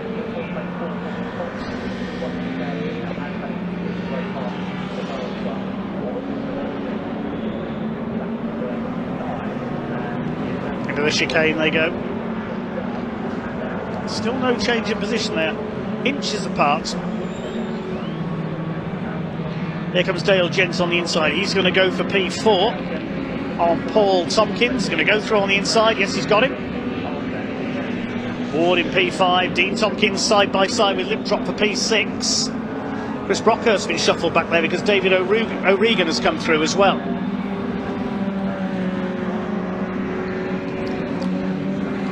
Side by side for 4th place rather, and there's no way Paul Tompkins going to let Dale Gent get a sniff of 4th place. Seeing his body language, making the pickup as wide as he can. Trying to chase down Mark Willis for 3rd place. Willis has got the fastest lap of the race incidentally, 1:16.473. It's still Matt Simpson who leads Alan Cooper as Tompkins goes wide coming out of McLean's. This is Dale Gent's opportunity in the Dale Earnhardt tribute, number 83. Goes for the inside. Tompkins keeps his foot down. Coming down the exhibition straights. Which of the trucks is going to take first? Surely Gent's got him this time. He's on the right-hand side for the right-hander. And finally he's through. Dean Tompkins 5th behind them. The lead gap has opened up to 2 seconds now between Simpson and Cooper. Main focus is this frantic scrap for 4th.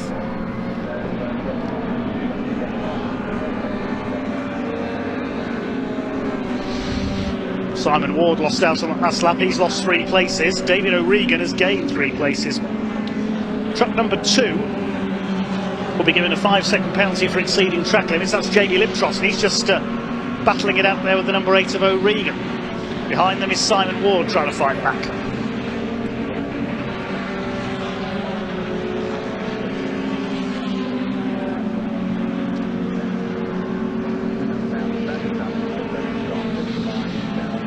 There is Jamie Liptrot. He'll pick up a 5-second penalty. 1 too many track limits warnings for him.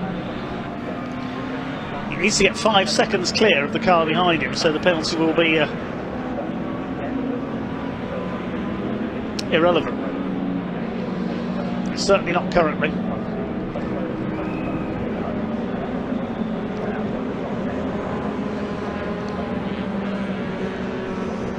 Couple of laps to go then in our first pickup race of the weekend. You can see the lead gap has increased.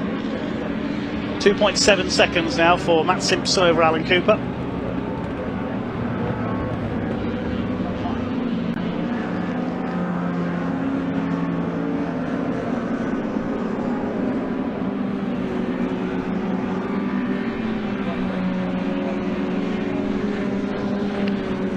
We're in the closing stages now of this First of our pickup truck racing championship events this weekend.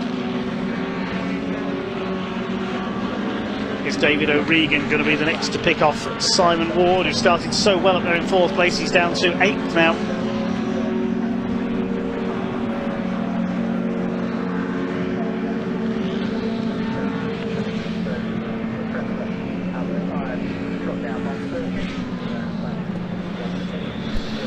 David O'Regan giving chase to Simon Ward.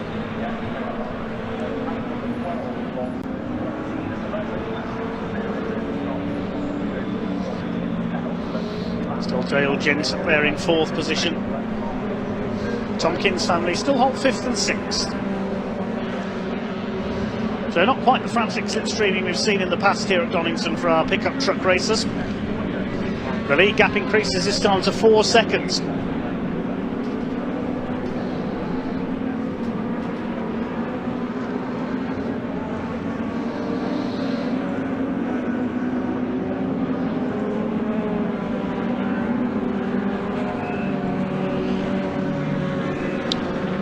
Liptrop trying to reel in Dean Tompkins. He'll know about the pit penalties.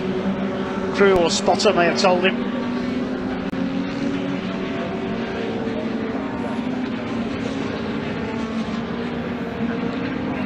Simpson up the hill towards Coppice. Now how far ahead is he of Alan Cooper now? There's Cooper, which saw a flash of green in the foreground, so it's quite a substantial lead now for Matt Simpson. And from Slough in Berkshire. Going up to start his final lap this time. Looks like Alan Cooper has settled for 2nd place, and there may be a battle for 3rd. Mark Willis has been caught by Dale Gent.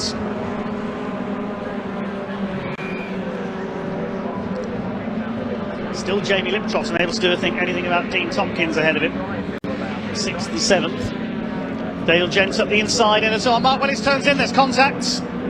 Just bounced off each other there. Dale Gent gets it done though, he's through into 3rd position. Can Mark Willis, the veteran campaigner, fight back in the 65? Simpson and Cooper are away up front. As the pack swings its way through the old hairpin, there's Michael Smith. Had to make a pit stop early. He's got Aaron Thompson on his tail.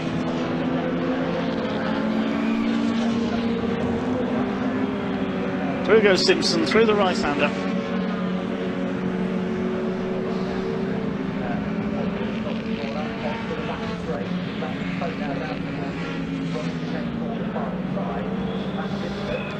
Well, Matt Simpson will try and move himself up from 8th place in the points. Now, first of 4 races here at Brands Hatch at Donington this weekend. He won at Brands Hatch earlier in the season, and now he wins at Donington. Matt Simpson, your clear winner in pickup trucks race 1. Alan Cooper 2nd, and Dale Gent just holds off Mark Willis for 3rd. And then a whole gaggle of cars cross the line for 5th. Paul and Dean Tompkins 5th and 6th. Jamie Liptrot in 7th. Then it was Brockhurst, Bolton and Thompson next home because there are penalties. As a penalty for Alan Cooper.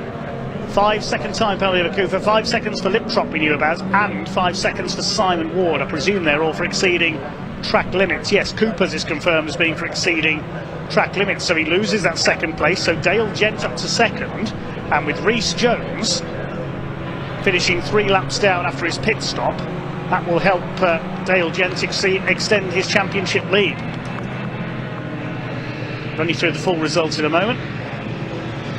Matt Simpson the winner by nearly 7 seconds ahead of Dale Gent. Mark Willis in 3rd place, and Alan Cooper penalised. He drops from 2nd to 4th. Paul Tompkins ahead of his son Dean 5th and 6th. Chris Brockhurst 7th, then David O'Regan in 8th. Eric Bolton and Aaron Thompson round out the top 10, with Jamie Liptrot and Simon Ward both receiving 5-second penalties. Ryan Hadfield from the back of the grid up to an excellent 13th ahead of Tom Hutchins. Then it was James Goldstraw, Michael Smith after his pit stop, then Russell Smith, Rhys Jones after his problems as well, and Matthew Moore completing the finishes. One non-finisher, Neil Tressler, number 37.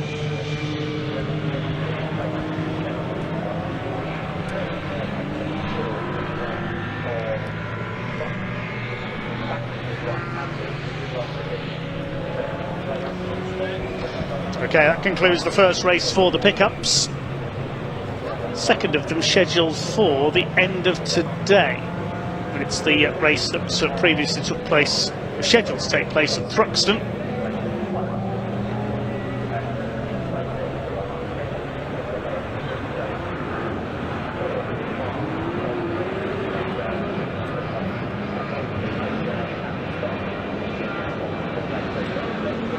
That was at the beginning of July. So bonus action for pickup truck fans this weekend. Next up it will be the British Truck Racing Championship for their second race of the weekend.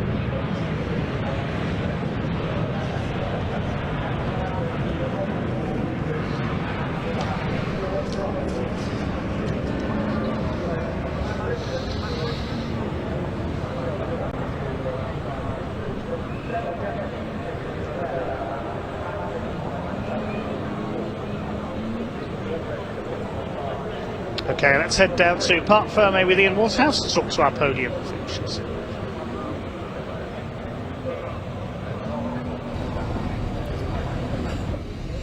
Right, everybody, welcome down to Park Ferme, and big drama right at the end of that race, wasn't it? Alan Cooper, who started on pole position, handed that penalty. I wonder if he knows, actually, even dropped him out of the podium places. Let's go have a word with him. Alan, it was quite a race. I'll let you get your helmet off, sorry, I was just jumping in there, but yeah, congratulations to Matt Simpson. He got the win. In the end, Dale Gentry was registered in second place, Mark Willis in third. Let's have a quick chat with Alan, because it was a dramatic finish, Alan. Yeah, I've just found out I had a 5-second penalty as I went across the. I was over there and I was like, do I go talk to Alan, or is he going to give me a black eye? No, it's just one of them things. Obviously, I was doing something wrong. What they found up on the box. It's a little bit hard when you go out on slicks on a wet track. If you, I feel there should be a little bit of tolerance, but. Was it still quite damp out there then? Yeah, there was a lot of damp patches, and you could see it. There were some places the water was running across the track, so they're just carrying it across. So it does get a bit greasy on slicks every now and again. Well, look, you don't seem too disappointed though, and of course it's a long weekend at Donington, so a big chance to come back, right? Yeah, obviously you can only do better, can't you? Fingers crossed. Alan, it's been such good sport, mate. Thank you very much. Let's move around. I really wanted to find Matt Simpson if we can. Where is our race winner? Let's just keep going around for a little bit, shall we? And I think we've got a little bit of time. Of course, a lot more racing action to come up throughout the course of the day. I wonder if we can... Hello, guys. You all right? How was it out there? Let's go have a quick chat with Aaron again, shall we? And find out how he got on. How far forward did he manage to get? Aaron, how was it out there? We spoke beforehand, of course. You weren't in your usual position, a bit closer to the sharp end, but how was it? It was hard work, mate, to be honest. Yeah. As I said, just hands to my dad, clutch seems to work intermittently, so I and like some others use the clutch to help the balance of the rear on the down change. And so we go for it once, but it takes well, go for it a second time, I feel it jump in the gear, and as soon as it does that, you start, as America, wheel hopping, where the rear axle's trying to lock, so just trying to hang on to it then. None of my gauges were working, so I couldn't tell when to change up gear. So you were driving blind almost. And I'm watching the best race I've ever seen, 3 car lengths in front of me, just desperate to get there, and I just didn't have it on them. I just spoke to Alan Cooper, and he said it was still quite wet out there. Oh, I don't know what he's driving, mate, it's bone dry. But so, to be fair, he's a lot further up than me, so maybe he's on better lines than I am, I don't know. But no, I found it fine. I think he's just trying to show up. He likes going sideways, doesn't he? It's an excuse. Aaron, thanks so much, mate. Good luck for the rest of the weekend as well. Sorry, I'm going to just turn us around and head up here, see if I can find our winner, see if we can have a quick chat up this end if we can. Right, chaps, how was it out there? It was alright, to be fair, at the start, yeah. It's looked like quite a battle though. You weren't allowed to get away, were you? No, you can't get away. You've got to be concentrating all the time, yeah. You must be delighted though, right? It's alright, yeah. Yeah, hopefully we get better in the next one. There you go. Francis, talk to us. There we go. You wouldn't think it was fighting right at sharp in there, Matt Simpson there. So a lot more racing action to come. We've got race 2 for the British Truck Racing Championship. That's about to come up here. Convoy in the Park 2023 here at Donington. Dave, back to you.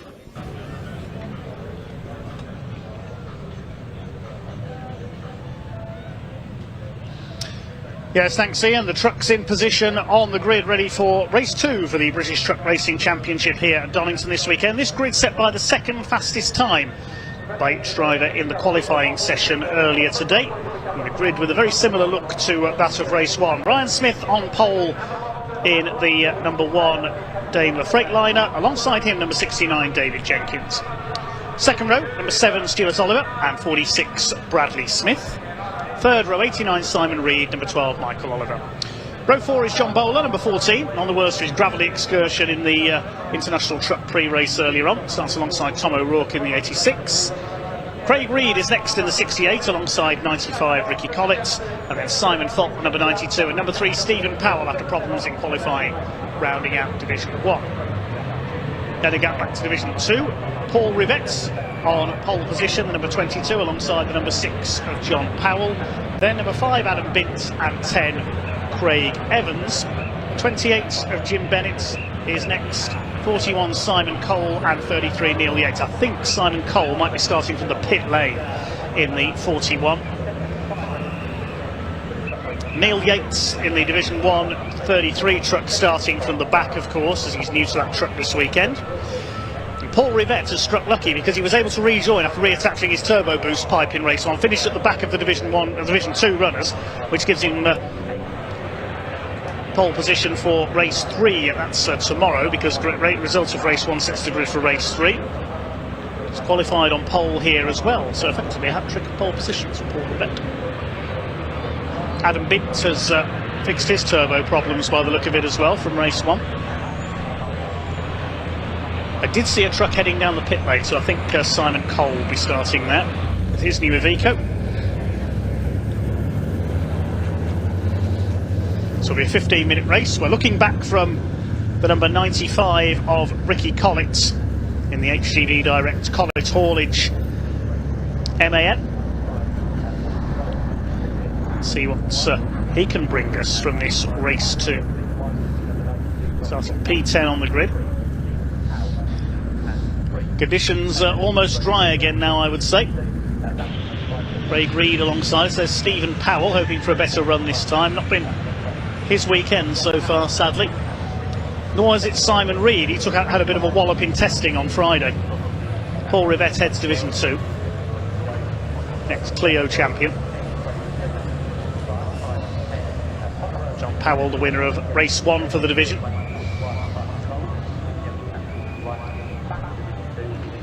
Ryan Smith now with 9 wins for the season. Can he make it double figures in this second race of the weekend? David Jenkins still looking for his first win of 2023. Stuart Oliver has won 3 times this year. Bradley Smith yet to take his first win in his MAN.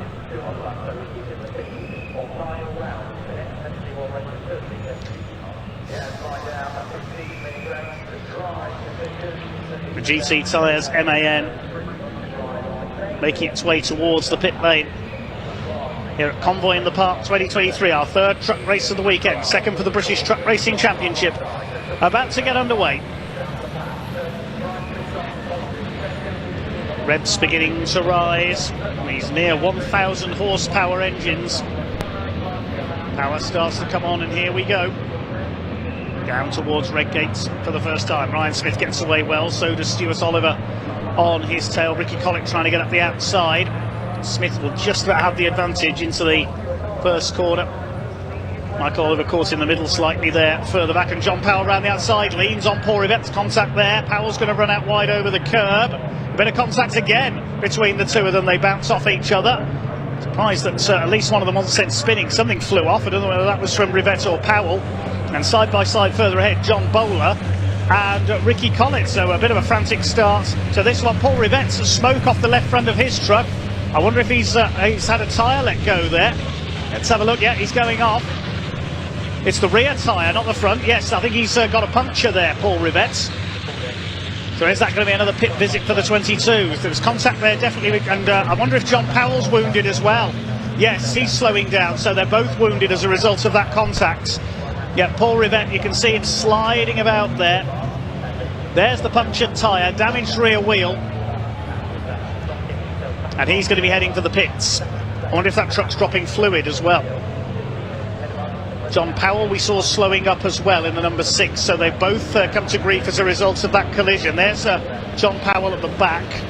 Okay, we'll pick up the Division 1 leaders as they cross the line. Ryan Smith's got the lead ahead of Stuart Oliver and David Jenkins. We've seen that before. We'll see what's happened to John Powell, hopefully, as well.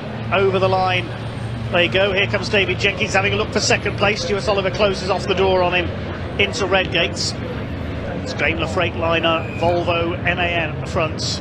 Bradley Smith in fourth, then Simon Reed, Michael Oliver. Looks like Ricky Collett up to seventh. He's got away well, our camera truck. Down the Craner curves they go, and they're not letting Ryan Smith get away here. And Stuart Oliver is not letting David Jenkins get up alongside him. Out of the old hairpin they go. Here comes Jenkins again. He's determined here. He's still yet to win in 2023. And a spinner, that's Neil Yates. Kept it off the barriers this time, that's at Redgates. And he gets it going again. They're right on the back of Ryan Smith here. Normally we see Ryan start to charge away at the front, but he's not able to get away this time. Has he got the setup wrong, or is there a slight problem for the number one? Jenkins is so much quicker than Stuart Oliver. Look, coming off into the exhibition straight. Oliver's leaning on him. Oh, look at this, they're pushing each other onto the grass. Whoa, there's a bit of needle creeping into this, and Jenkins has lost out to Bradley Smith and Simon Reed. Jenkins is going to be angry at that. That was like motorised rugby down the straight there, the way they pushed each other across onto the grass. And now, oh, what's going on here? Now Michael Oliver's hit David Jenkins. This is more like saloon stock car racing. Oh, David Jenkins is certainly going to be angry if he wasn't before. Here comes Ricky Collett now in the 95. Closing up on Simon Reed now in the 89. That's for what is now fourth position. Now, has Paul Rivette headed for the pits? No, I think he's still going. Okay, things settle down again. Then it's Smith from Oliver. Well, we said Ryan Smith wasn't getting away, but that bit of push and shove has allowed him to get away now. Through go the rest of Division 1. Who's leading Division 2? It is still Paul Rivette, according to my timing screen. Well, I don't think he is. Well, he's still going in the 22. Is he still at the front of Division 2? Yes, he is. I thought he'd dropped back. But no, it is still Rivette from Binton Evans in Division 2. With that damage to the wheel, I really thought he would drop away. That's good driving by Paul Rivette. He's keeping it going. I thought he'd got a punctured tyre, but no, it's holding up okay. Adam Binton second, a better run from him, no turbo problems this time. Ricky Collett under fire. Michael Oliver pushing again. We see it from Ricky Collett's rear view camera. Well, Michael Oliver certainly being a bit over-aggressive through the chicane, I would say, in my opinion, in this race. He's already hit David Jenkins. Jenkins is still in P5, though, chasing Simon Reed. There's Craig Reed, under fire from John Bowler in the 14, and Stephen Powell in the number 3. So Collett heads this group. This is for 6th position, because Jenkins has got away a little bit in front of them. Now we just see the Morris Lubricants banner in the foreground.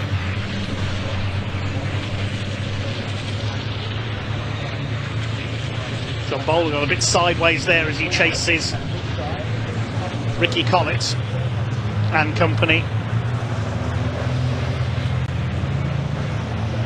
Through McLean's. Still your leader is Ryan Smith, 1.8 seconds clear now.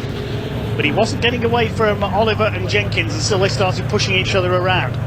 On board with Ricky Collett. Under fire from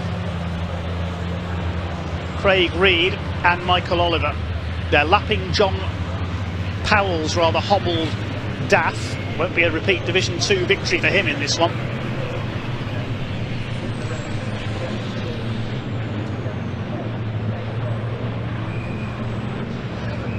Over the line they go.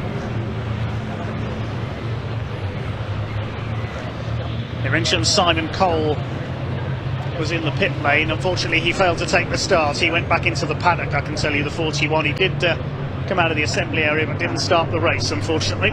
So more problems, sadly, for Cole. Ryan Smith leads by 2.3 seconds. 1:26.729, his quickest lap of the race. Then Stuart Oliver, Bradley Smith up there in third. The best he's had this year is a second at Thruxton last time out. But trying to usurp him from a podium place here is Simon Reed in the 89 in the Iveco. Here they are at McLean's. David Jenkins behind them.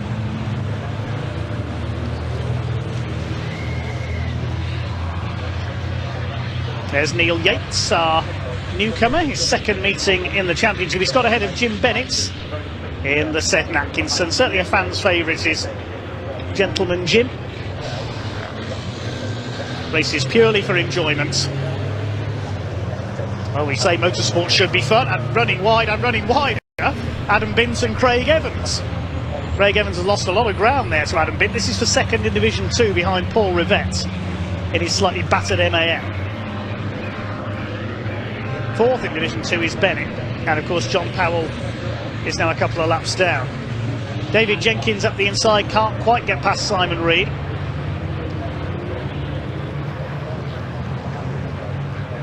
Through towards the Craner curves they go once again. We're just past half distance. There is Adam Bint. Now, how far behind Paul Rivette is the Volvo White Aerodyne? Crosses the line just over 3 seconds back. David Jenkins all over Simon Reed. Then we've got the next group, Collins, Michael Oliver and Craig Reed.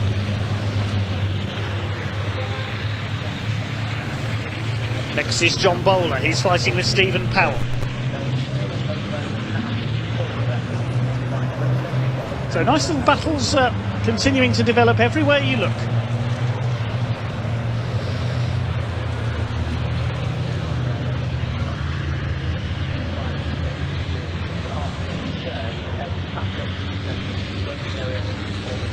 Still your leader is Ryan Smith from Stuart Oliver. 2.2 seconds is the gap, but Oliver has now got the fastest lap of the race, 1:26.247. Let's see if he improves that this time through. You can see it's drying out there because everybody virtually has recorded personal bests on the last lap.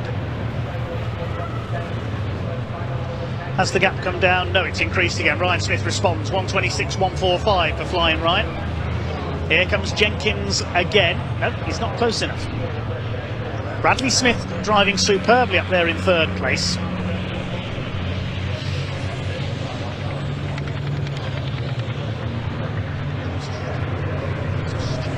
Side by side further back, Craig Reed and Michael Oliver almost leaning on each other.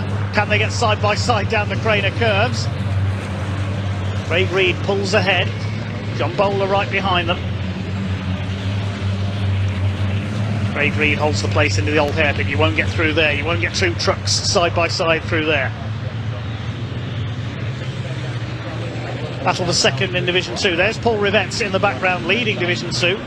Craig Evans trying to get onto level terms with Adam Bint.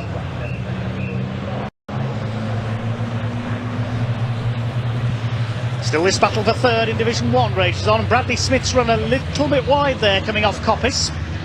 5 minutes to go. Oh, Jim Bennett slowing. Is he slowing up just to let the quicker runners through there, though? I think so. Down into the chicane.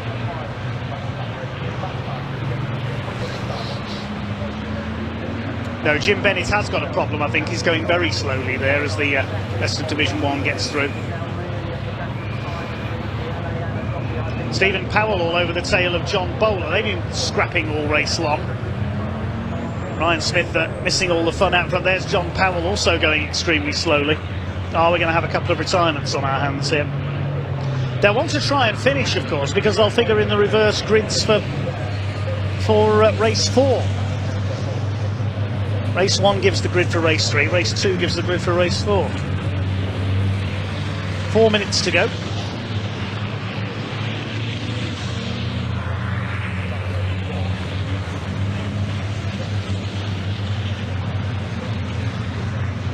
Is that Adam Bint?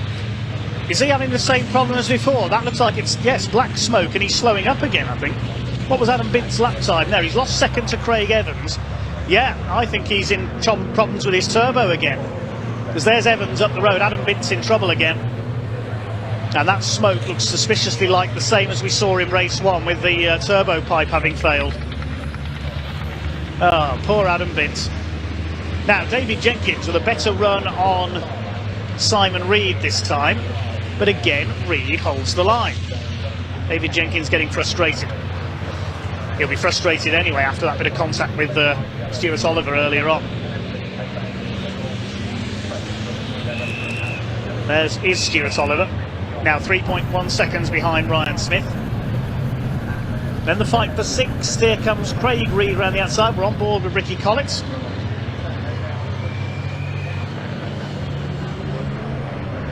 Michael Oliver, Stephen Powell has got ahead of John Bowler behind them, up into 9th position. Tom O'Rourke behind. We've not seen much of Tom O'Rourke so far this weekend. Small gap behind him for Simon Fulton. A little bit of a lock up there possibly from Ricky Collins. Here comes Craig Reed right on his tail. New fastest lap of the race for Ryan Smith, 125.955. He's under the 126 bracket.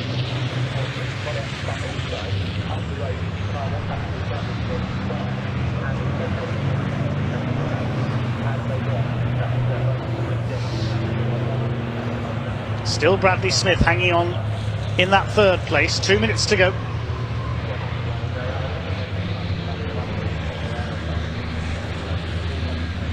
This time David Jenkins hanging back because Simon Reed is having a go in turn at Bradley Smith for that 3rd place.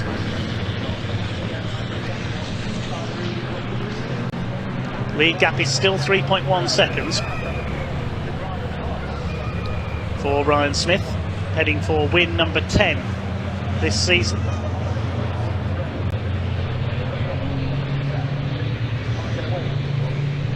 Paul Rivette, it'll be win number 5 in Division 2 if he hangs on in front, despite that knock early on in the race.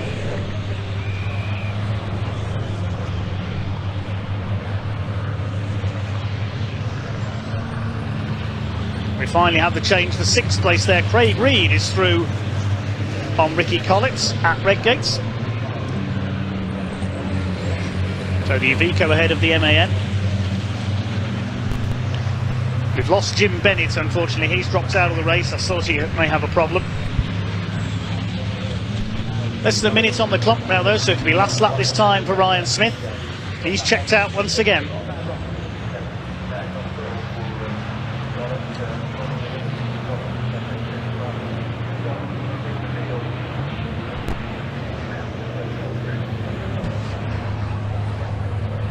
Into the chicane. He's got John Powell ahead of him there in his struggling MAN. Now, can Stuart Oliver close back up again on the final lap? Well, he has a little, because Ryan Smith was briefly delayed by that back marker, and there's another back marker there, Adam Binns.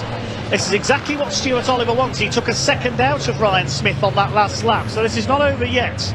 Paul Rivette still leads Division 2. He's nearly 10 seconds clear of Craig Evans now, with Adam Binns having slowed. Here's the battle for 3rd, still Bradley Smith holding on. But can Stuart Oliver catch Ryan Smith? He has got the gap down a little. He took a second out of him on the previous lap because Ryan Smith was, I think it's just because he was delayed by back markers. Now the 3rd place fight has got to negotiate Adam Binns. I think Ryan Smith is going to hang on. The gap did come down a little. Into Coppice for the last time. Clock has counted down to 0, so the checkered flag is awaiting him. It's going to be double figures for the season for Ryan Smith as he continues his march towards an 8th British truck racing title. Here he comes into the chicane. Stuart Oliver has closed a little, but it's going to be too late. Ryan Smith will win it ahead of Stuart Oliver. Across the line they come now. What's going to happen for 3rd place behind them? And indeed for 6th. Here's the 3rd place fight. Bradley Smith has hung on all the way, and he takes 3rd ahead of Simon Reed and David Jenkins, but only just. Who's going to be 6th? Here he comes. It's going to be Craig Reed. Good run by him. The rest of them come across the line. 7th place goes to Ricky Collins, just ahead of Stephen Powell. And who's going to be 8th? It's yes, Powell is 8th. Tom O'Rourke 9th, I should say, ahead of Michael Oliver and John Bowler. Yes, Bowler struggling in the closing stages. Bit of smoke from his truck as well. Yes, his last lap time 11 seconds slower than his quickest. Meanwhile, in Division 2, a bit of a race of attrition for them. In P13, it is Paul Rivette who is going to take win number 5 for him this season. Despite that first lap collision with John Powell, there is Powell a few laps down. Paul Rivette takes the win. Craig Evans will come over in second. And third in Division 2 will be Adam Bint. Well, Ryan Smith taking the win. Stuart Oliver closed in the closing stage. He's got the fastest lap of 1:25.950. Bad luck Jim Bennett, he's parked up on the Melbourne Loop, a non-finisher.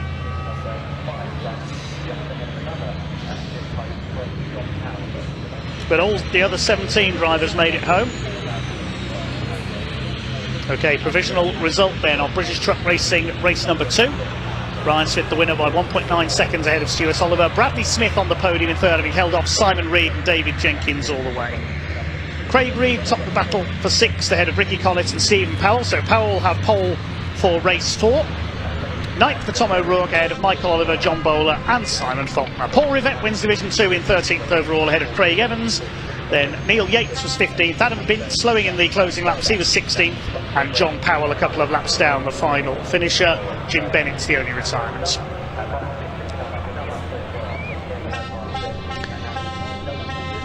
Okay, let's head down to Parc Fermé with Pointy to hear from some of the drivers.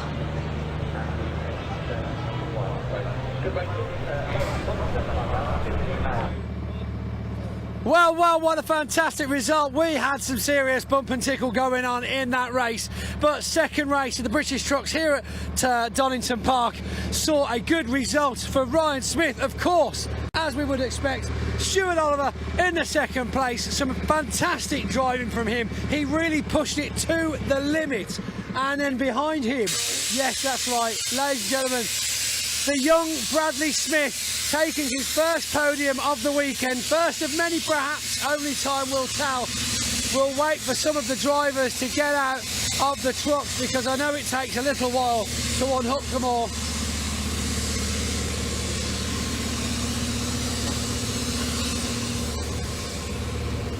Stuart Oliver just unhooking himself. If you can see how well they're strapped in, they have so many things attached to them whilst they're in these racing trucks. Helmets, hands devices to hold their heads still. They've got earphones, they've got transponders, they've got radios. They've got the seatbelt, which believe it or not is relatively important as well. Oh, and Stuart's got his glasses as well. That's an extra thing. We'll just wait for him to climb out so the door doesn't hit both of us, because otherwise it could get quite tricky holding it open. And Ryan Smith's got himself out as well, ladies and gentlemen. Right, Stuart Oliver, what a drive that was. Yeah, that was good, that. I knew that, I didn't think Dave and Ryan were as friendly as what they are, but obviously they've kicked off a bit of a relationship where, apparently so, where they're playing together, and that nearly ended in tears there with Dave trying to T-bone us off, but I survived and he came off worse, so we'll see what happens. Indeed, yes, we saw that. It could go either way, the scrutineer's decision, so we'll have to wait and see. Don't hold your breath, you never know. Ryan, come on in. Thanks for that. I owe you one. Quite the experience for the viewers at home. We saw some close shaves there, but you know, again, very clean race. No red flags for you guys. And how was the track condition out there after we've had a bit of wind? Well, I went majorly defensive because Arnie come on radio and said Paul Rivette's dropping diesel or something. Oh, I think it turns out it's water, but strange race really, because first part Stuart was all over me because I was cautious of the second part. I went a bit and got a 3.6 second gap, and then the second part of the race we come to a little bit of back markers, and I knew he got the gap down to 2 seconds. So he did start hunting you down that second half of the race. And we was playing fast. He was getting the fastest lap I was, so it was going back and forth. And you know, when you're out in front and you know track conditions are all right, and you kind of push a bit more for lap, and you do. But no, we were a good race really. It gave me a good start really, because I got a bad start, and I was like, all of a sudden you're like, oh, I gave him another 1,000 odd horsepower. I'm accelerating all of a sudden. Yeah, that was lovely. I'll take that. Rubbing's racing just depends what side you're getting rubbed on. That's the thing. And we beat the weather, so I think we're in some rain, and Listen. No, stay positive. Rain's not coming, it's okay. Fun starts tomorrow, don't it? Reverse grid, so let's have Oh a yes, look. that will be true. Reverse grid tomorrow, which will place you where? Let's go on the fact you've just finished second. 7 and 7, wouldn't it be for both 7 races? and Yeah, 7. for the Oh first my and second goodness, race. that, Yeah, so there- that'll be quite an interesting battle. Yeah, that's when. And to have Ryan behind you as well. Absolutely, yeah. Well, I'll be alongside him probably, and that's when the. No, he'll be behind stops you. And he'll be behind me. He'll be behind me. Yeah, that's right. We just need to make that last a bit longer and happen more often. But no, it should be good. Tomorrow will be good. Fantastic. Well, Stuart, well done. Congratulations. Great race. Great finish for the day for the Division 1 and 2 trucks. We've still, of course, got one international truck pre-race left. And as they quite rightly said, it does appear to be starting to rain over here at Parc Ferme. Can I see Bradley Smith? He's completely disappeared. He's not in his truck. Here he is. Get him to come to me. Nothing like getting the truck in the background. Number 46, Bradley Smith. Congratulations, sir. How do you feel? Oh, it's good to get a podium. First race weekend there, and even better after last year's disaster. So. Indeed, I think they owed it you by then. Yeah, so we had a 4th and a 3rd today. Couldn't be happier. Good for the sponsors. Good turnout here. Raining now, but it's been a good day. Yeah, I think we're all just going to run for cover if anything like earlier on happens again. We'll all be soaked down to the bone. Yeah, definitely. Big downpour, but it's good. It dried for our race. Brilliant racing. It was the best race ever. Craig Reed was all. Simon Reed was hunting me down. It's usually Craig, but it's Simon this time. Yeah. And you two were on top of each other for so much in that race. I felt I was looking at my camera more. I was looking forward to see what he was doing, but I learned so much that race and good racing. Trucks are all in one piece, so happy. Truck in one piece is how we like to keep it. Well, Bradley, massive congratulations. Can't wait to hand out your first trophy of the weekend later on. Bradley Smith, ladies and gentlemen, the rain's coming down now, so we're going to leave you to it. I'm going to hand back to Dave in the studio to see what more racing action we've got for you just before the last international race of the day here at Donington.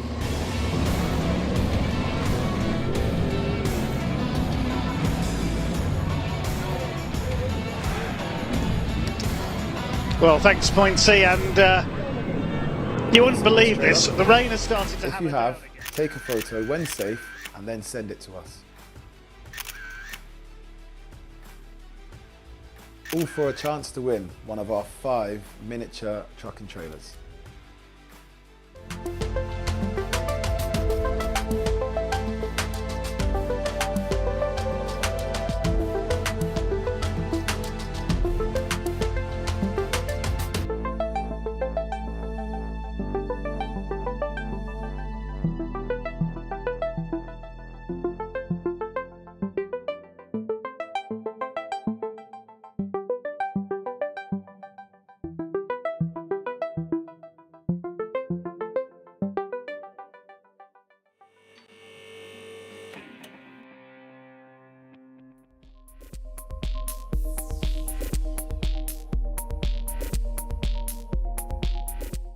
Total Care's T8 range of mobile column lifts provides a highly flexible lifting solution for any commercial vehicle workshop. Easy to manoeuvre, the columns can be used across different lifting bays within the workshop and can be stored out of the way when not in use. The super strong lifts can support up to a 7,500 kilogram capacity per column and can be configured in sets of 4, 6 or 8. Adjustable wheel forks provide flexibility for lifting a variety of vehicles and wheel diameters.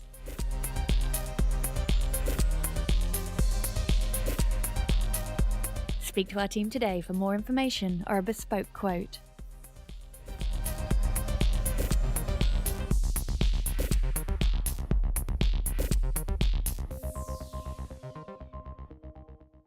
Well, carrying on with live action arena debuts, we've got Sophie Clark from the British Stock Cars, or F1 Stock Cars as they are on the timetable. First of all, Soph, welcome to Convoy in the Park. Thank you very much. We're delighted to be here. We really are. It's fantastic. What brought this collaboration around?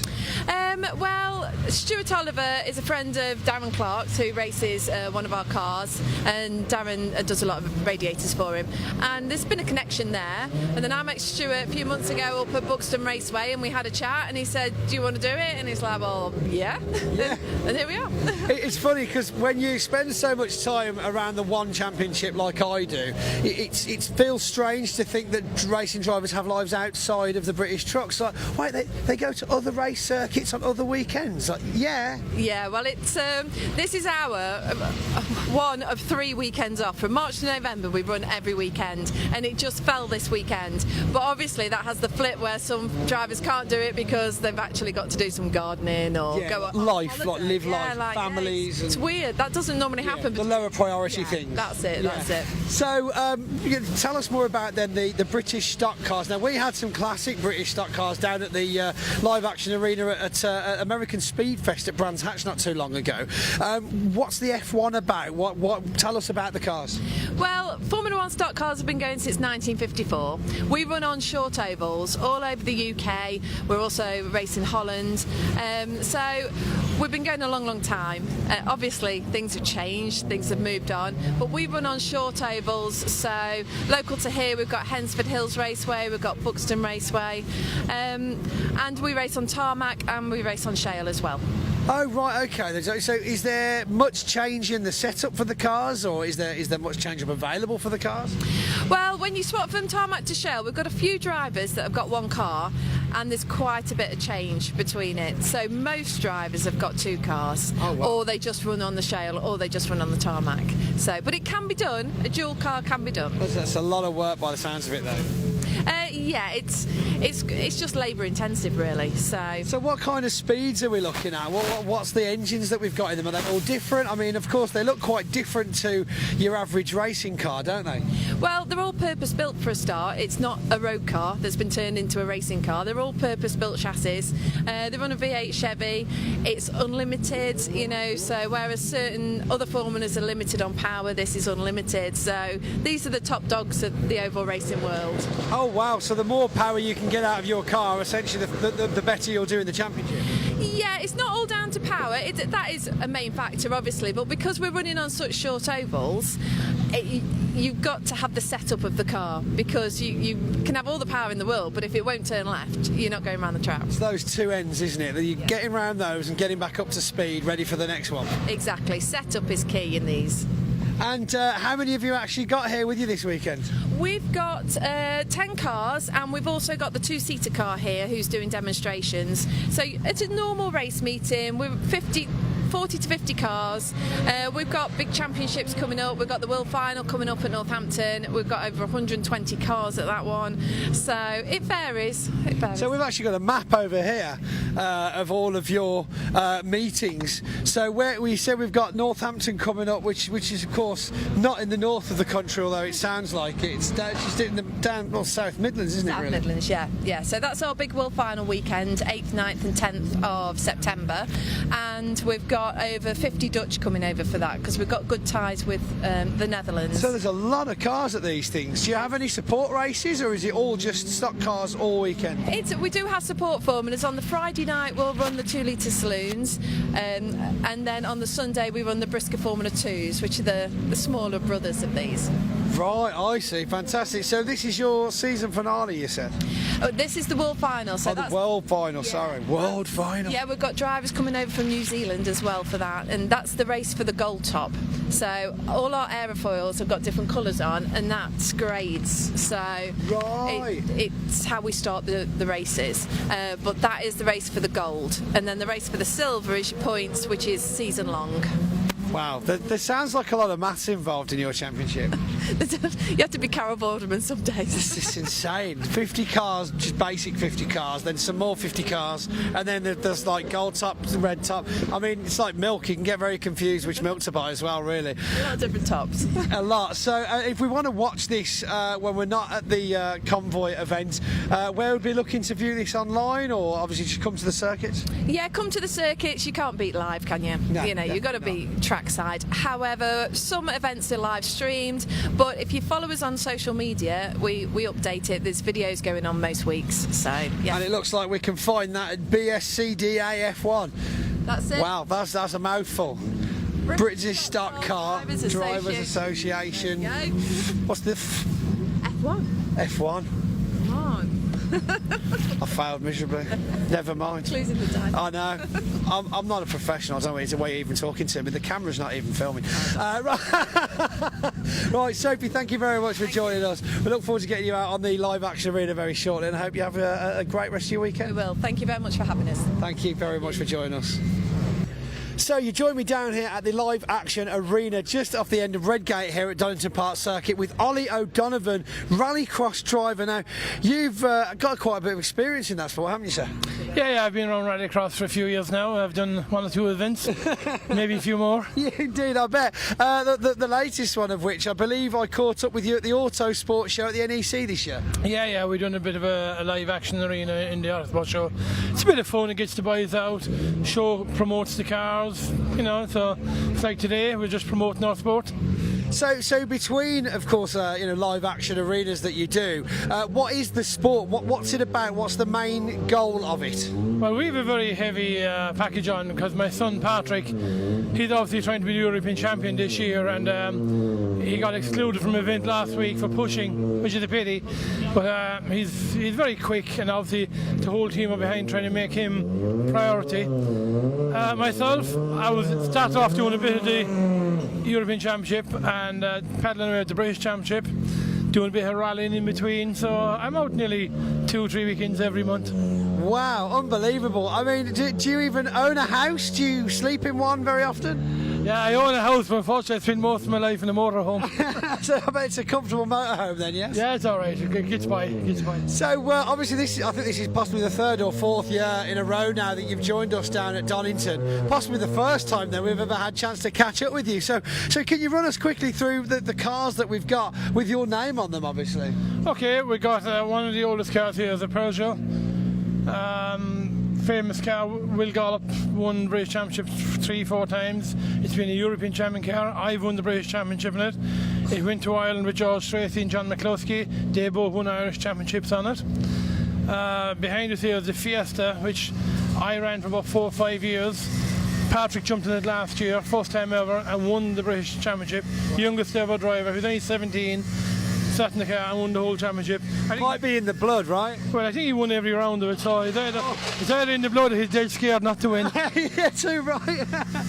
This here is our Ford Focus, better known as the Warhorse. It's been a very good, reliable car, although we did have a problem with it today. It's very, very high podium succession rate, this car. I think out of 37 events, it's had about 29 podiums, which is good. Wow, yeah, it's a good car. That's amazing. Yeah. Around the corner we got Patrick. So how kind of fast do these vehicles actually go? Because I know they're very short burst vehicles. It's not like you'd want to take them around a normal racing track, would you? No, you wouldn't know that. They're low. I mean, the top speed of these is only about 124 miles an hour, flat out, no more.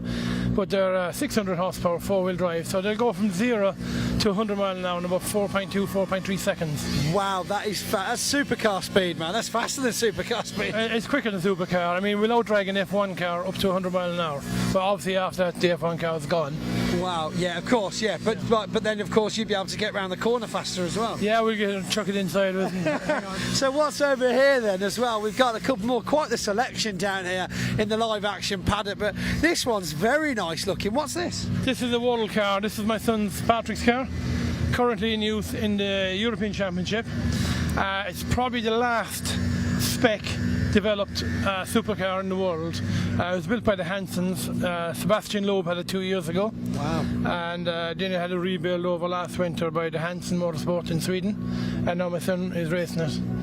Crikey. So to see these races, where would we be looking to view them if we wanted to watch them live or replays at least? Well, there is a motorsport channel called World RX, or you can either go on WRX or WRC. It's an app, unfortunately you subscribe to it. Okay. But it's well worth watching because they show the events over and over.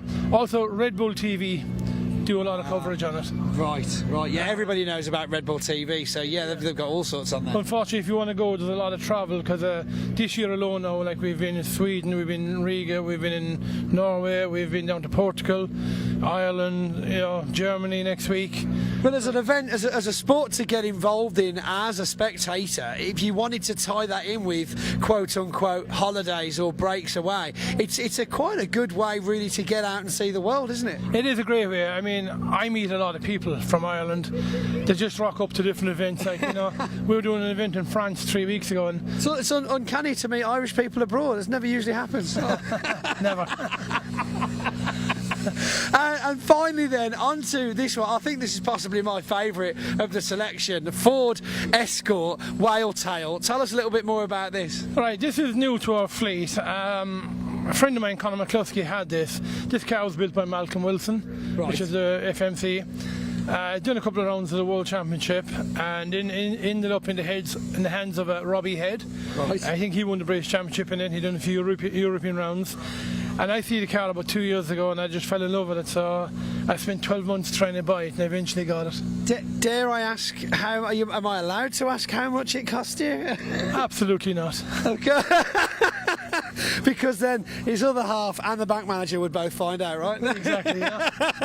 Ollie O'Donovan, thank you so much for talking to us today. It's been an absolute pleasure. Thanks for showing us around the garage. And of course, if you want to see these cars in action, there is still time to get down here to Convoy in the Park for the live action arena events that we're racing here all afternoon today, and of course all day tomorrow, Sunday as well. And of course alongside with the drift trucks, which we've got parked over in the distance as well. They'll be out twice today, and we might even be able to get you a cheeky bit of live action of that as well.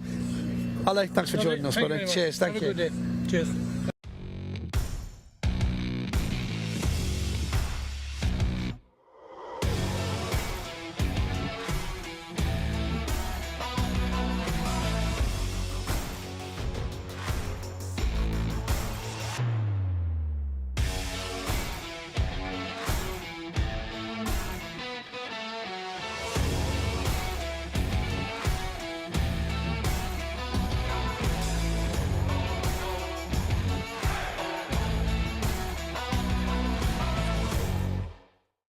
And welcome back to the 2023 British Truck Racing Championship season.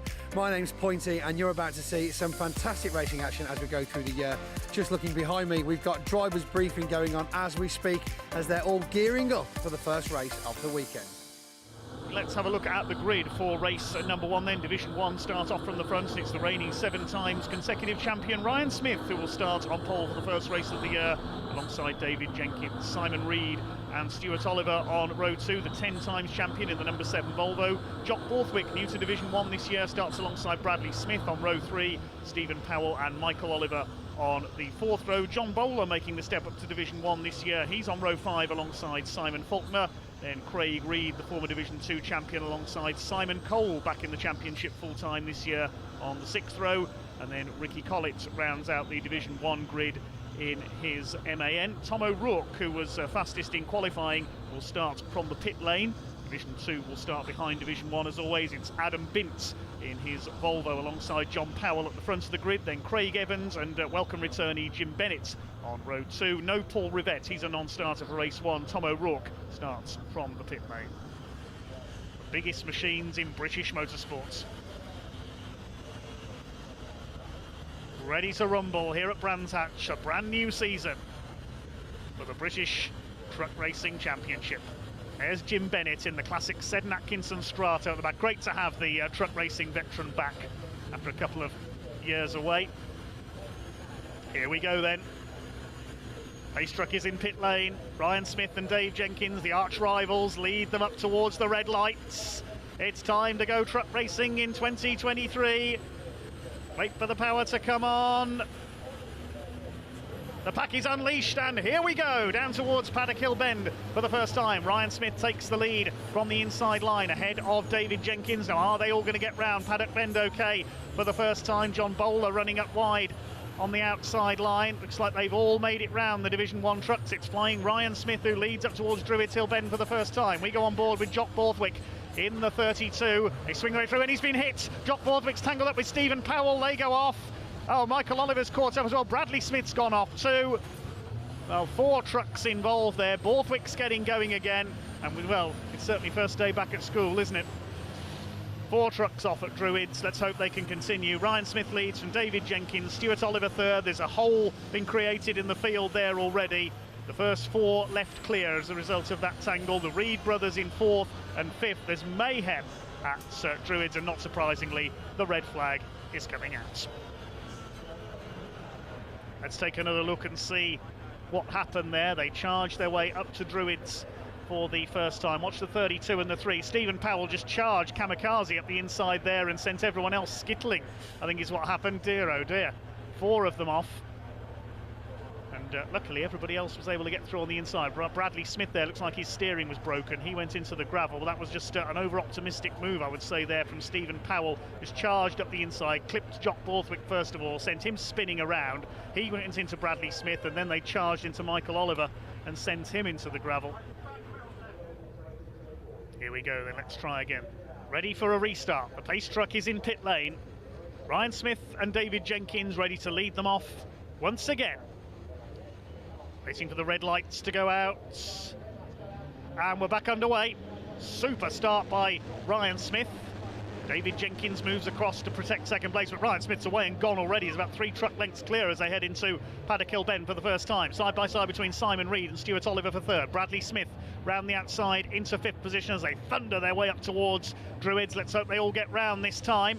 Stephen Powell positioning himself on the inside once again, but he's got it slowed up this time, just ahead of John Bowler on his Division 1 debut. They're all round Druids okay for the first time. Adam Bint leads Division 2, down into Graham Hill Bend for the first time. Division 2 staying with Division 1 for the moment. Simon Cole just ahead of Adam Bint there. Bint leads Division 2 in the Volvo Whites, the older Volvo than Stuart Oliver's example, as they come round towards Clearways for the first time, and Stephen Powell's off again. There is something wrong with that truck, whether it's steering or brakes I'm not sure, but again it just didn't turn there going into Surtees. Luckily he didn't collect anybody that time. I think that's going to be end of race for Stephen Powell. At least he hasn't got far to go to get spares, based on the same road as Brands Hatch outside the circuit. Over the line they go. Simon Cole might be in trouble here as well. He's dropped back behind some of the Division 2 runners there. There's Tom O'Rourke as well. He's up to speed once again. So it is Ryan Smith who leads from Jenkins, Simon Reed, Stuart Oliver, Bradley Smith, John Bowler. Then it's Craig Reed in 7th place. Simon Faulkner going well, learning all the time. His 2nd full season of truck racing. Tom O'Rourke's got past Simon Cole in the number 41. No Michael Oliver out there, or Jock Borthwick, damage from the incident at the start of the race. There is O'Rourke coming through. He's eager to make up for lost time after losing his pole position. There's a battle developing between Faulkner and the very experienced Ricky Collett. O'Rourke's got ahead of John Powell now, trying to catch his fellow Division 1 runners. Ryan Smith continues to extend his lead. 2 seconds clear now of David Jenkins. Simon Reed in 3rd. Stuart Oliver, the 10 times champion, is 4th. Bradley Smith, none the worse for that tangle on the first start, is rounding out the top 5. Craig Reed, John Bowler, sorry, in 6th place ahead of Craig Reed. Ricky Collett has a look there at Paddock Hill Bend on that newly liveried number 92 truck, and it's very dark grey livery. Brilliant looking truck that is. Collett has another look at Druids. I don't think he'll get through there. Simon Faulkner bounces over the curb in the Iveco Stralis, one of 3 Ivecos on the grid.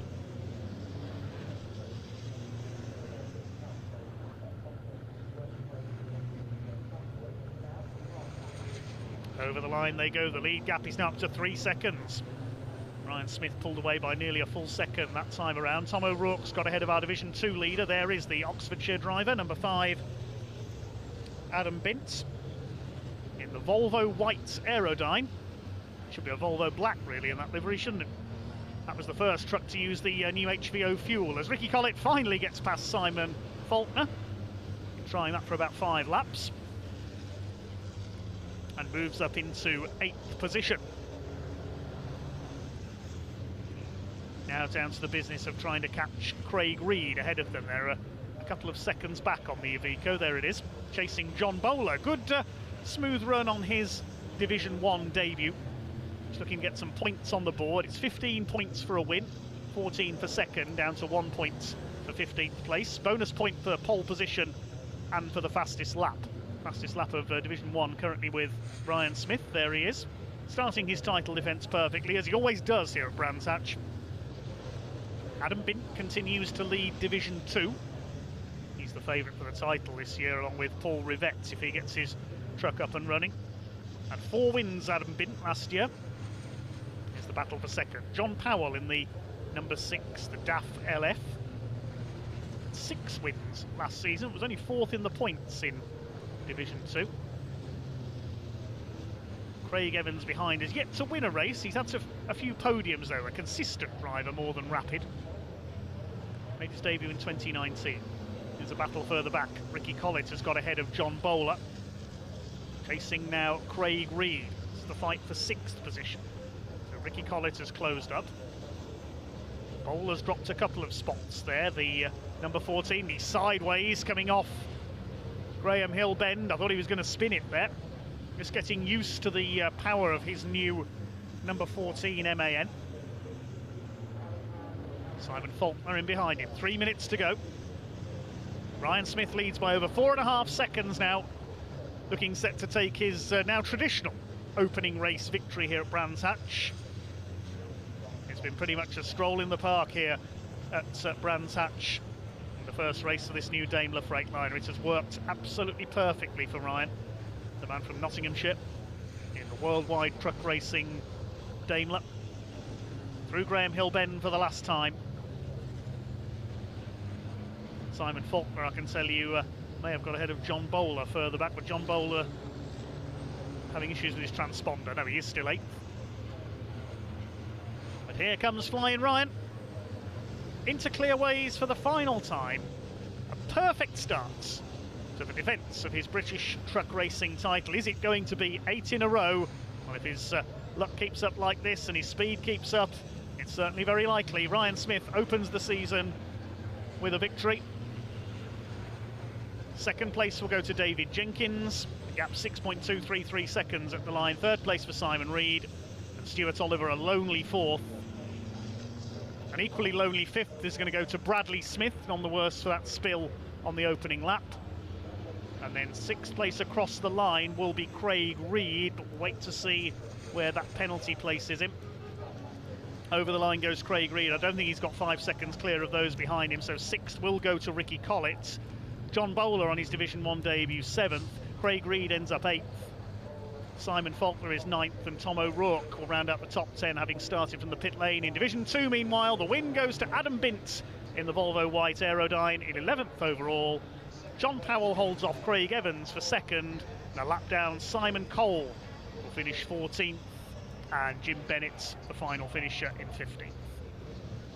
Bad luck to those who suffered damage in that race, but the result confirmed Ryan Smith the winner by 6.23 seconds over David Jenkins, with Simon Reed over 3 seconds back in 3rd place. Stuart Oliver and Bradley Smith racing pretty much on their own towards the end of that one in 4th and 5th, and then a long gap back to Ricky Collett in 6th position. John Bowler a good 7th, Craig Reed a 5-second penalty dropping him to 8th, and Simon Faulkner and Tom O'Rourke rounding out the top 10. Adam Bint wins Division 2 in 11th overall. He finished some 3 seconds ahead of John Powell. Craig Evans 3rd in that division, ahead of the Division 1 truck of Simon Cole in 14th. Jim Bennett, the final finisher, in 15th in the Seven Atkinson. Stephen Powell pulled into the pits with problems after that shunt. And, of course, Michael Oliver and Jock Borthwick didn't take the restart. Congratulations on your first place. I don't want to. I want to go over again because it's so important to me. This we built a brand new truck, first new truck we've ever had. As I've just said, Arnie Aaron Parkin is not seeing his family in 8 days solid. He stayed in the garage. Billy the same. Libby had time off from work. Adam just they've worked tirelessly and we've built it all ourselves. And I want to say a big thank you to Tim and Melanie Frost at Unit 8 because they supplied us some parts that without them with timing that we just never got. So, and of course all my sponsors. I don't want to take any credit for that win. The truck deserves it, the team deserves it, and the partners deserve it. But must have been the autopilot that won the race then. Fantastic, well done Ryan, congratulations, great start to the season. Quick repairs all round after the incident in race 1, but race 2 is now upon us. Let's see if they can make up for some lost time. let's have a look at the grid then for race number 2 for the British Truck Racing Championship this weekend. This is based on the second fastest times in qualifying. Ryan Smith, number 1, will start on pole alongside number 69 David Jenkins in the MAN. Second row, number 7 Stuart Oliver and 89 Simon Reed. Row 3, 32 Jock Borthwick. A lot of damage from race 1. Good to see he's repaired the truck. Start alongside 46 Bradley Smith. Row 4, number 3 Stephen Powell. He's repaired as well. Start alongside 14 John Bowler. On the 5th row, 92 Simon Faulkner, although I can see in the background there his truck moving forward. Has he had a problem, I wonder?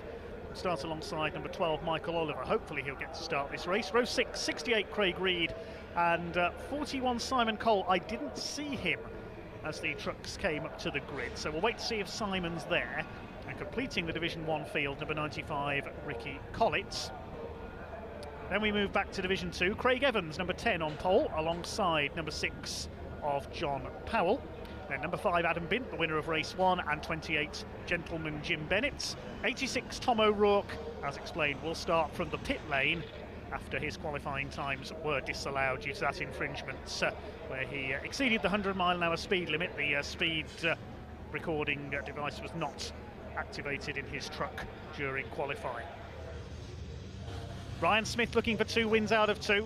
Scored 14 wins on his way to the title last year. David Jenkins alongside him. Stuart Oliver and Simon Reed on row 2. Jock Borthwick and Bradley Smith on the 3rd row. And Stephen Powell and John Bowler. Michael Oliver alone on row 5. We ride with Jock Borthwick as they come through clearways. The pace truck is in pit lane. Looking back from Simon Reed's truck as the revs begin to rise. Here we go. Up towards the red lights when they go out.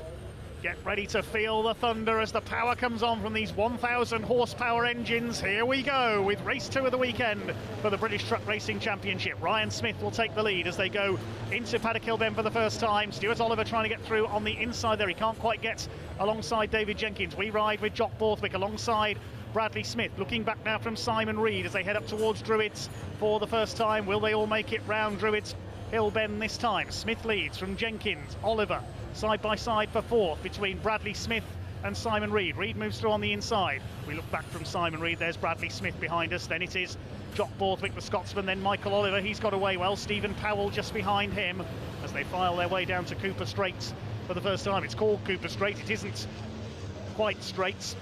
Up towards the left at Surtees, the right at McLaren. Ryan Smith has the early lead from Jenkins, Oliver, Reed, Smith, Borthwick.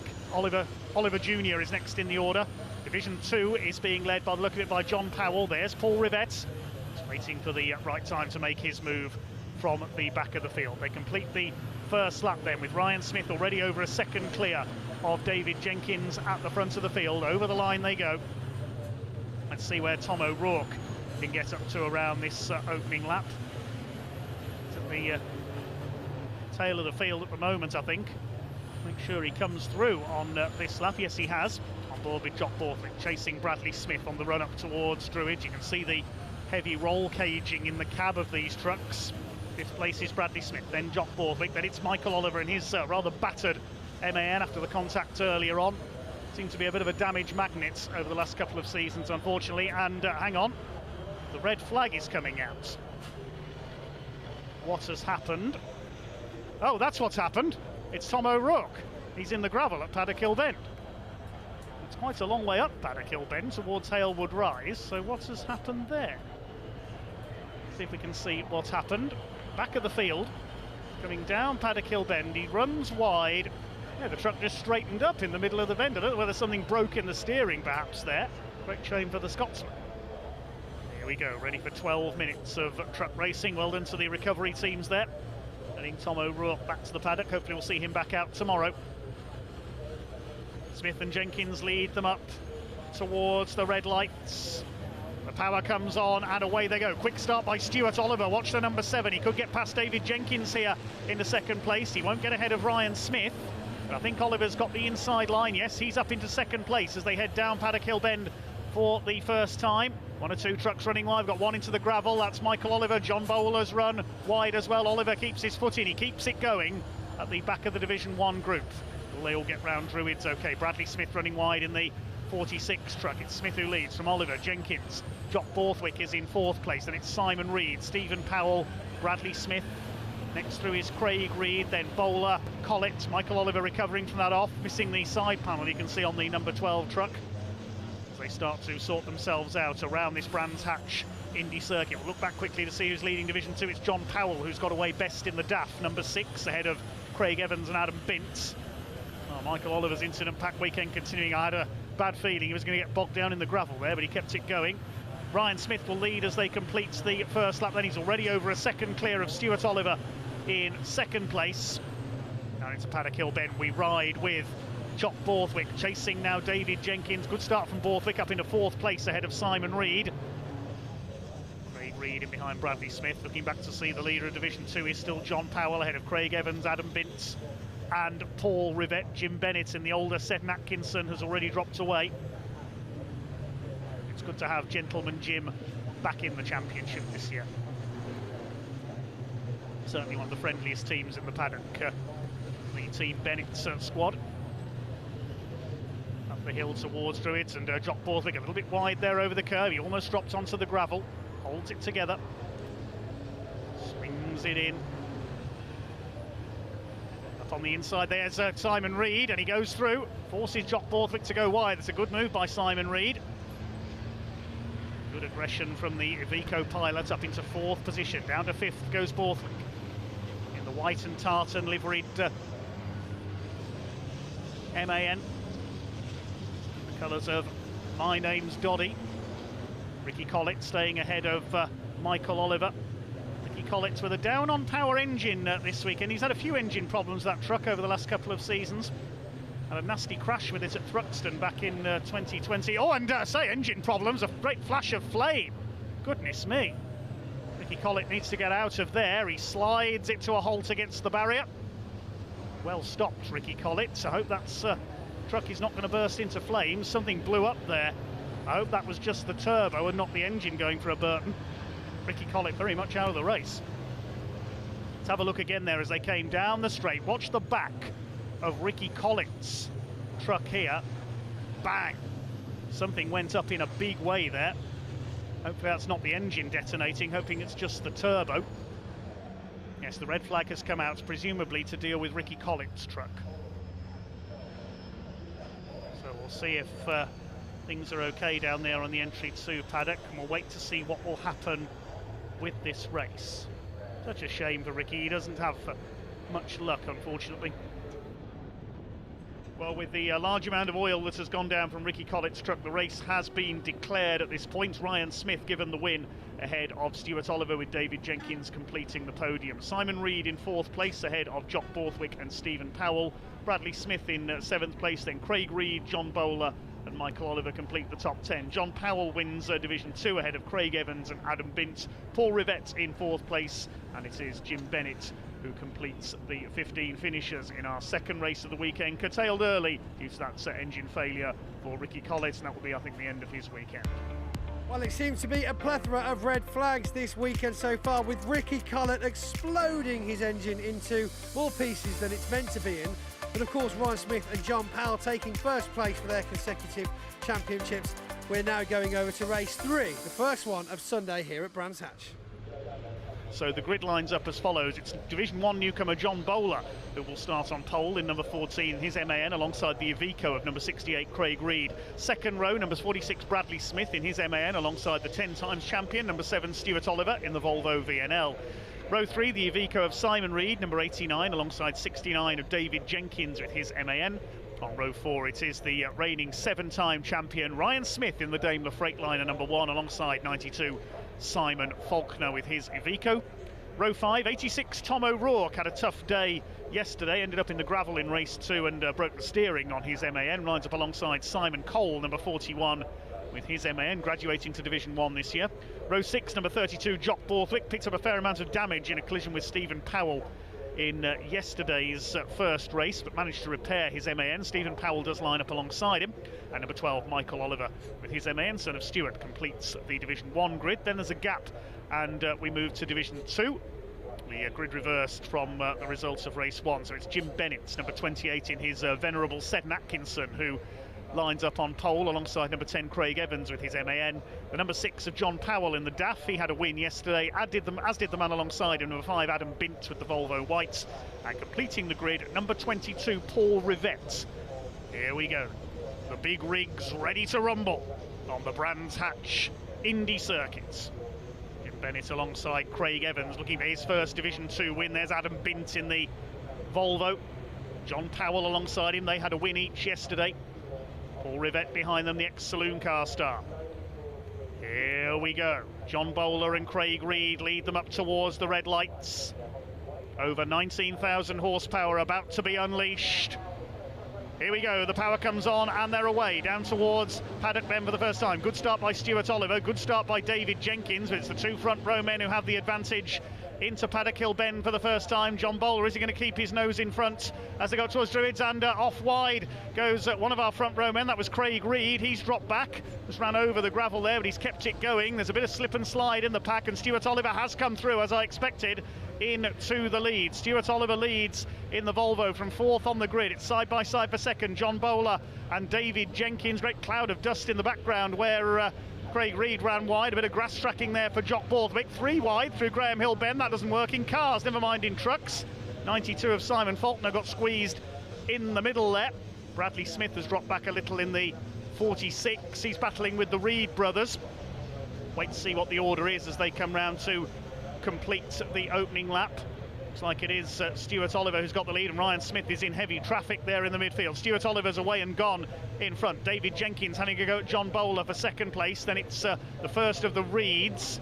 Which one is that? That's Simon Reed in 4th place. Craig, of course, ran wide on the first corner. Impossible to tell the two Ivecos apart from a distance. David Jenkins trying to go through into 2nd place past John Bowler. They head up towards Druids. Ryan Smith is in traffic at the moment. He was down in 6th at the end of the first lap.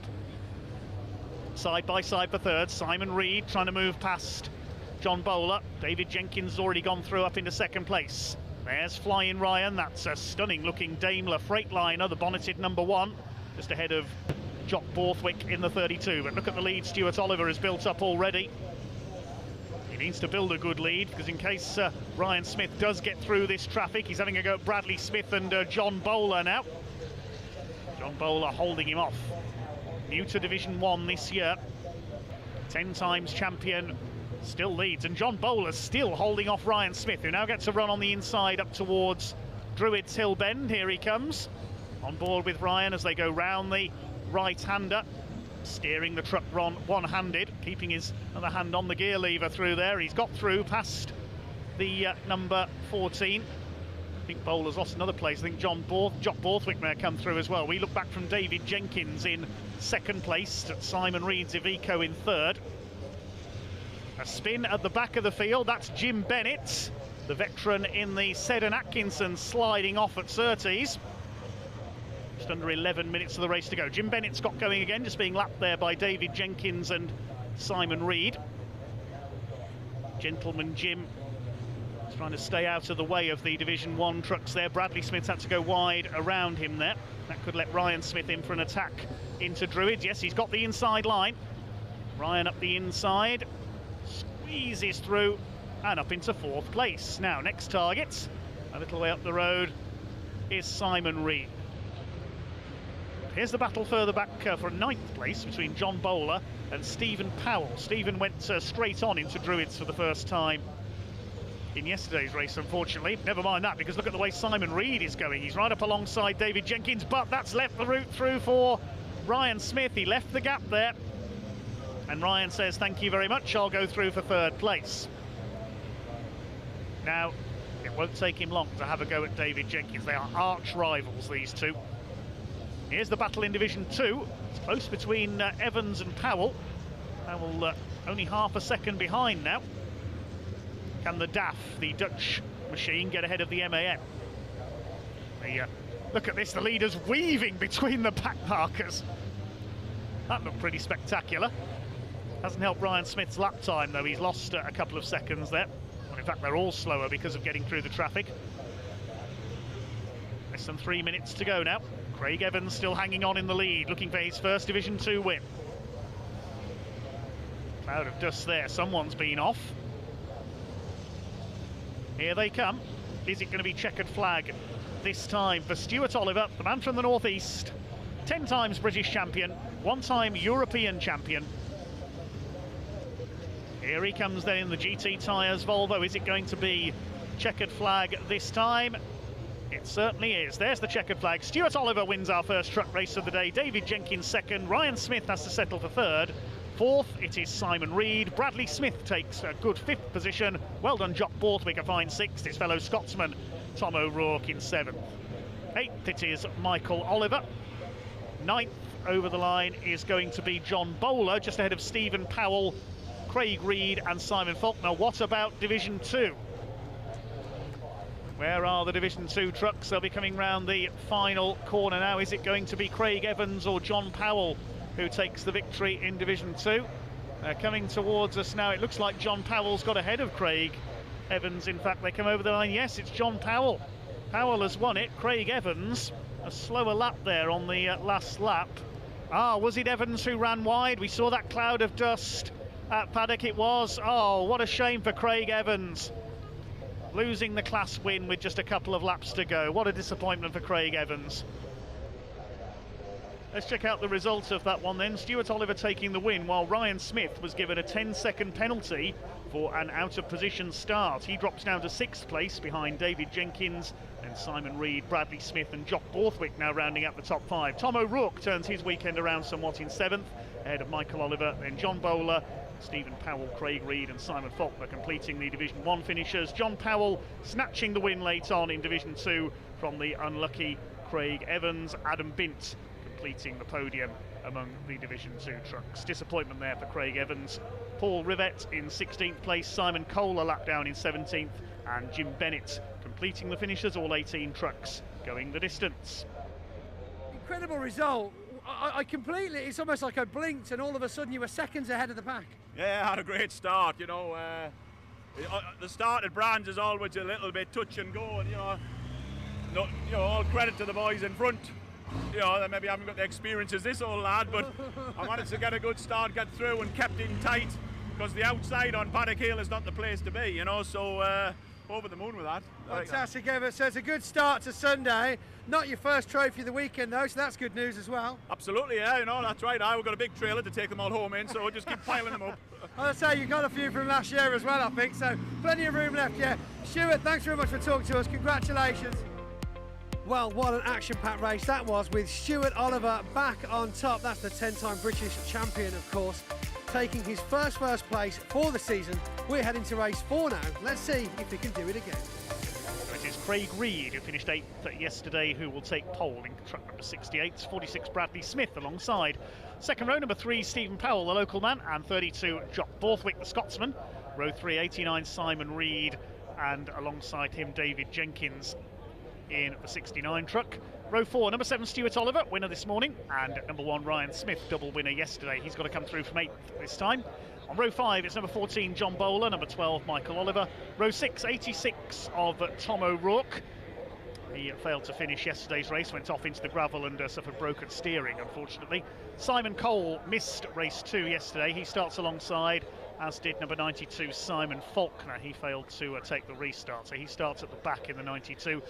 Then there's a gap and we've got the Division 2 trucks. They'll start in reverse order as well. Jim Bennett's number 28 in the Seddon Atkinson will be at the front of them. Alongside him, number 22 of Paul Rivett. Then it's Adam Bint, number 5.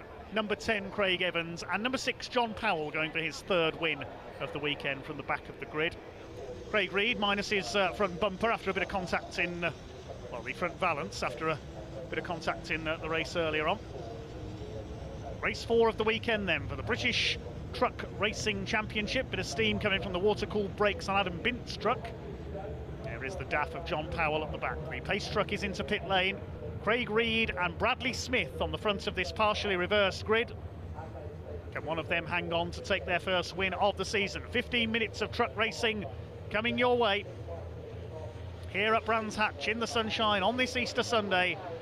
The power comes on and away they rumble down towards Paddock Hill Bend. Good start by Craig Reed, the man from Stoke in the Iveco Stralis. will lead into paddock for the first time. Good start by Stephen Powell there, just getting a bit of dust kicked up on the inside. They've all made it round paddock for the first time. Let's hope they make it around Druids. Craig Reed has the lead. Stephen Powell making a move up the inside, side by side with his old adversary from yesterday, Jock Borthwick. Simon Reed behind them. They've all made it round, I think. Great stuff. David Jenkins running a bit wide there. We're on board with Craig Evans, giving chase to Simon Cole in the number 41. We're having a few teething troubles with his MAN, known as Eleanor, this weekend.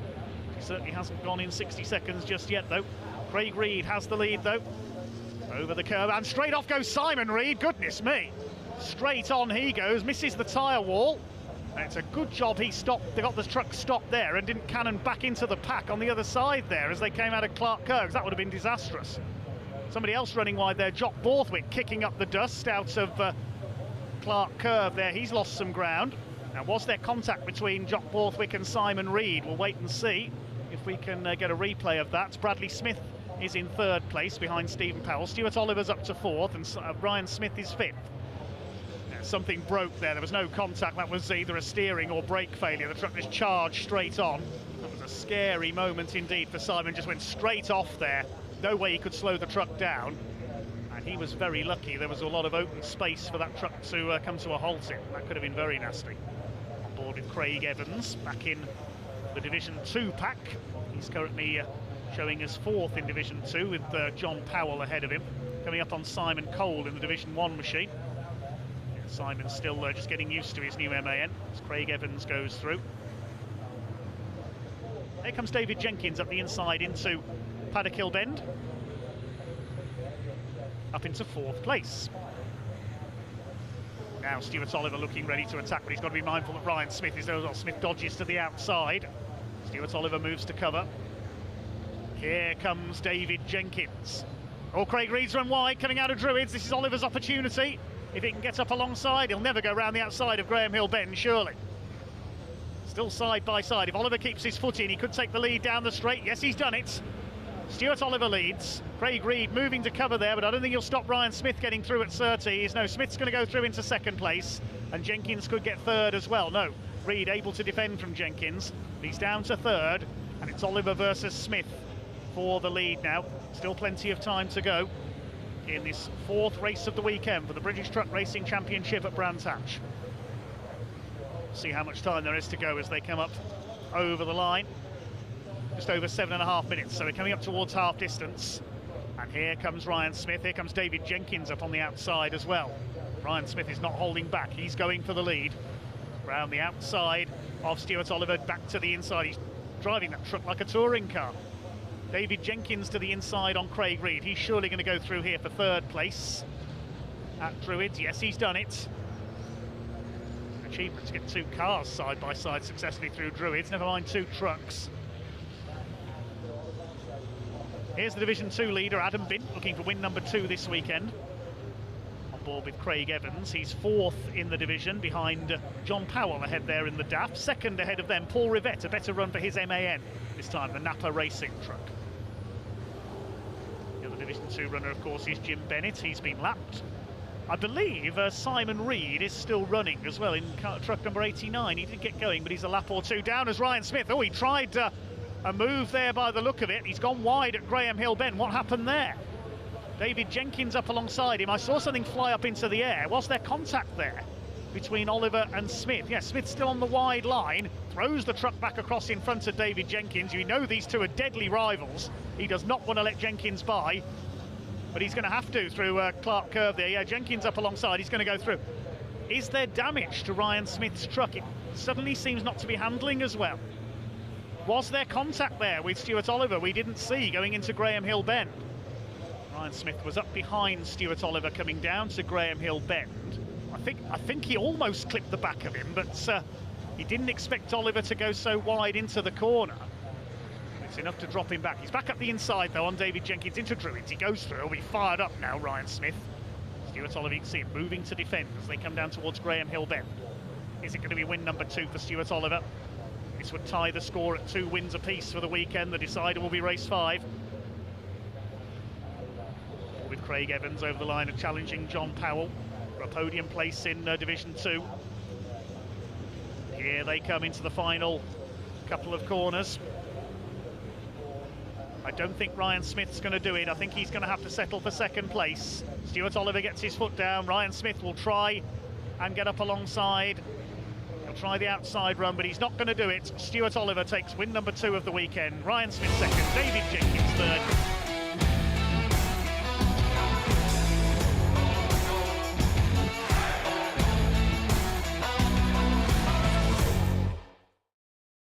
So, down here in rather a blustery Parc Fermé, we've got a beautiful rainbow over on the horizon. Forget him, just look at that over there. Look, can you see that on camera? Can you? Can you get it? We'll get to you in a minute, John. The rainbow is rather beautiful. You should definitely just poke your head out. I might even say it's a double rainbow, because you can, it is a double. Oh, everyone loves a double rainbow, don't we, ladies and gents? So, John Bowler, the next priority of this video. How the devil are we, sir? I'm very well, thank you. How are you, Pointy? Yeah, all right, all right. I'm holding this door open with my bottom, though, just so I don't get squashed. I'll just keep tensing and hold it out like that. Yeah, so we were just talking a minute ago that you've not been very well, have you? Spot of tonsillitis has seen you rather under the weather with the lead up to what is a hefty Donington for you. Well, yeah, it's a steady one this year. Not as busy as it has been, but I think... steady one being the fact you're doing the International Truck Prix and the British Truck Racing Championship. Yeah, well, I mean, you've got to set your standards high, and then work from that, haven't you? Yeah, well, the only way's down from here, obviously. So, no, I mean, how are you finding it? How's the team finding it, prepping the truck for 4 extra races in the weekend? I think there wasn't much of a opportunity to put the 10 Pennyworth in, so they're all doing a great job. That's great. I love that. They're all doing a great job. So what was it that made you want to do the extra 4 races? I mean, we spoke to a couple of drivers earlier on, and one of them actually said, oh, you know, we come racing, it's great, you know, over in the European we get loads of seat time, and thinking, yeah, because, you know, the rest of the British drivers did actually have the opportunity to join this International Truck Prix as well, to race alongside some of their comrades from the European, and of course a lot of them didn't take it up, but of course you did. So yeah, more racing action for Team Bowler. Yeah, certainly. So we're new to Division 1. We're new to the truck. We're just trying to get to learn, get some data built up, see how the truck's handling, how we can make it perform better. If there's tweaks with my driving style, how I'm handling the vehicle, how to make it perform better. All these little things we're trying to mix in together. And we had a good first race in the International Prix. We started from the pits and ended up P5, I think it was. Really well. Come through quite a few in the paddock, which is good. So we've got the standards there, we've got the stamina, and we've just got something to build on. So yeah, really looking forward to it. That's fantastic. And of course, you've got 1 race left today, whereas all these guys will be starting to scrub up for dinner now. That's it, yeah. But we can scrub up later. Don't worry about that. So yeah, an interesting start to your first race in the Truck Prix earlier on. What actually went wrong there?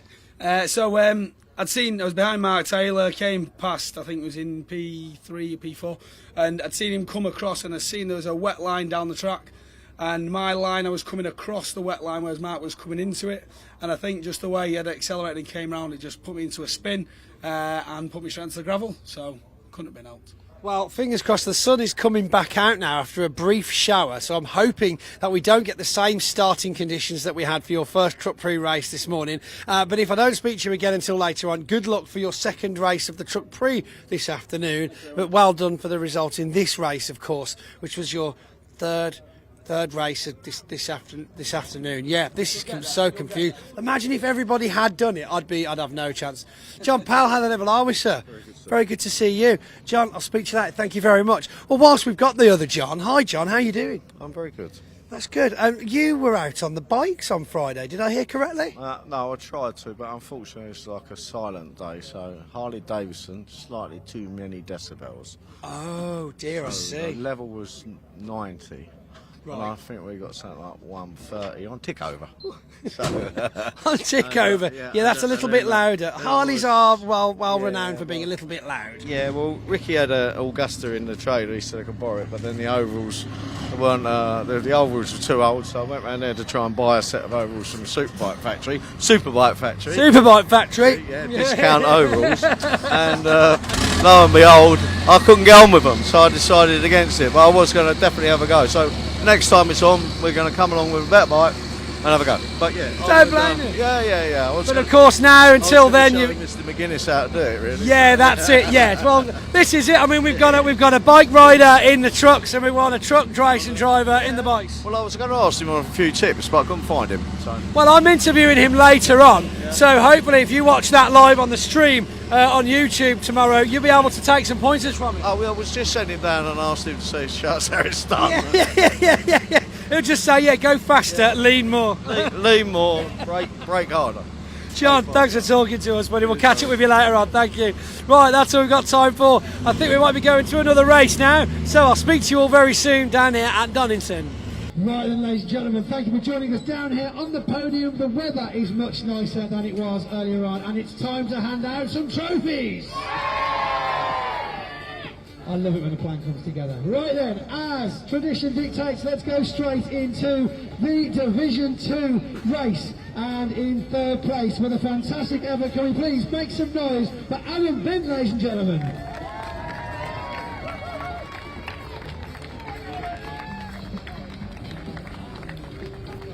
A handshake first. I like that. A man with priorities. Right then, and in second place, oh my goodness, making a habit of this, ladies and gentlemen, make some noise for Craig Evans.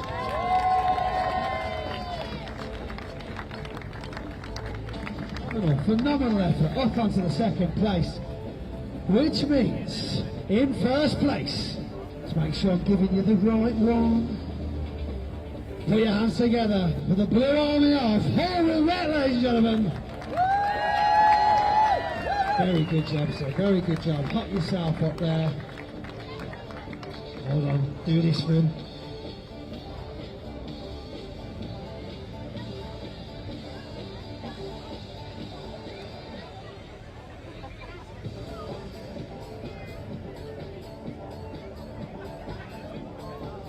And as they say in Europe, now it's time for the champagne.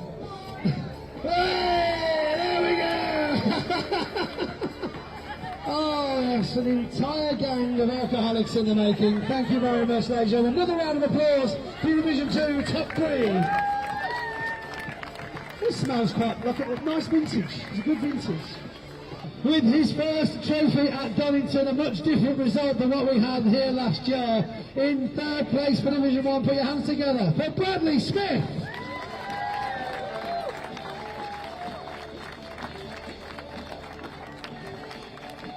Well done, buddy. Well done. Good job. Good job. And in second place, I hope he's here because he gave me a lift. Make some noise for 10-time British champion, Stuart!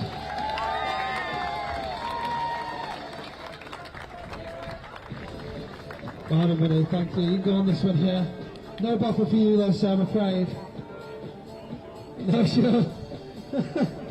We've got a no show. He's in protest because you didn't come for yours earlier on. Right. Well, in which case, I'll still give out the first place trophy. So, in first place, of course, we would expect no difference. That Mr. Ryan Smith, make some noise. No.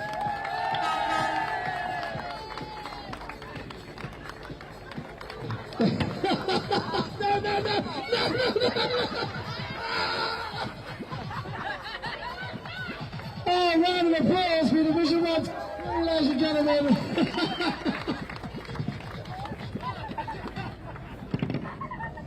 Not my first champagne spray.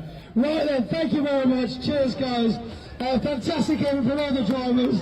And we've got one more race now, sending them out to the assembly area now to make your way over to the first corner to watch the last truck race of the day. Thank you for joining us. We'll see you back here for some more trophies. But first of all, we can hear from some of the drivers.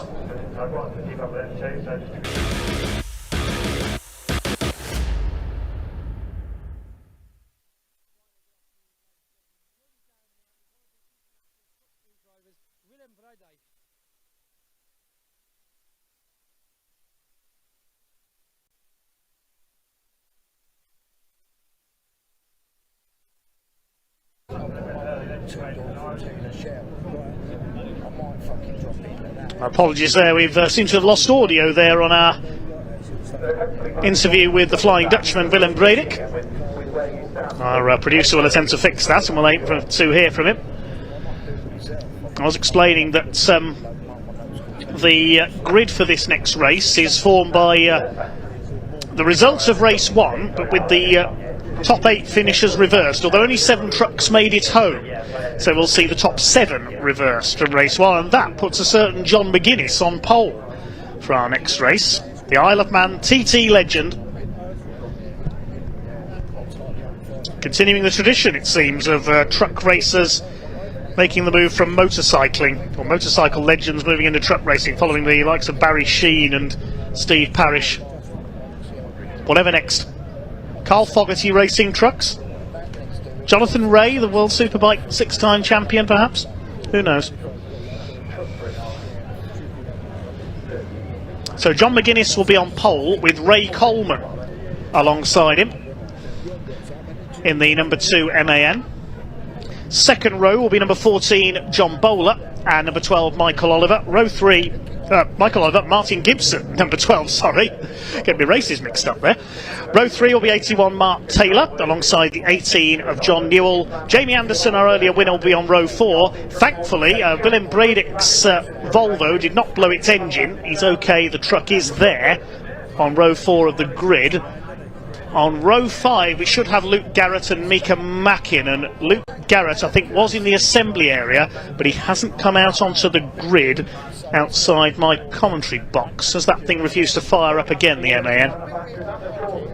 I'm going to go and take...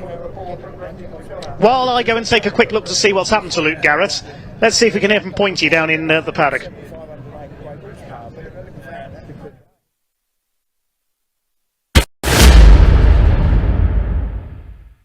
Right there, good afternoon, ladies and gentlemen. You join me down here with one of the international truck prix drivers, Willem Braddock from Holland. Is that correct? Correctly. Yes, I got the name right and the country. That's 2 points for me. Thank you for coming over and joining us for the international truck prix debut. First ever time. Yeah. But not the first time you have been here, because you come to Brands Hatch. Yeah. Is it different, Donington? Yeah, it's for me a new circuit. I learn every minute. We have built a new chassis, so everything is new. But we go faster and faster and faster. And now turbo has blown up. Oof.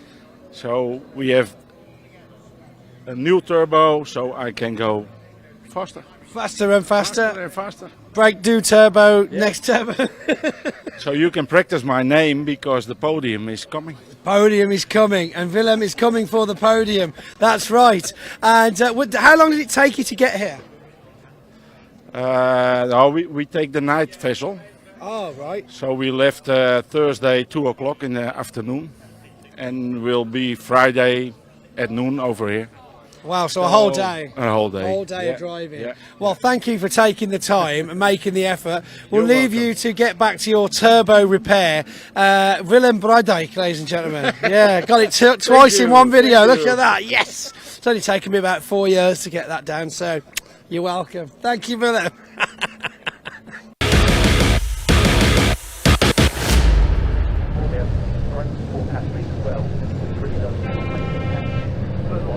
Trucks already out on their green flag lap then. There is the Flying Dutchman, Willem Braddock. A blown turbo was the cause of all the smoke in the earlier race. He's fitted a new one. And we don't seem to have Luke Garrett, so we're down to 9 trucks because Brad Smith has withdrawn after problems in qualifying. And of course Terry Gibbon had trouble in free practice, his truck having not run for several years prior to today. That's a great shame. Can John McGuinness hang on in front? One more race to go after this, which is the pickup truck race, the Thruxton race.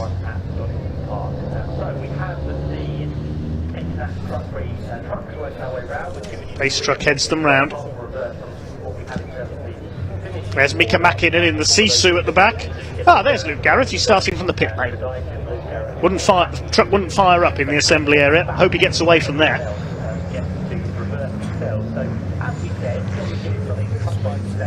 There is a little bit more action at the end of today, of course. Young Holly Brownsell will be doing her laps along with her dad Carl on the bicycles for the My Name's Doddy Fund for Motor Neurone Disease, in memory of Doddy Weir, the Scottish rugby star. Carl and Holly cycling every race circuit. Not only that visited by the Truck Racing Championship, they've already this week been to Knock Hill in Scotland and to Croft in North Yorkshire. They'll be exhausted by the end of today. So we'll see them out on track at the end of today. John McGuinness, though, on pole position for this 20-minute race. Can he hang on in front in the team Oliver Scania? The Lantern Recovery MAN of Ray Coleman up there alongside him. Jamie Anderson, 7th out of 9 on the grid this time. Will be 10 when Luke Garrett joins in. Here we go then, ready to rumble with race 2 of the International Truck Prix here at Donington Park. And look at Mark Taylor, he's charged down the inside of everybody. He's on the grass, there's contact. That was Martin. Oh, there's chaos, and John Bowler's trying to bowl everybody out of the race, I think. What on earth was that all about? John Bowler into the gravel. Has he lost brakes there or something? John Newell's been caught up as well. Well, John Bowler gets bowled out. Oh dear, oh dear. Luke Garrett joins in from the pit lane and thinks, what the heck has happened here?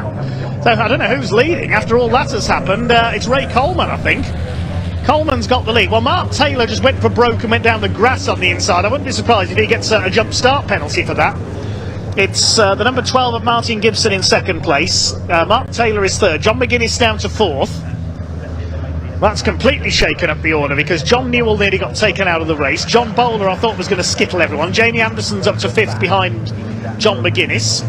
Forces his way down the inside there out of McLean's and throw up into fourth position. Well, a real messy start there to our International Truck Prix Race 2.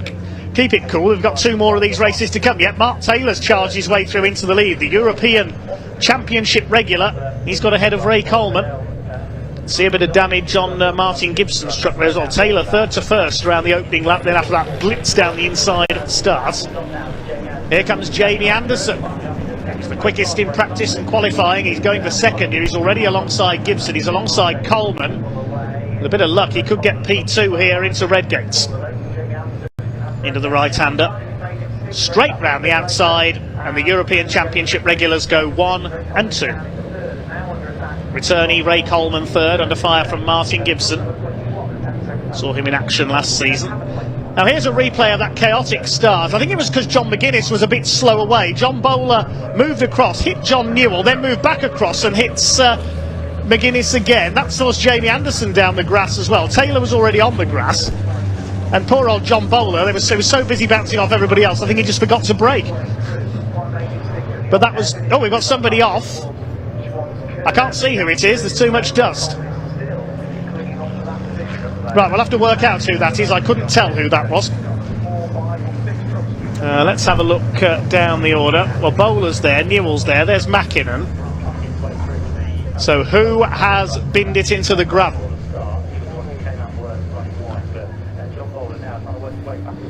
I think it might be McGuinness, unfortunately. Let's see if he's still there. No, he's there.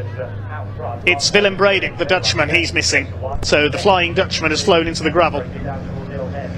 So he won't get the podium he promised during his interview, sadly. Up the inside, John Bowler takes Mika Mackinnon. Look at the state of John Bowler's truck, and he's got another 5 or so races to compete in this weekend, but we've got a red flag. The red flag is out again for Willem Bredick's stranded truck. Well, the amount of chaos in the opening couple of laps there, the red flag you would say was inevitable.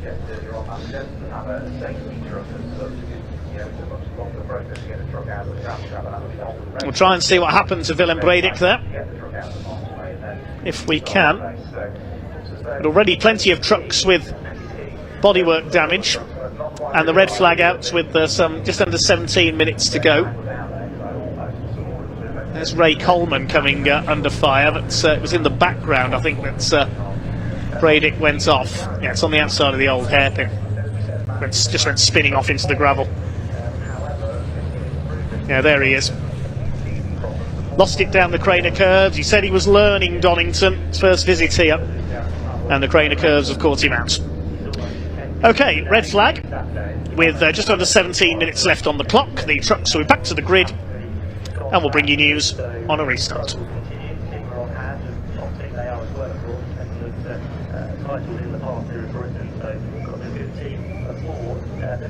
Verdine comes down through the old hairpin. It looked like he was on his own there. He didn't think anyone was around him, so he caught the tail end of that. But the end result was up in the gravel and again beats down there with no chance of getting out on his own. So this is the reason for the red flag. Just under 17 minutes were left on the clock, so we will be expecting it somewhere around there, maybe a little bit shorter, 15 minutes I reckon for a restart, depending on how long it takes to recover for now. Yeah, and whoever it was that receiving a 10-second penalty for a false start, it still says it's 21 on our screen, which isn't one of the truck numbers. It can either be 12, which is Martin Gibbs, or 23, which is John McGuinness, would be my guess as to which one it is. But whoever it is, again, that's a get out of jail for them. If it's a red flag, that means the first part of the race never happened. So you have a restart, and therefore that 10-second penalty should go away, shouldn't it? Yeah, a bit of a mystery. I'm not too sure how long that's been on there, whether it's on the previous race it's still flashing. No, it came on the first lap, yeah, it came on the first lap. Yeah, so a bit of a mystery, but as you said, it might be scrapped out for this one. We can see John McGuinness inside cab at the minute on our feed, and he looks quite relaxed actually. He was in the midst of that down towards Redgate, wasn't he, where John Bowler gave him a hit. And well, there is the one and only John McGuinness on our onboard camera. Got a smile on his face, he's loving this. Afford a few little mistakes and be a little bit more robust with your competitors. That is the one thing you can't afford when you're on the Isle of Man in the TT. Of course, he is a 15 times Isle of Man TT winner, and let's not forget we've also seen. Thanks for all your comments. We're up to over 350 likes on the stream now. Quick hello to Graham Mailings, Toyota MR2 racer. He used to race Formula 2 stock cars when I first saw him race back in the mid-2000s. He's looking forward to the pickups later on. They come up after this, the Thruxton race. It's the race that was postponed from Thruxton earlier this year. Just had the grid come in for that one as well. Recovery truck is on its way down to the old hairpin, I can tell you at the moment.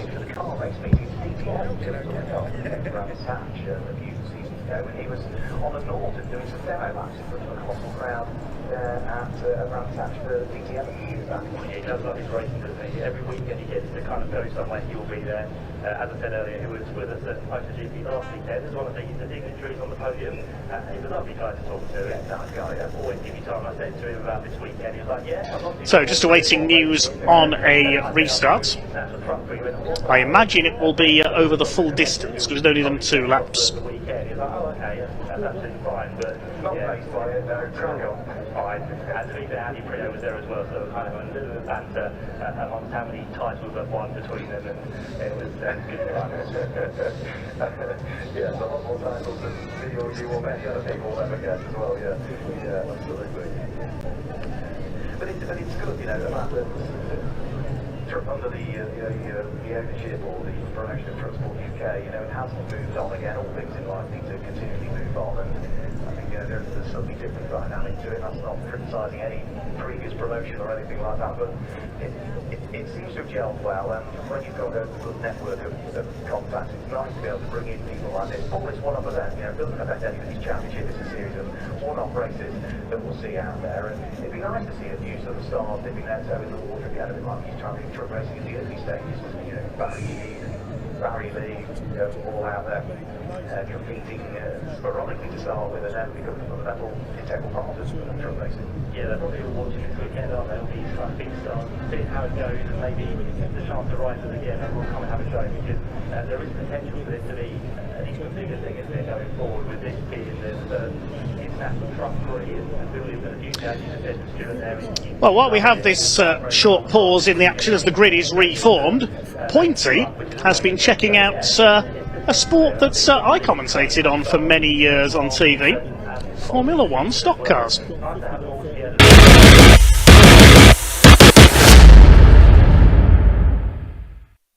Down at the live action arena here at Donington Park for Convoy in the Park, where we welcome the brisker British Formula 1 stock car racers for the first time. Let's have a look now and watch what they get up to on our makeshift oval as they head their way out for the third show of the day.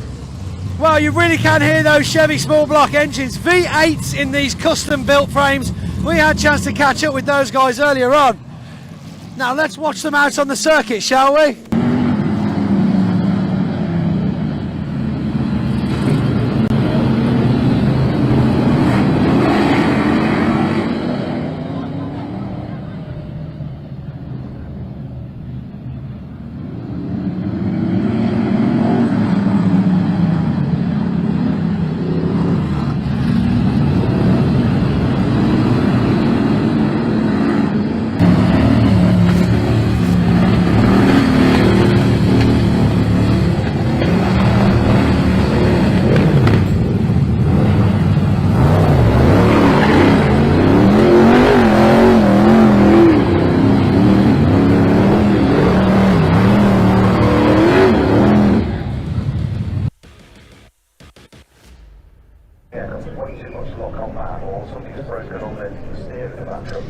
A little insert there from the world of Formula One stock car racing. 7-litre V8 engine Leviathans normally race on quarter-mile ovals.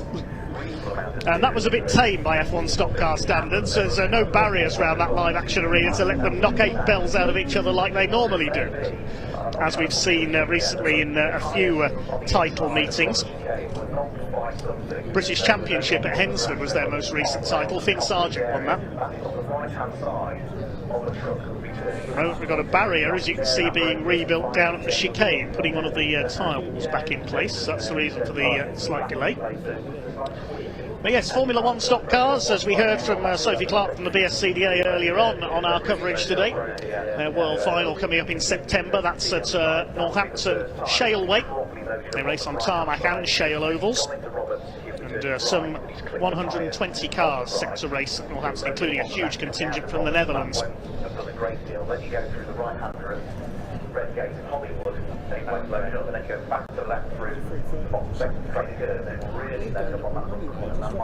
Charlie Sauder, the current world champion, will defend his title on that occasion, the youngest ever F1 world champion. The question on everyone's lips going into the F1 World Final this year is, can anyone beat Tom Harris, or will he win yet another title? He didn't win the British, that went to Finn Sargent in one of the most brutal F1 meetings that you could ever wish to see. Tom Harris's sister Catherine came within one bend of winning the British title, having put the bumper in on Ryan Harrison, and then rode over the top of him, and he flew out of the stadium altogether. And if that's not spectacular, I don't know what is.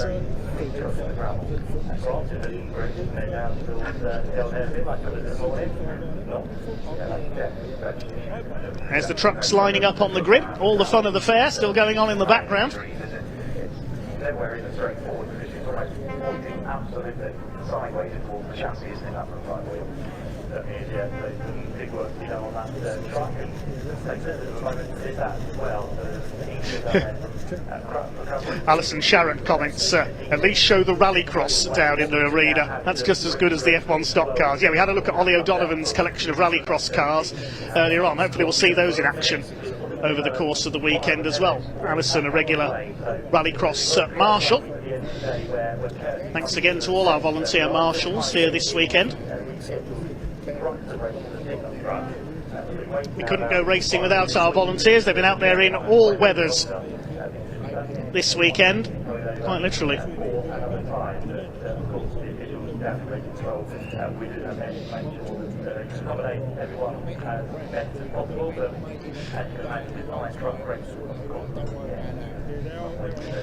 And the marshals currently getting the trucks back onto the grid. No Willem Bredick there. I can't see Luke Garrett either.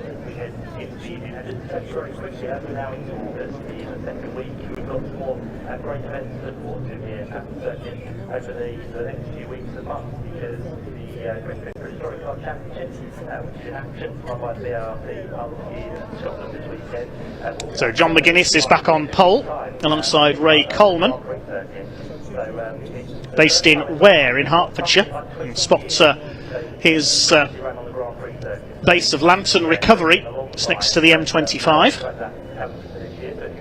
John Bowler on the second row, the busiest truck racer this weekend, alongside Martin Gibson. Good to see our tyre technician back out there.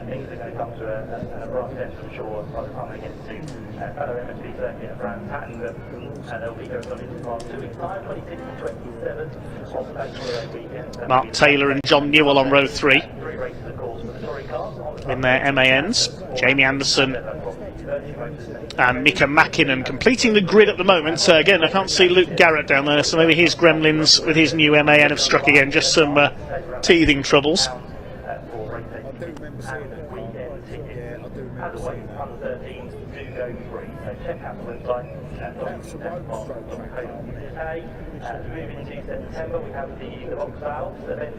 The clock showing 12 minutes for our restart, so a slightly shortened race so we can get this in the pickups in.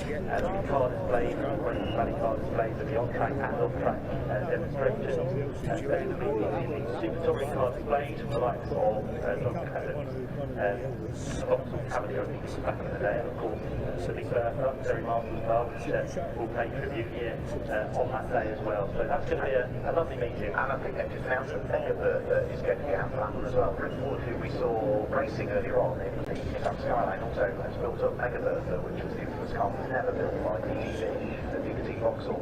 And I think it's just recently confirmed that Mega Bertha will be out at that race meeting just to sell out as well. Yes, so a great event, and there'll be on-track action from the 750 Motor Club as well. So 24th of September, and then we head into October, believe it or not. It's not too far away now, is it? And we'll be back for the season finale of the Intelligent Money British GT Championship. We are. It's a great event. Yeah, so it's a weekend of the 21st and 22nd of October. It's almost into the calendar. Usually it's a bit like British touring cars. British GT always goes out the final race of the championship season, doesn't it? So that'll be here on the 21st, 22nd of October. Intelligent Money British GT Championship finals for GB3 and the GB4 Championship as well, partnered by the RDC. Also in the finals for most of the Ginetta Championships, whether it be the Academy, the Juniors, the GT Championship, and also, if memory serves me correctly, I think they have the final round of the caterers in that one as well. I think off the top of my head, but yeah. Trying to think what we've got. Maybe we've got caterers and brands, which is the next GT meeting, and I'm here for the time. So I think we've got caterers at Silverstone touring cars. That's what I'm thinking. That's what I'm thinking. Yeah, the caterers at Silverstone touring cars. Absolutely, year into it. But lots of sport doing it. If you want to find out what's going on, not just those events, there's lots of great club events that take place every weekend on both 2 and 4 wheels. So down at DoningtonPark.co.uk,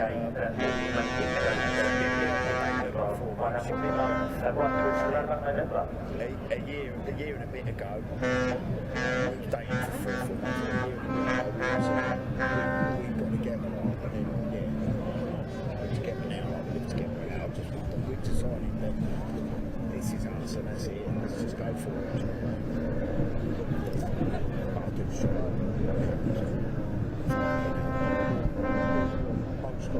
Different mentality.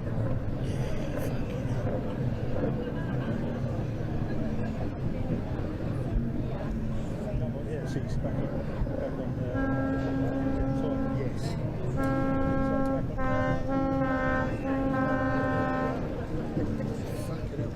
Last time you ever won. Both of you.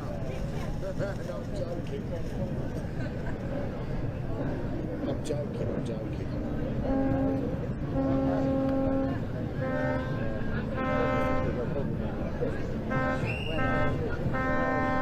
Someone was at the front door. Oh, no, it's the wood in there.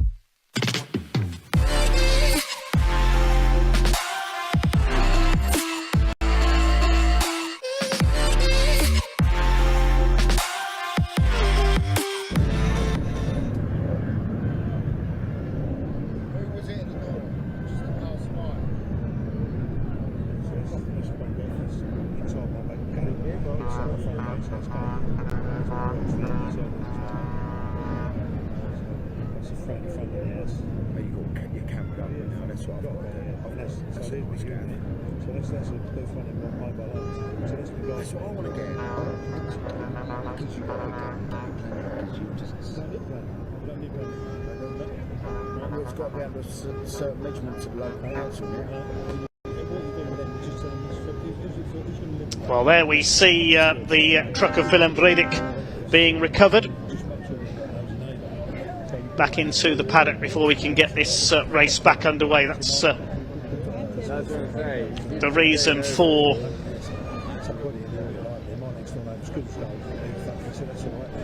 the delay here.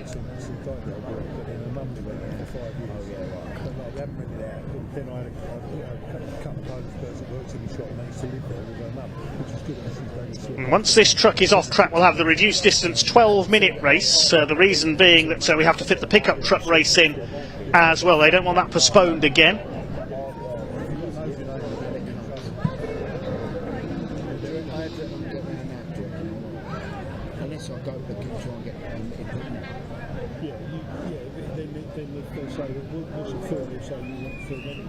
So apologies for the delay here. You can see some damage to the right front corner of Willem Bredik's truck.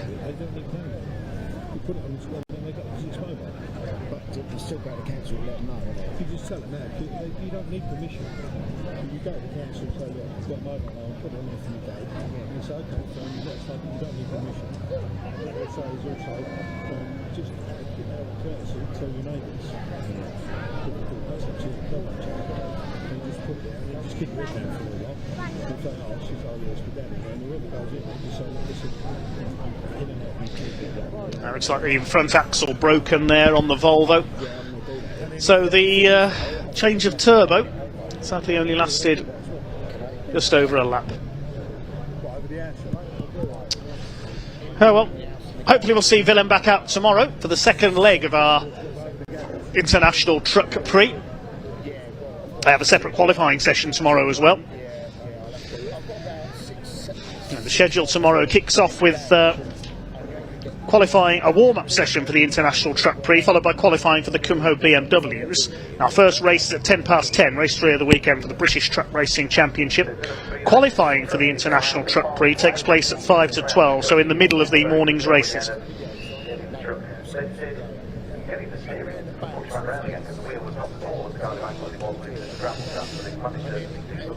can tell you the draw has been made for the Intermark Silhouettes grid for tomorrow's race. We said it was a partially reversed grid. The top 7 from the result of race 1 will be reversed, so that provisionally gives Russell Humphrey pole position. Okay, looks like we are almost ready to move off. John McGuinness puts the Scania into gear, and here he goes, leading the field round, hoping to make a better start this time. Scania around the formation lap, which is on its way again. So it was a pretty obvious in the start of the first race. Just run through and we try to get the race away the second time. Yeah, so we're looking forward to it. Hopefully they'll all make it through. They'll not get to the far away. You know, we'll bust through the front there, but it's £1 the gear we need. Ends up now at around the 30th, but yeah, you get a steady chance effectively, doesn't it? To go back to the original grid, so look again, it was one way and the other down towards rotation. Going to be back on pole position, so work to do again, make sure they don't all come past it, so get there outside Ray Coleman, and John Bolton is there with a little bit of damage to the left front, in the half again. It's confirmation this will be a 12-minute restart. John McGuinness working the wheel in the Scania. You can see how heavily he's strapped down. You can see the big metal roll cage. It is rare we I don't want to put the curse of the commentator on this, but it is rare we see trucks get upside down. We did see it unfortunately earlier this year at Thruxton, of course, Neil Yates rolling over. McGuinness and Coleman lead them round. Row 2, John Bowler and the number 12 Martin Gibson. Mark Taylor and John Newell on row 3, then Jamie Anderson and Mika Mäkinen. Down to 8 trucks. Luke Garrett is not there. We'll wait to see if he starts from pit lane again.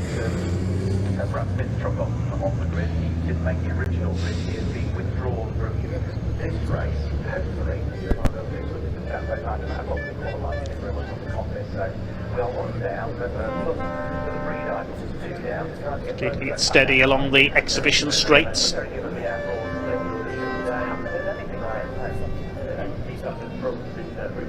Tom McGuinness will control the pace once that pace truck, the Northside Truck and Van pace truck, is in pit lane.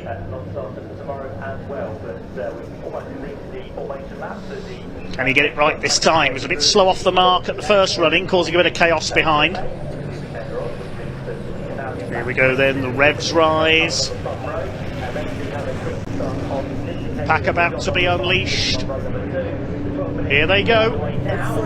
Down towards Redgate they go. Second attempt with the International Truck P. Mark Taylor again moves to the inside. This time Ray Coleman moves across. He'll take the lead into turn one. A little bit more sensible this time. Just about. Coleman leads it. Mark Taylor at the inside is going to tag the back. Almost tag the back of Martin Gibson, who's gone through into second place. McGuinness again drops back. Again, not used to rolling starts in these big beasts. And he's dropped away. There's Luke Garrett. He has joined in from the pit lane. Down they come then through the Craner curves. Lead is with Ray Coleman, second Martin Gibson, third is Mark Taylor. Through into fourth place, it looks like Jamie Anderson, our earlier winner, is up into P4. Climb up again through Schwantz Curve. There's Anderson in fourth place, fifth is John Bowler, John Newell sixth, and John McGuinness is down to seventh from pole position. Through towards McLean's he comes, and there's contact there between Anderson and Taylor. Taylor along the gravel. That loses him a couple of places. Could lose him three because John Newell's up the inside line as well. Anderson's already gone through, so has John Bowler. Along the exhibition straights, Ray Coleman is who leads the way from Martin Gibson. John Bowler attacking Jamie Anderson. Going to try and get down the inside, possibly into the chicane. It's the MAN that leads the way of Ray Coleman. They're all through the chicane okay by the look of things.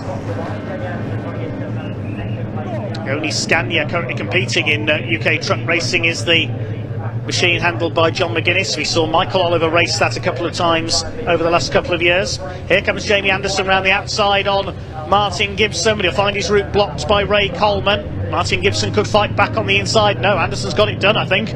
Up into second place around the outside at Redgate, a move we don't see very often. Down the hill they come. Still Ray Coleman in the Lantern Recovery MAN hanging on to the lead. And they climb their way back up towards Schwantz Curve. Here comes Jamie Anderson. Trying to go around the outside again. He's so rapid in this MAN, the European Championship regular. He's currently 7th in the European points. He's going through into the lead at McLean's. Oh, superb from Jamie Anderson. And now here comes Gibson. Side by side with Coleman. Coleman tries to lean him to the inside, going into copies. I don't think he'll stop him getting through. Gibson still remains committed there, cuts onto the grass briefly on the inside. And John Bowler and John Newell up behind them as well. Sixth position behind them is Mark Taylor, who's been shuffled back slightly. Oh, they're all over each other for second. It's Jamie Anderson trying to make the break at the front. Coleman tries to move across, but Gibson's already there as they come down. So he's going to have to cede the position, surely. Coleman tries to turn in. He does turn in. Oh, he just got it done there around the outside. I thought there was going to be contact there between the two black and yellow trucks. They've actually got clear of John Bowler as a result of that. Here comes Taylor trying to take John Newell. He's done so. John McGuinness left to battle with Mika Mäkinen, and behind them it is Luke Garrett at the back. Mika Mäkinen weaving about on the tail of McGuinness. Through the right-hander at Redgate. Jamie Anderson is checking out already at the front of the pack. This is great stuff from the European regular.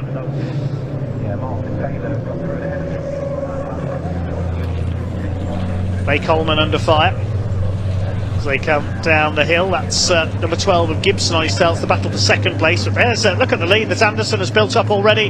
Here comes Gibson on the outside at Schwantz Curve. He'll be on the inside for McLean's. He's surely going to go through into second place past Ray Coleman on the inside, and he's done it. Gibson goes up into second place. John Newell running wide onto the dirt there, coming out of McLean's. That could allow John McGuinness in the Scania to close back in again. It was a few years back in Division 2 we last saw a Scania compete regularly. That was driven by Trevor Martin, the Wiltshire fuel dealer. To the inside comes Ray Coleman. He wants that second place back again. No, you don't, says Martin Gibson. Mark Taylor's caught this group as well. It's Newell, McGuinness, Mäkinen and Garrett. Mäkinen and Garrett, both former Division 2 champions. Garrett indeed the current British Division 2 champion.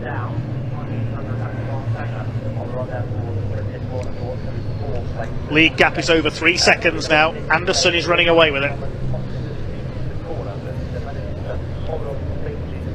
Out they go towards the Craner curves. Once again, 7 minutes of this slightly reduced race to go.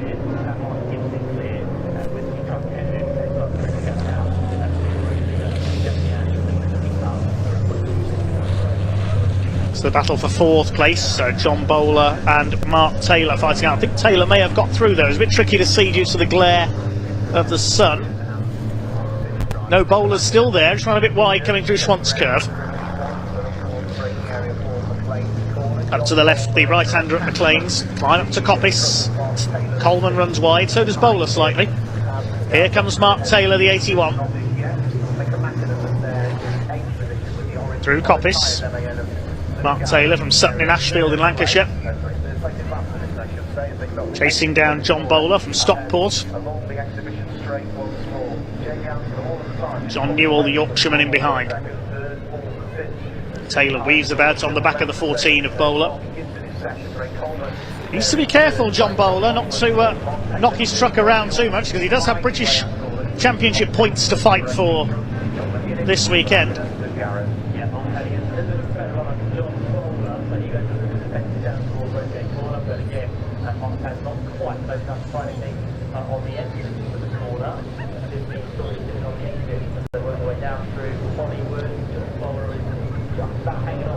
Five and a half minutes to go.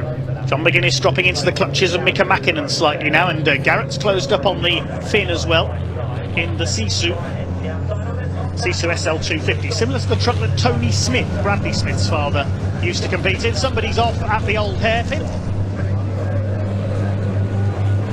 Again, I can't see who it is at the moment. We'll have to look for who drops down the order. I think it might be Mark Taylor. Yes, it is Mark Taylor. He's getting going again. So he's thrown away his fifth place.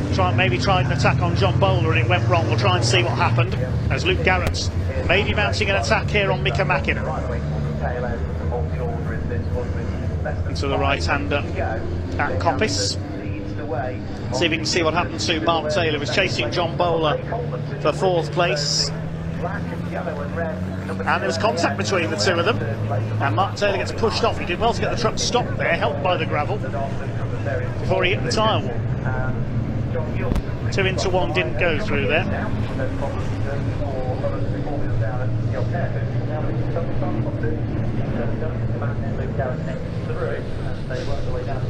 So that's given John Newell 5th place. John McGuinness is 6th. 7th, Mika Mäkinen. 8th is Luke Garrett. Mark Taylor, I think, has got going again, but a long way behind. Still Jamie Anderson leads by nearly 4 seconds now. He's done the fastest lap of the race, 1:26.655.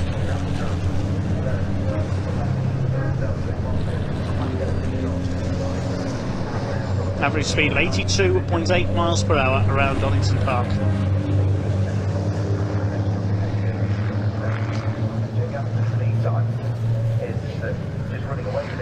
Mika Mäkinen still trying to... Oh, Luke Garrett's got onto the grass there, coming through Schwantz. There's Mark Taylor in the background. That's how far behind he has fallen with that slip-up. Bit of contact with John Bowler. Is Garrett slowing down? Yeah, he's dropped away from Mika Mäkinen there. It's leave Mäkinen free to go after John McGuinness for P6.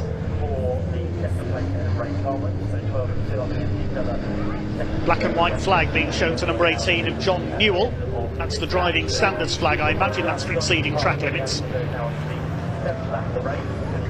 Anderson leads by nearly 4 seconds. There he is. Gibson in second. And Ray Coleman up there in third and running well. In the background, yes, Luke Garrett has slowed right down. I suspect he is pit bound. There's McGuinness being reeled in by Mika Mäkinen.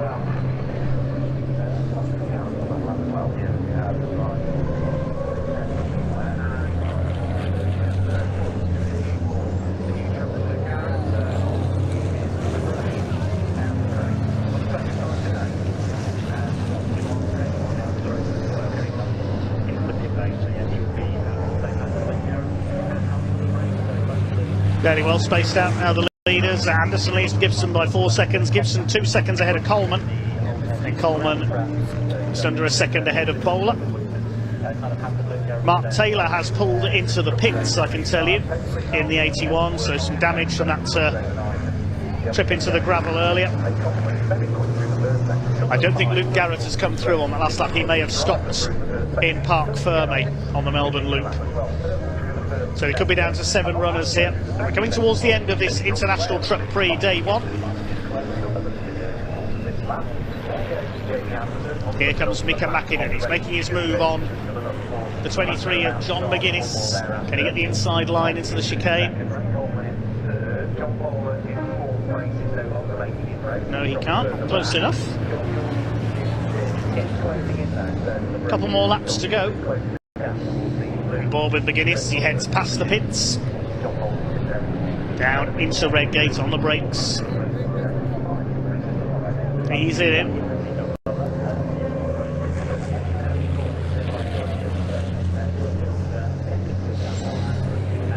It's been a learning experience for McGuinness. Haven't seen much from him on away from 2 wheels. He has done a bit of 4-wheel racing in the Fun Cup, the endurance series. But Jamie Anderson is in a class of his own here in his MAN. He's going to make it 2 from 2 in the International Truck Prix here at Donington.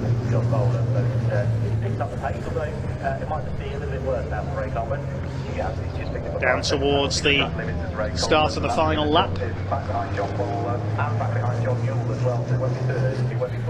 5-second penalty for Ray Coleman, I presume for exceeding track limits. That might drop him down a couple of spots. Over the line, start the final lap. Last truck race of the day. John Newell is catching John Bowler. See in the background Mark Taylor there in pit lane. Over the line come McGuinness and Mäkinen, on board with John McGuinness, the master at work. Number 23. 23 Isle of Man TT wins. You need a special kind of bravery to race in the TT. Some would argue you need a special bravery to race trucks as well. Anderson over 4 seconds clear now. Wait to see where that penalty lands Ray Coleman.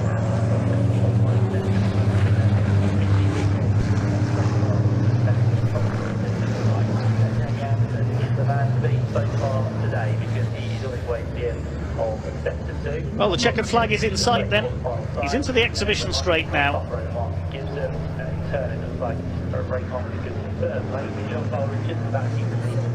Onto the brakes.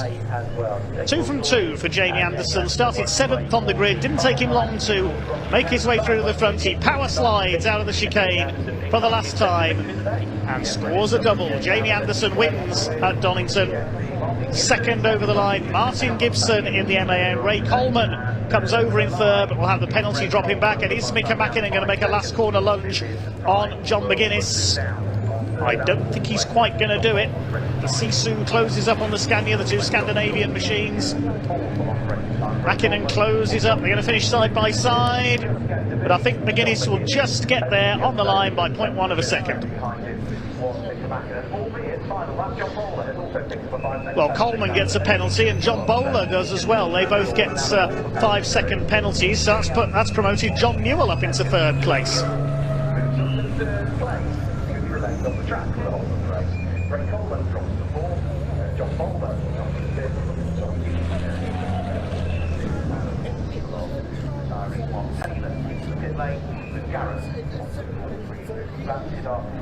The results as follows then. Jamie Anderson the winner by 3.84 seconds ahead of Martin Gibson. John Newell promoted to 3rd because Ray Coleman and John Bowler both received 5-second penalties. John McGuinness in 6th ahead of Mika Mäkinen, just on the line. We lost Mark Taylor and Luke Garrett into the pits. So that concludes today's truck racing. Just the one race to go for the pickup trucks. And then the 3rd and final race is going to be based on the point accumulated the top 6 split. So they can get that 3rd and final race truck racing. Well, we'll wait to hand down to Pointy to talk to some of our truck racers, but it won't be long before the pickup trucks have to be on circuit for their postponed Thruxton race, because they won't want it postponed again. You can't race in this one because you weren't at Thruxton and that race has gone ahead. So the likes of David O'Regan. And who's the other one that's going to be missing? It is going to be Ryan. Ryan Hadfield. Ryan Hadfield. Worked out trucks, so they can't compete in this one. So we've got 18 trucks on the grid for this particular one. Also, very strangely, the way the regulations are worded for this particular championship is that what happened was regulation 3.5.4 kicked in, Matt. Well, thanks, Dave. Yeah, quite an interesting race. We had some serious contact in that one, didn't we, ladies and gentlemen? My goodness me. But of course, the final result is in for the second and last race of the Saturday here at Donington. We've got Jamie Anderson, second place, and a good friend of mine as well, actually, Mr. Martin Gibson. And then behind him, although he's not taken the correct place, we had John Newell and then Ray Coleman in fourth. It looks like John might have taken the scenic route on the way back into Parc Fermé there, as he is a few positions further back. Let's quickly chat to Jamie Anderson then. Yes, possibly the only person in the paddock with an air horn on your golf cart. Fantastic effort, cracking race. Did you get to see any of the contact that was going on in that race? Because there was much. No, not really. You know, we had a bit of contact on the first start. You know, and Mark did a brilliant job off the first start. Just followed him through. Had great pace.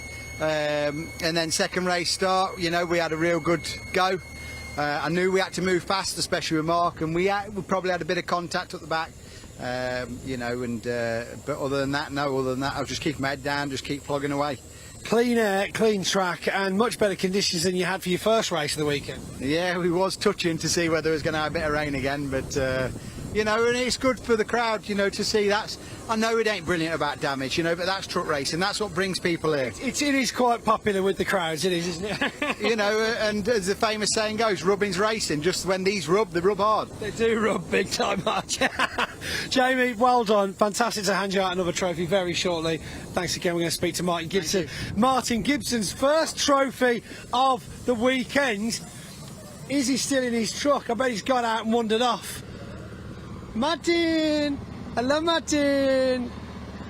Hiya! Congratulations! Congratulations! Fantastic effort. So, first trophy for a little while in the truck racing. 2 years, yeah. 2 years? Has it been that long? Yeah. That's crazy. Oh my goodness me. So, not only are you back in your original truck, you're back on the podium. You know, I feel like we saw this coming.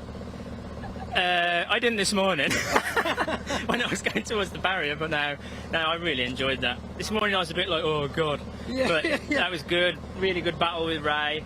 Tried to stay with Jamie, but he's got a lot of experience now, hasn't he? I need to find it again, basically. But overall, really good. So, I mean, we've got 2 more races from the International Prix tomorrow. I mean, you know, reverse grid though, so where's that going to place you for the first race of the morning? Remember what? 7th. 7th, so still quite a battle to get through then. My goodness, the downside, I suppose, of finishing quite far up is the fact that the next day you finish quite far back. Well, everybody loves the reverse grids though, so it's all good. They do put a lot of effort into the drivers further back. We love to see people weaving and dodging through the slower trucks. They are slower because otherwise they wouldn't have been in the back in the first place. Exactly that, yeah. So run us through your truck then. Obviously we've got the GT tyre sponsored MAN. Now you don't just do driving for a team, do you? You test tyres on a daily basis. Well, used to. Now I run a team of test drivers. I do. Oh, I see. Promotion, is it, Martin? I'm going to say that I do a bit now and again, but they'll disagree with that. But no, we're generally car tyres, testing for OE manufacturers around the world, so it's not all bad. It's not all bad. I mean, it obviously gave you the opportunity to get into this kind of thing. You also do a bit of Fun Cup racing as well, don't you? Are you still into that? Bits and bobs when I get an invitation to do something, but that's always good to get involved in. It's such good fun. Also on GT tyres as well. So of course, GT tyres sponsor of the championship as well, and have been for so many years. In fact, when you first got involved, it was just great to have you on board. And I believe, I don't know if to talk about it or not, but I believe a couple of the European guys have bought some GT tyres to see what they're like. So we might be breaking out in the FIA soon. Well, let's see. Never say never. Never say never. But you didn't hear it from here, folks, okay? You know, national television and stuff. Martin, congratulations. Fantastic. Well, sorry, Pointy, you've had to cut back in here because our last race is about to get underway. The pickup trucks, this is their race postponed from Thruxton earlier in the season. We'll quickly run you through the grid. Dale Gent and Paul Tompkins on the front row. Chris Brockhurst and Jamie Liptrot are on row 2. It's Aaron Thompson and Rhys Jones on the 3rd row. Row 4, Dean Tompkins and Eric Bolton. The 5th row is Tom Hutchins and Michael Smith. Row 6 is Simon Ward and Alan Cooper. Row 7, Matt Simpson and James Goldstraw. Watch for Matt Simpson, our earlier winner, coming through. Row 8, Neil Tresler and Matt Moore. And row 9, Mark Willis and Russell Smith. We may be missing 1 or 2 from the back, but it matters not because we're about to get underway. Dale Gent, the championship leader, on pole position with Paul Tompkins 3rd in the points alongside him. Excuse me, this will be a 14-lap race. We get underway with race 2 of 4 this weekend for the pickup truck racing championship down towards Redgate. Watch for Matt Simpson, the white truck in the background, trying to pull out there. Mark Willis down the outside, but it's Gent together with the number 12 of Paul Tompkins. Good start by Jamie Liptrot, tries to get round the outside of Chris Brockhurst. Rhys Jones in there as well. Paul Tompkins almost got taken sideways coming out of Redgate. So away they go towards the crane occurs the first time. 1 or 2 of the drivers we saw out earlier on who weren't at Thruxton, not eligible for this race, of course. They head down through the old hairpin for the first time then. It's Mighty 3 Michael Smith, lean wide there by Aaron Thompson. Michael Smith retired from the earlier race.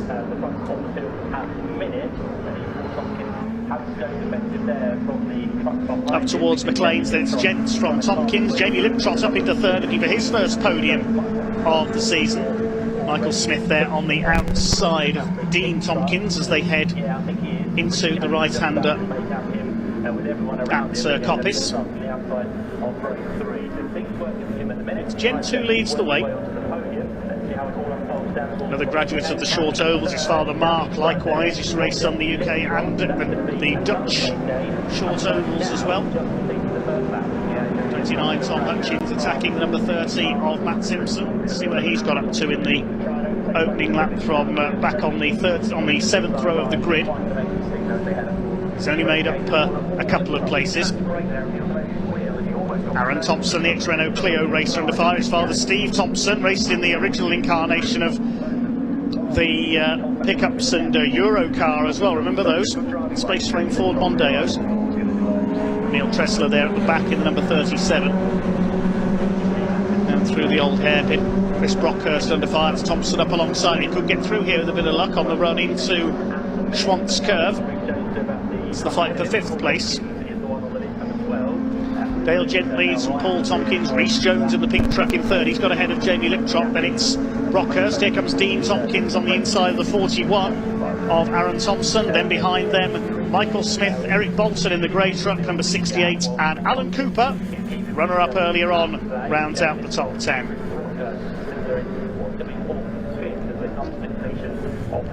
And straight they come into the chicane. Dean Tompkins to the inside, Chris Brockhurst under fire. He nearly loses the place, just about turns in time.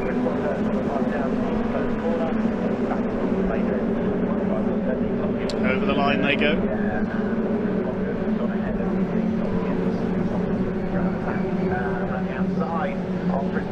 Matt Simpson up the inside, he takes Cooper and Bolton in one move. Matt Simpson starting to carve his way up the order. There's Neil Tresler at the back of the field, the number 37.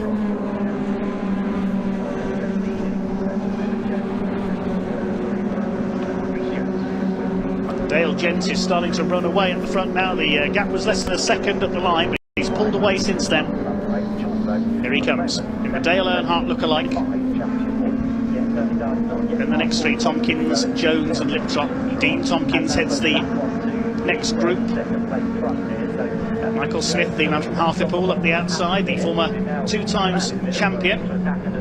No, that's not Smith, that's Matt Simpson, I apologise. Simpson's come through quicker than I thought there. Attacking Aaron Thompson. Smith's already gone through, he's ahead. So a bit of a sort out there in the lower reaches of the top 10. Matt Simpson comes through, makes up another place.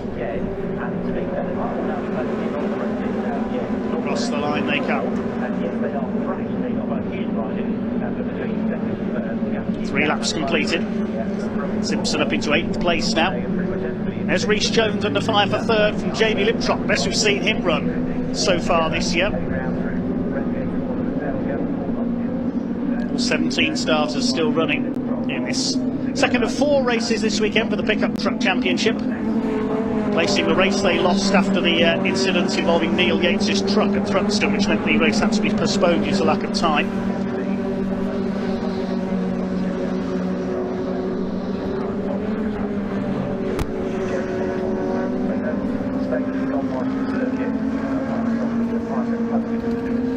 It's the battle for second place. Can Paul Tompkins hang on? If anything, the gap to Dale Gent has come down just a little. Rhys Jones, the reigning champion, trying to catch Dale Gent in the points. A non-finish for Rhys earlier on will have dented his championship hopes. Into the chicane, now Liptrop's with them as well. 4 of them to the lead very shortly, and here comes Matt Simpson and he takes Michael Smith into the chicane. Thompson up on the back of Smith, who runs wide over the curbs. Could lose in the momentum and Thompson could get ahead in the red number 41. Well, Paul Tompkins has closed right back up and he's going to try again for the lead. Chris Brockhurst goes a little bit wide there. Is Brockhurst slowing up there because Simpson just seemed to steam by into Redgate. Brockhurst in one of the Dave Longhurst run trucks. There's Mark Willis towards the back of the field, struggling a bit in this one.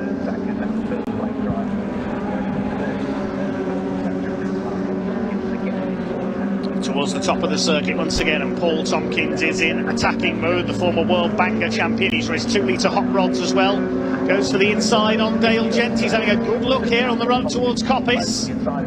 Not quite. Gent defends the inside. Tompkins got to be mindful that Rhys Jones is right there. Liptrop's up on the curb as they went through Coppice there. A bit of corner cutting almost. What's going to come out of this then? This is the second group. Dean Tompkins from Matt Simpson. Chris Brockhurst down to 7th. Leaders coming through the chicane at the moment, and they'll come out and cross the line as Dean Tompkins continues in 5th place. Dale Gent continues to lead. He's just holding back Paul Tompkins. They're in each other's slipstream. This is going to be a classic slipstreaming, drafting battle. Here comes Tompkins, has a look on the inside. Not quite. Jamie Liptrop's going for 3rd on the inside. He goes through.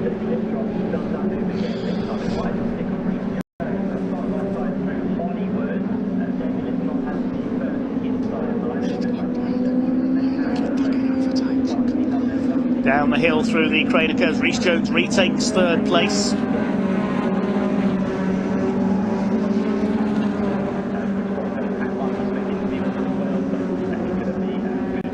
Towards the Schwantz curve section. Tompkins staying with Dale Gent. If any one of them makes a mistake, there'll be a dramatic change between these 4 up towards Coppice. And he's slipstreaming him down to the chicane this time. Gent moves to the inside, Tompkins moves to the outside. Could he get him on the exit here? Stays up alongside. No, Gent again moves to defend. Out they come. Across the line and almost bump drafting Dale Gent now as they come over the line. Goes to the outside. Has that unsettled Dale Gent. They're going to try and go around the outside. And Rhys Jones moves into the slipstream of the 12 as well. Jamie Liptrot is there too. He's not far away. Gent's a bit slow off the corner there. Has to defend again. It's been a change for 5th. Matt Simpson has got through ahead of Dean Tompkins. Leaders down the hill. Jamie Liptrot has got a 5-second penalty, unfortunately. I assume for exceeding track limits. Black and white flags for the 89, the 93. Chris Brockhurst and Michael Smith as well. Up the hill they go towards McLean's once again. We're about to reach half distance in this final race of the day.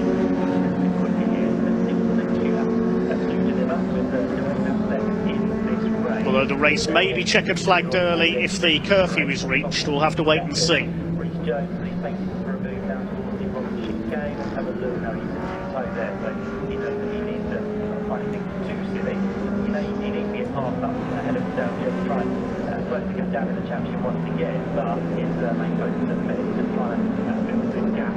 Here's a battle further back. Simon Ward heading up that group for P12. Still no change among the leaders.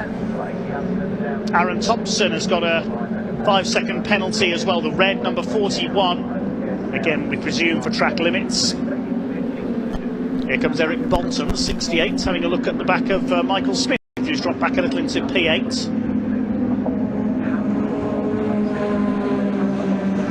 Leaders head down the hill once again. Still Dale Jens hanging on in the lead. He's, if anything, broken away by a truck length or so. Rhys Jones all over Paul Tompkins for that second place.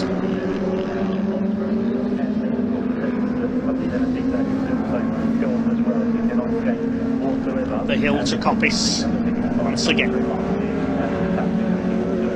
Seems like Tompkins is stronger as they slow under braking. Can he get alongside? Here comes Simpson, battling it out with Dean Tompkins. They've been fighting for much of the last few laps. Simpson up the inside. Rhys Jones defending from Liptrop. Liptrop's got that penalty, so he'll drop back anyway. Across the line they go. And in fact, Jamie Liptrot has got a 10-second penalty now, so a 15-second penalty in total. Jamie Liptrot's going to drop well down the order, another track limits penalty, so he's totting up on penalties here, so he'll drop away from fourth in the final classification. Unfortunately, that's a great shame because he's been in the fight for a podium all the way through this race.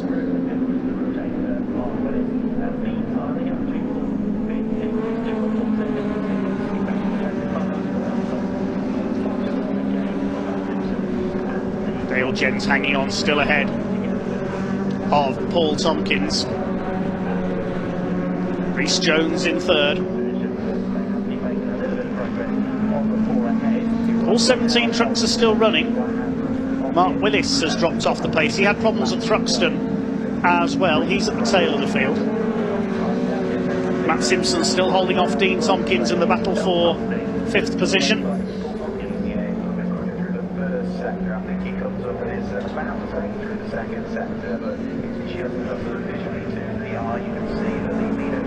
Over the line come the leaders once again.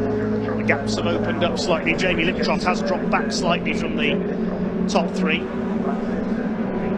Aaron Thompson attacking the 93 of Michael Smith.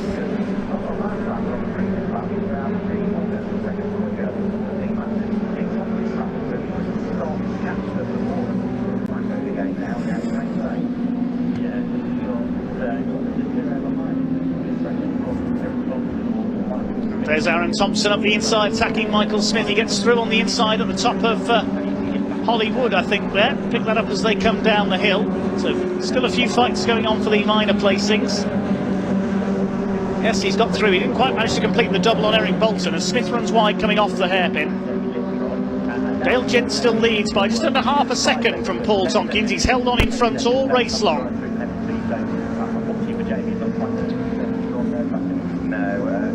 Further back behind this group, there's Alan Cooper, the 72, was in on the podium earlier on, but stuck in the midfield in this one. Shows how evenly matched these pickup trucks are. We're on lap 10 for the pickup trucks, and well, Jamie Liptrot continues to accrue penalties. He's got a drive-through penalty now. So he's now going to take a drive-through. It's round the outside. Look at this from Michael Smith. He finds his route blocked though by Eric Bolton, who was slower off the chicane, so he cuts further to the inside. He boxes Aaron Thompson in behind Eric Bolton and takes off down the outside.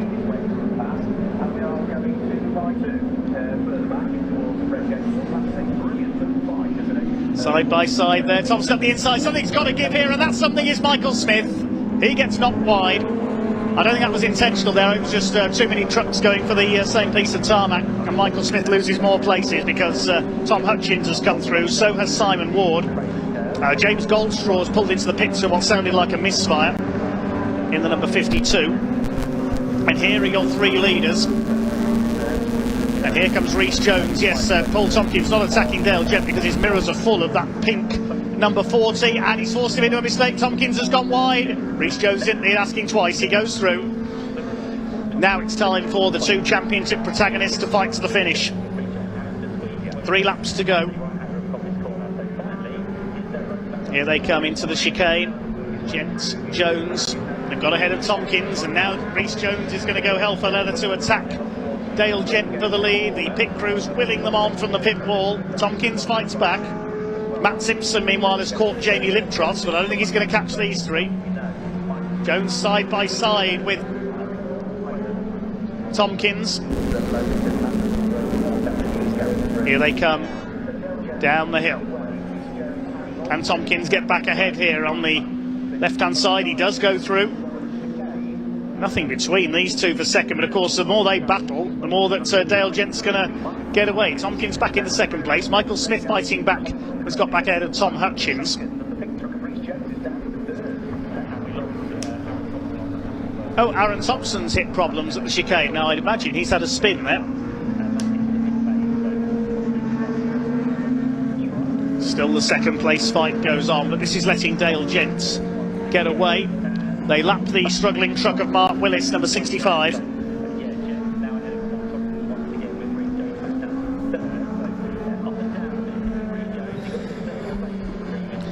Aaron Thompson's now got a 10-second penalty for exceeding track limits, although that may have been, the extra offence may have been because he spun. Over the line they come once again. It looks like the race is going to run to distance. Jamie Liptross has been caught now by Dean Tompkins, who's got back ahead of Matt Simpson once again, while Aaron Thompson isn't going to get another penalty. He's in pit lane, he's out of the race.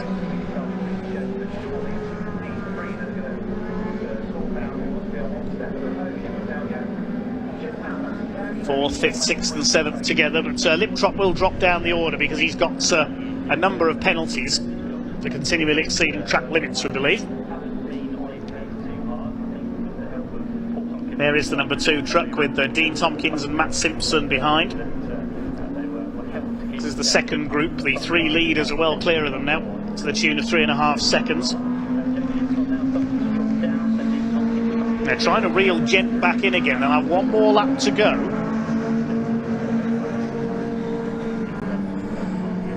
This is where Jones took second place a lap ago, but Tompkins was back through at the Craners. Here's the fight for 4th. Hard to know where to look. Now, the checkered flag may be coming out a lap early, we believe. We'll wait and see as they come across.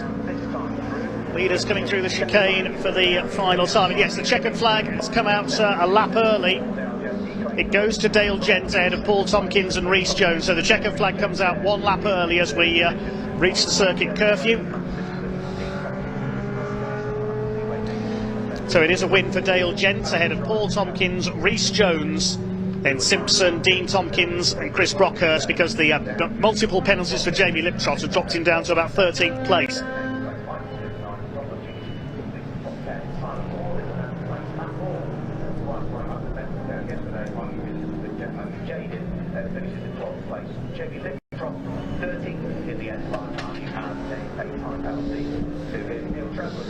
OK, we'll confirm the result shortly then. Provisional result then, a win for Dale Gent by less than 0.2 of a second in the end, holding off Paul Tompkins and Rhys Jones all the way. Matt Simpson ending up in 4th ahead of Dean Tompkins. They were scrapping all race long. Chris Brockhurst in 6th, then Eric Bolton, Alan Cooper, Michael Smith despite an off, and Tom Hutchins. Jamie Liptross drops down to 13th, the result of several penalties for exceeding track limits behind Simon Ward and Matt Moore. Neil Tressler and Mark Willis, the final finishers. We lost Aaron Thompson and James Goldstraw.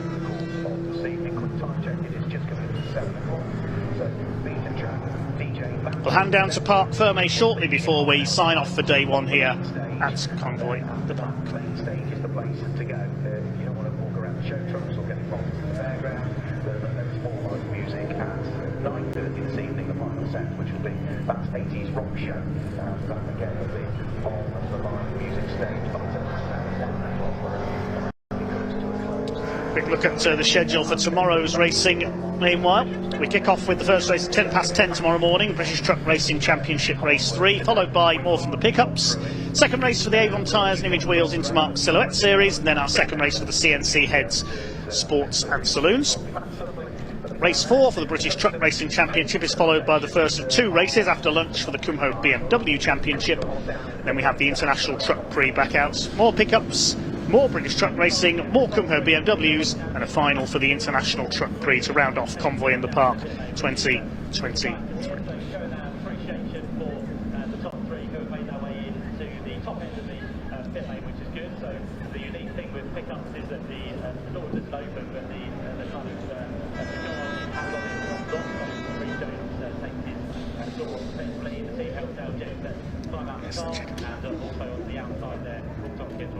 Jump out of his truck very shortly as well. So we'll do the presentation once again. Barbara is on hand, I think, to do the presentation. She's the only one left down here, one of them. So she's the lady who's got the job to do the trophy presentation. That sounded very exuberant from whoever was headed down the pit lane, but they have a good day so far. Well, for the final time today, we'll hand down to Ian Waterhouse in Park Ferme to talk to some of the drivers. Lucy's going to do the presentation. Are you for a company just Right, welcome down everybody to Park Ferme. They do take a bit of time to come down here, don't they? I'm not too sure actually, we don't have our race winner as of yet. Somebody we do have though is Matt Simpson. We didn't get a chance to catch up with him a little bit earlier, but let's grab him now. Matt, we didn't really talk earlier, but congratulations for a little bit earlier. But how weird does it feel to be technically racing at Thruxton even though at Donington right now? I must admit, I prefer to be here because this is my favourite track. I've got to admit. So well, that showed in race 1 earlier, didn't it? Yeah, I think we ended up 4th in that one from 14. Yeah. So yeah, I just literally the others all started at the front. And they all sort of work together and get away. So, but no, really, really good, and I'm sure we'll be back up the sharp end tomorrow. Is it nice to actually get that race done now? We can put Thruxton to bed, can't we? Yeah, obviously we've had engine issues all season. You know, it sort of gets to 6,500 RPM and dies. Right. So it's been frustrating. We have tried and changed everything. And I mean, I've had the engine out 5 or 6 times this year. We've tried every electric transmission. We've tried everything, and it's definitely the best it's been all year. But it's still not quite right. Okay, well, look, best of luck tomorrow, Matt. Thanks for talking to us. Really do appreciate it. I do really want to find our race winner if we can. Let's just keep walking along, shall we? See if we can find to have a quick chat with as well. Let's go have a quick chat with Chris, shall we? We'll let him get out of the car first. How was it out there? We can put Thruxton to bed now, can't we?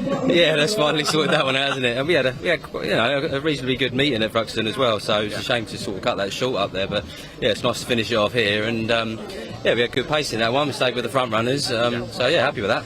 What are you expecting from tomorrow? I guess it's a bit of an extra opportunity to get a bit more data, I suppose, for tomorrow. Yeah, I mean, weather-wise, I haven't really looked to see what's happening tomorrow. I think it's going to be all right. It's all right, yeah. So yeah, I mean, we just keep plodding forward, moving forward. I mean, the car's getting better and better each time we go out. So yeah, hopefully we can stay at the sharp end and stay in the top, get top 5 or something like that. Top man, thanks for talking to us. Best of luck. There we go. Unfortunately, we don't have our race winner. Can you believe that? Not that many cars we have here. So what we're going to do, more pickup truck races coming up tomorrow for you as more British Truck Racing Championship races, and of course the International Truck Prix as well. We've also got the BMW Kumos and the Silhouettes and that second CNC Heads race as well. So still a lot of action to bring you tomorrow at Convoy in the Park. I'm going to hand back to Dave.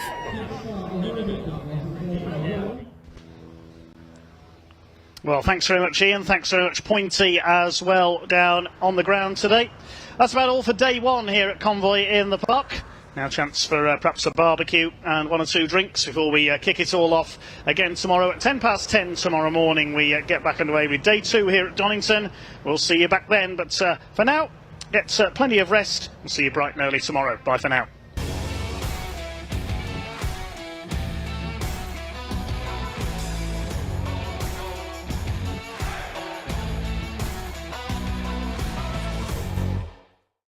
Have you seen this trailer? If you have, take a photo when safe and then send it to us. All for a chance to win one of our 5 miniature truck and trailers.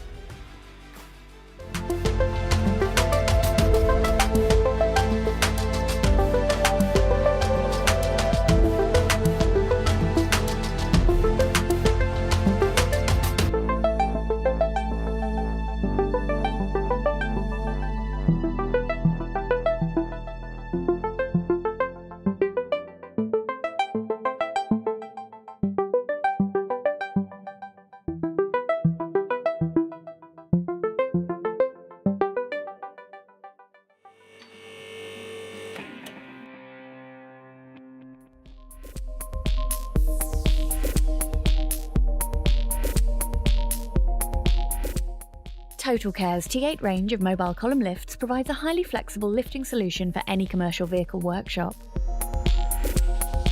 Easy to manoeuvre, the columns can be used across different lifting bays within the workshop and can be stored out of the way when not in use. The super strong lifts can support up to a 7,500 kg capacity per column and can be configured in sets of 4, 6 or 8. Adjustable wheel forks provide flexibility for lifting a variety of vehicles and wheel diameters.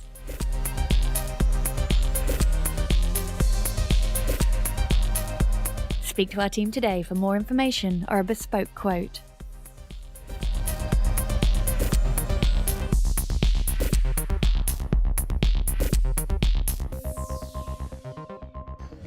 Take 3. This is it. This is up. That's staying in. Jock Borthwick, how the devil are we? We're good, thanks, Pointy. Aye. How are you? I'm probably slightly better than you, although that's arguable because you're in such high spirits. It's mental. Now, of course, you've not been out on the circuit for a couple of events now for the main reason that you've had a bit of a mischief, haven't you? Yeah, a wee bit of leg injury, but it's getting well on the way to mend. I think I'm still more athletic as you, Pointy. Definitely more athletic than I. They're just still beat you. You definitely overtake most. Tell you what, the way some of these drivers on track are going, you'd probably still overtake some of them as well. Oh, it's pretty easy when you're watching from here, though. Eh? It's always easy when you're watching in Craners. I thought dead easy from here, like.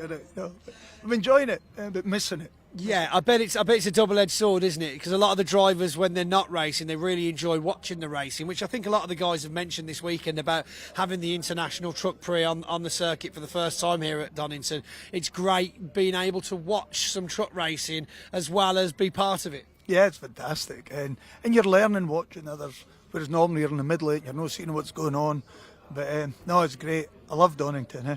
Yeah, it's a great circuit. It's a great circuit. So run us through briefly what happened on your bike, because obviously anybody that's in the paddocks probably had the rumours and the rundown and everything. But what happened? Because happened pretty quick, I assume. Yeah, it did. It was 2 seconds from being maybe no happening to happening. It was just one of the things. Wrong place, wrong time. So you were over in the Isle of Man watching the TT at the time, but not in the TT. Not in the TT. I might have been safer in the TT.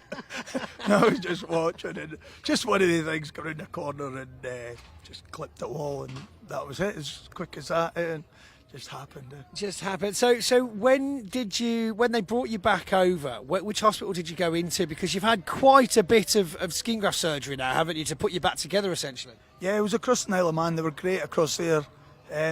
Sorted us out sort of overnight. Kicked us out the next day. Yeah, no room. And then come home and went up to Livingston, to St John's. I was in there 4 or 5 weeks. They were great. Everybody, the nurses, the surgeons, the doctors, I can't thank them enough. They were fantastic, but I think they were glad to see the back ace as well. I'm sure they were also enjoying the fact you were there as well, because you have got an infectious kind of personality that people just want to be in a good mood around you. They didn't say infectious, it was something else they mentioned. Oh, you've got a yellow foot, I think it's infected. This is keeping the infection away. But no, it's great, and it's getting there now. We're hoping to make Snet, maybe a little bit of a tall order, but fingers crossed. I've got all the stitches out, had my last operation there this week, so it's on the mend, foot's getting a lot better, and 5 weeks to Snetterton, and I'm quietly confident. But the thing with healing, Jock, I don't know whether you've had this from the other half or close friends. You've got to let it heal. That the 5 weeks of doing stuff won't be the same as 5 weeks of healing. That's just putting that out there. I'm just breaking it in quietly because it's breaking it in quietly. It's had 8 weeks of resting, so another 5. That's a lot of weeks of resting, isn't it? So yeah. I'm just breaking it back in. When you say resting, though, Jock, and this might be hearsay, so correct me if I'm wrong. You recently had to go back into surgery because you were doing some welding at work and set yourself on fire. I don't know where he heard that from. That's nonsense. Right, okay. Well, we'll leave that one there for insurance purposes. But, Jock, if you are back in time for Snetterton, it will be fantastic to have you back on the podium, and it will be back on the podium. Try and stay on 4 or 6 wheels, as the case may be, for a little while now, and we'll look forward to welcoming you back to the championship. Thanks very much. I think a podium's probably quite optimistic, but if I can get round and be in amongst it, I'll be delighted. Might be a part of you on the podium. We can just take a spec. Jock, thanks for talking to us. Honestly, we're so grateful that you're okay, and we can't wait to have you back. Thanks, Jock. Jock Bortwith, ladies and gentlemen. We are here down at the podium for the second handing out of the glassware for the International Truck Prix. Are you ready to hand out some trophies? They were actually louder on the trial one, which is a shame really. But anyway, it doesn't matter, because here we are. So, as tradition dictates, in 3rd place, please can you put your hands together for Mr. John Buell, ladies and gentlemen. Even though his space was taken in part firmly by Ray Coleman, who then convinced me to actually interview him as 3rd place, which was confusing me. It was very confusing. Right then, and in 2nd place with his first trophy of the weekend, it's Martin Gibson. Here you go, sir. You can finally replace that window in your shed now, can't you? And in 1st place with another fantastic podium finish, 2nd of the day, it's Jamie Anderson. I do the curtsy, do you like the curtsy? We've had practice of this. Right then. Get your photo ops for the top 3 of your 2nd race in the International Truck Prix, and as they say over the continent, it's time for the champagne! Get them all! Yeah! Always a professional. Right, a round of applause for your top 3 International Truck Prix drivers. Thank you very much for joining us here for the last podium of the day. We'll be back tomorrow with not 3, not 4, but 5 races with 5 sets of trophies to hand out. We hope you've had a fantastic day here at Donington Park, at Convoy in the Park. We've got more action for you tomorrow, so we'll see you then.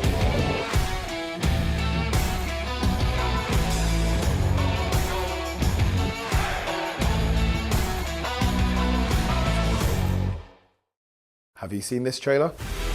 If you have, take a photo when safe and then send it to us.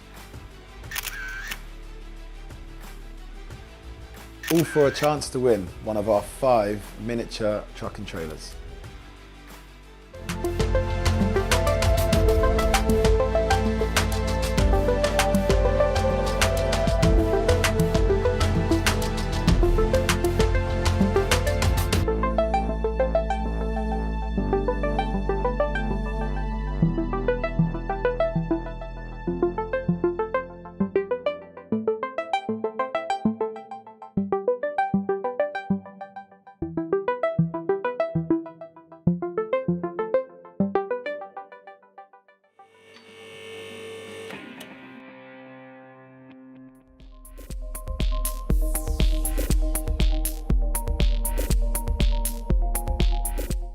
Total Care's T8 range of mobile column lifts provides a highly flexible lifting solution for any commercial vehicle workshop.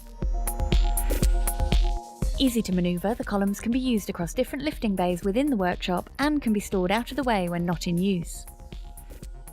The super strong lifts can support up to a 7,500 kilogram capacity per column and can be configured in sets of 4, 6 or 8. Adjustable wheel forks provide flexibility for lifting a variety of vehicles and wheel diameters.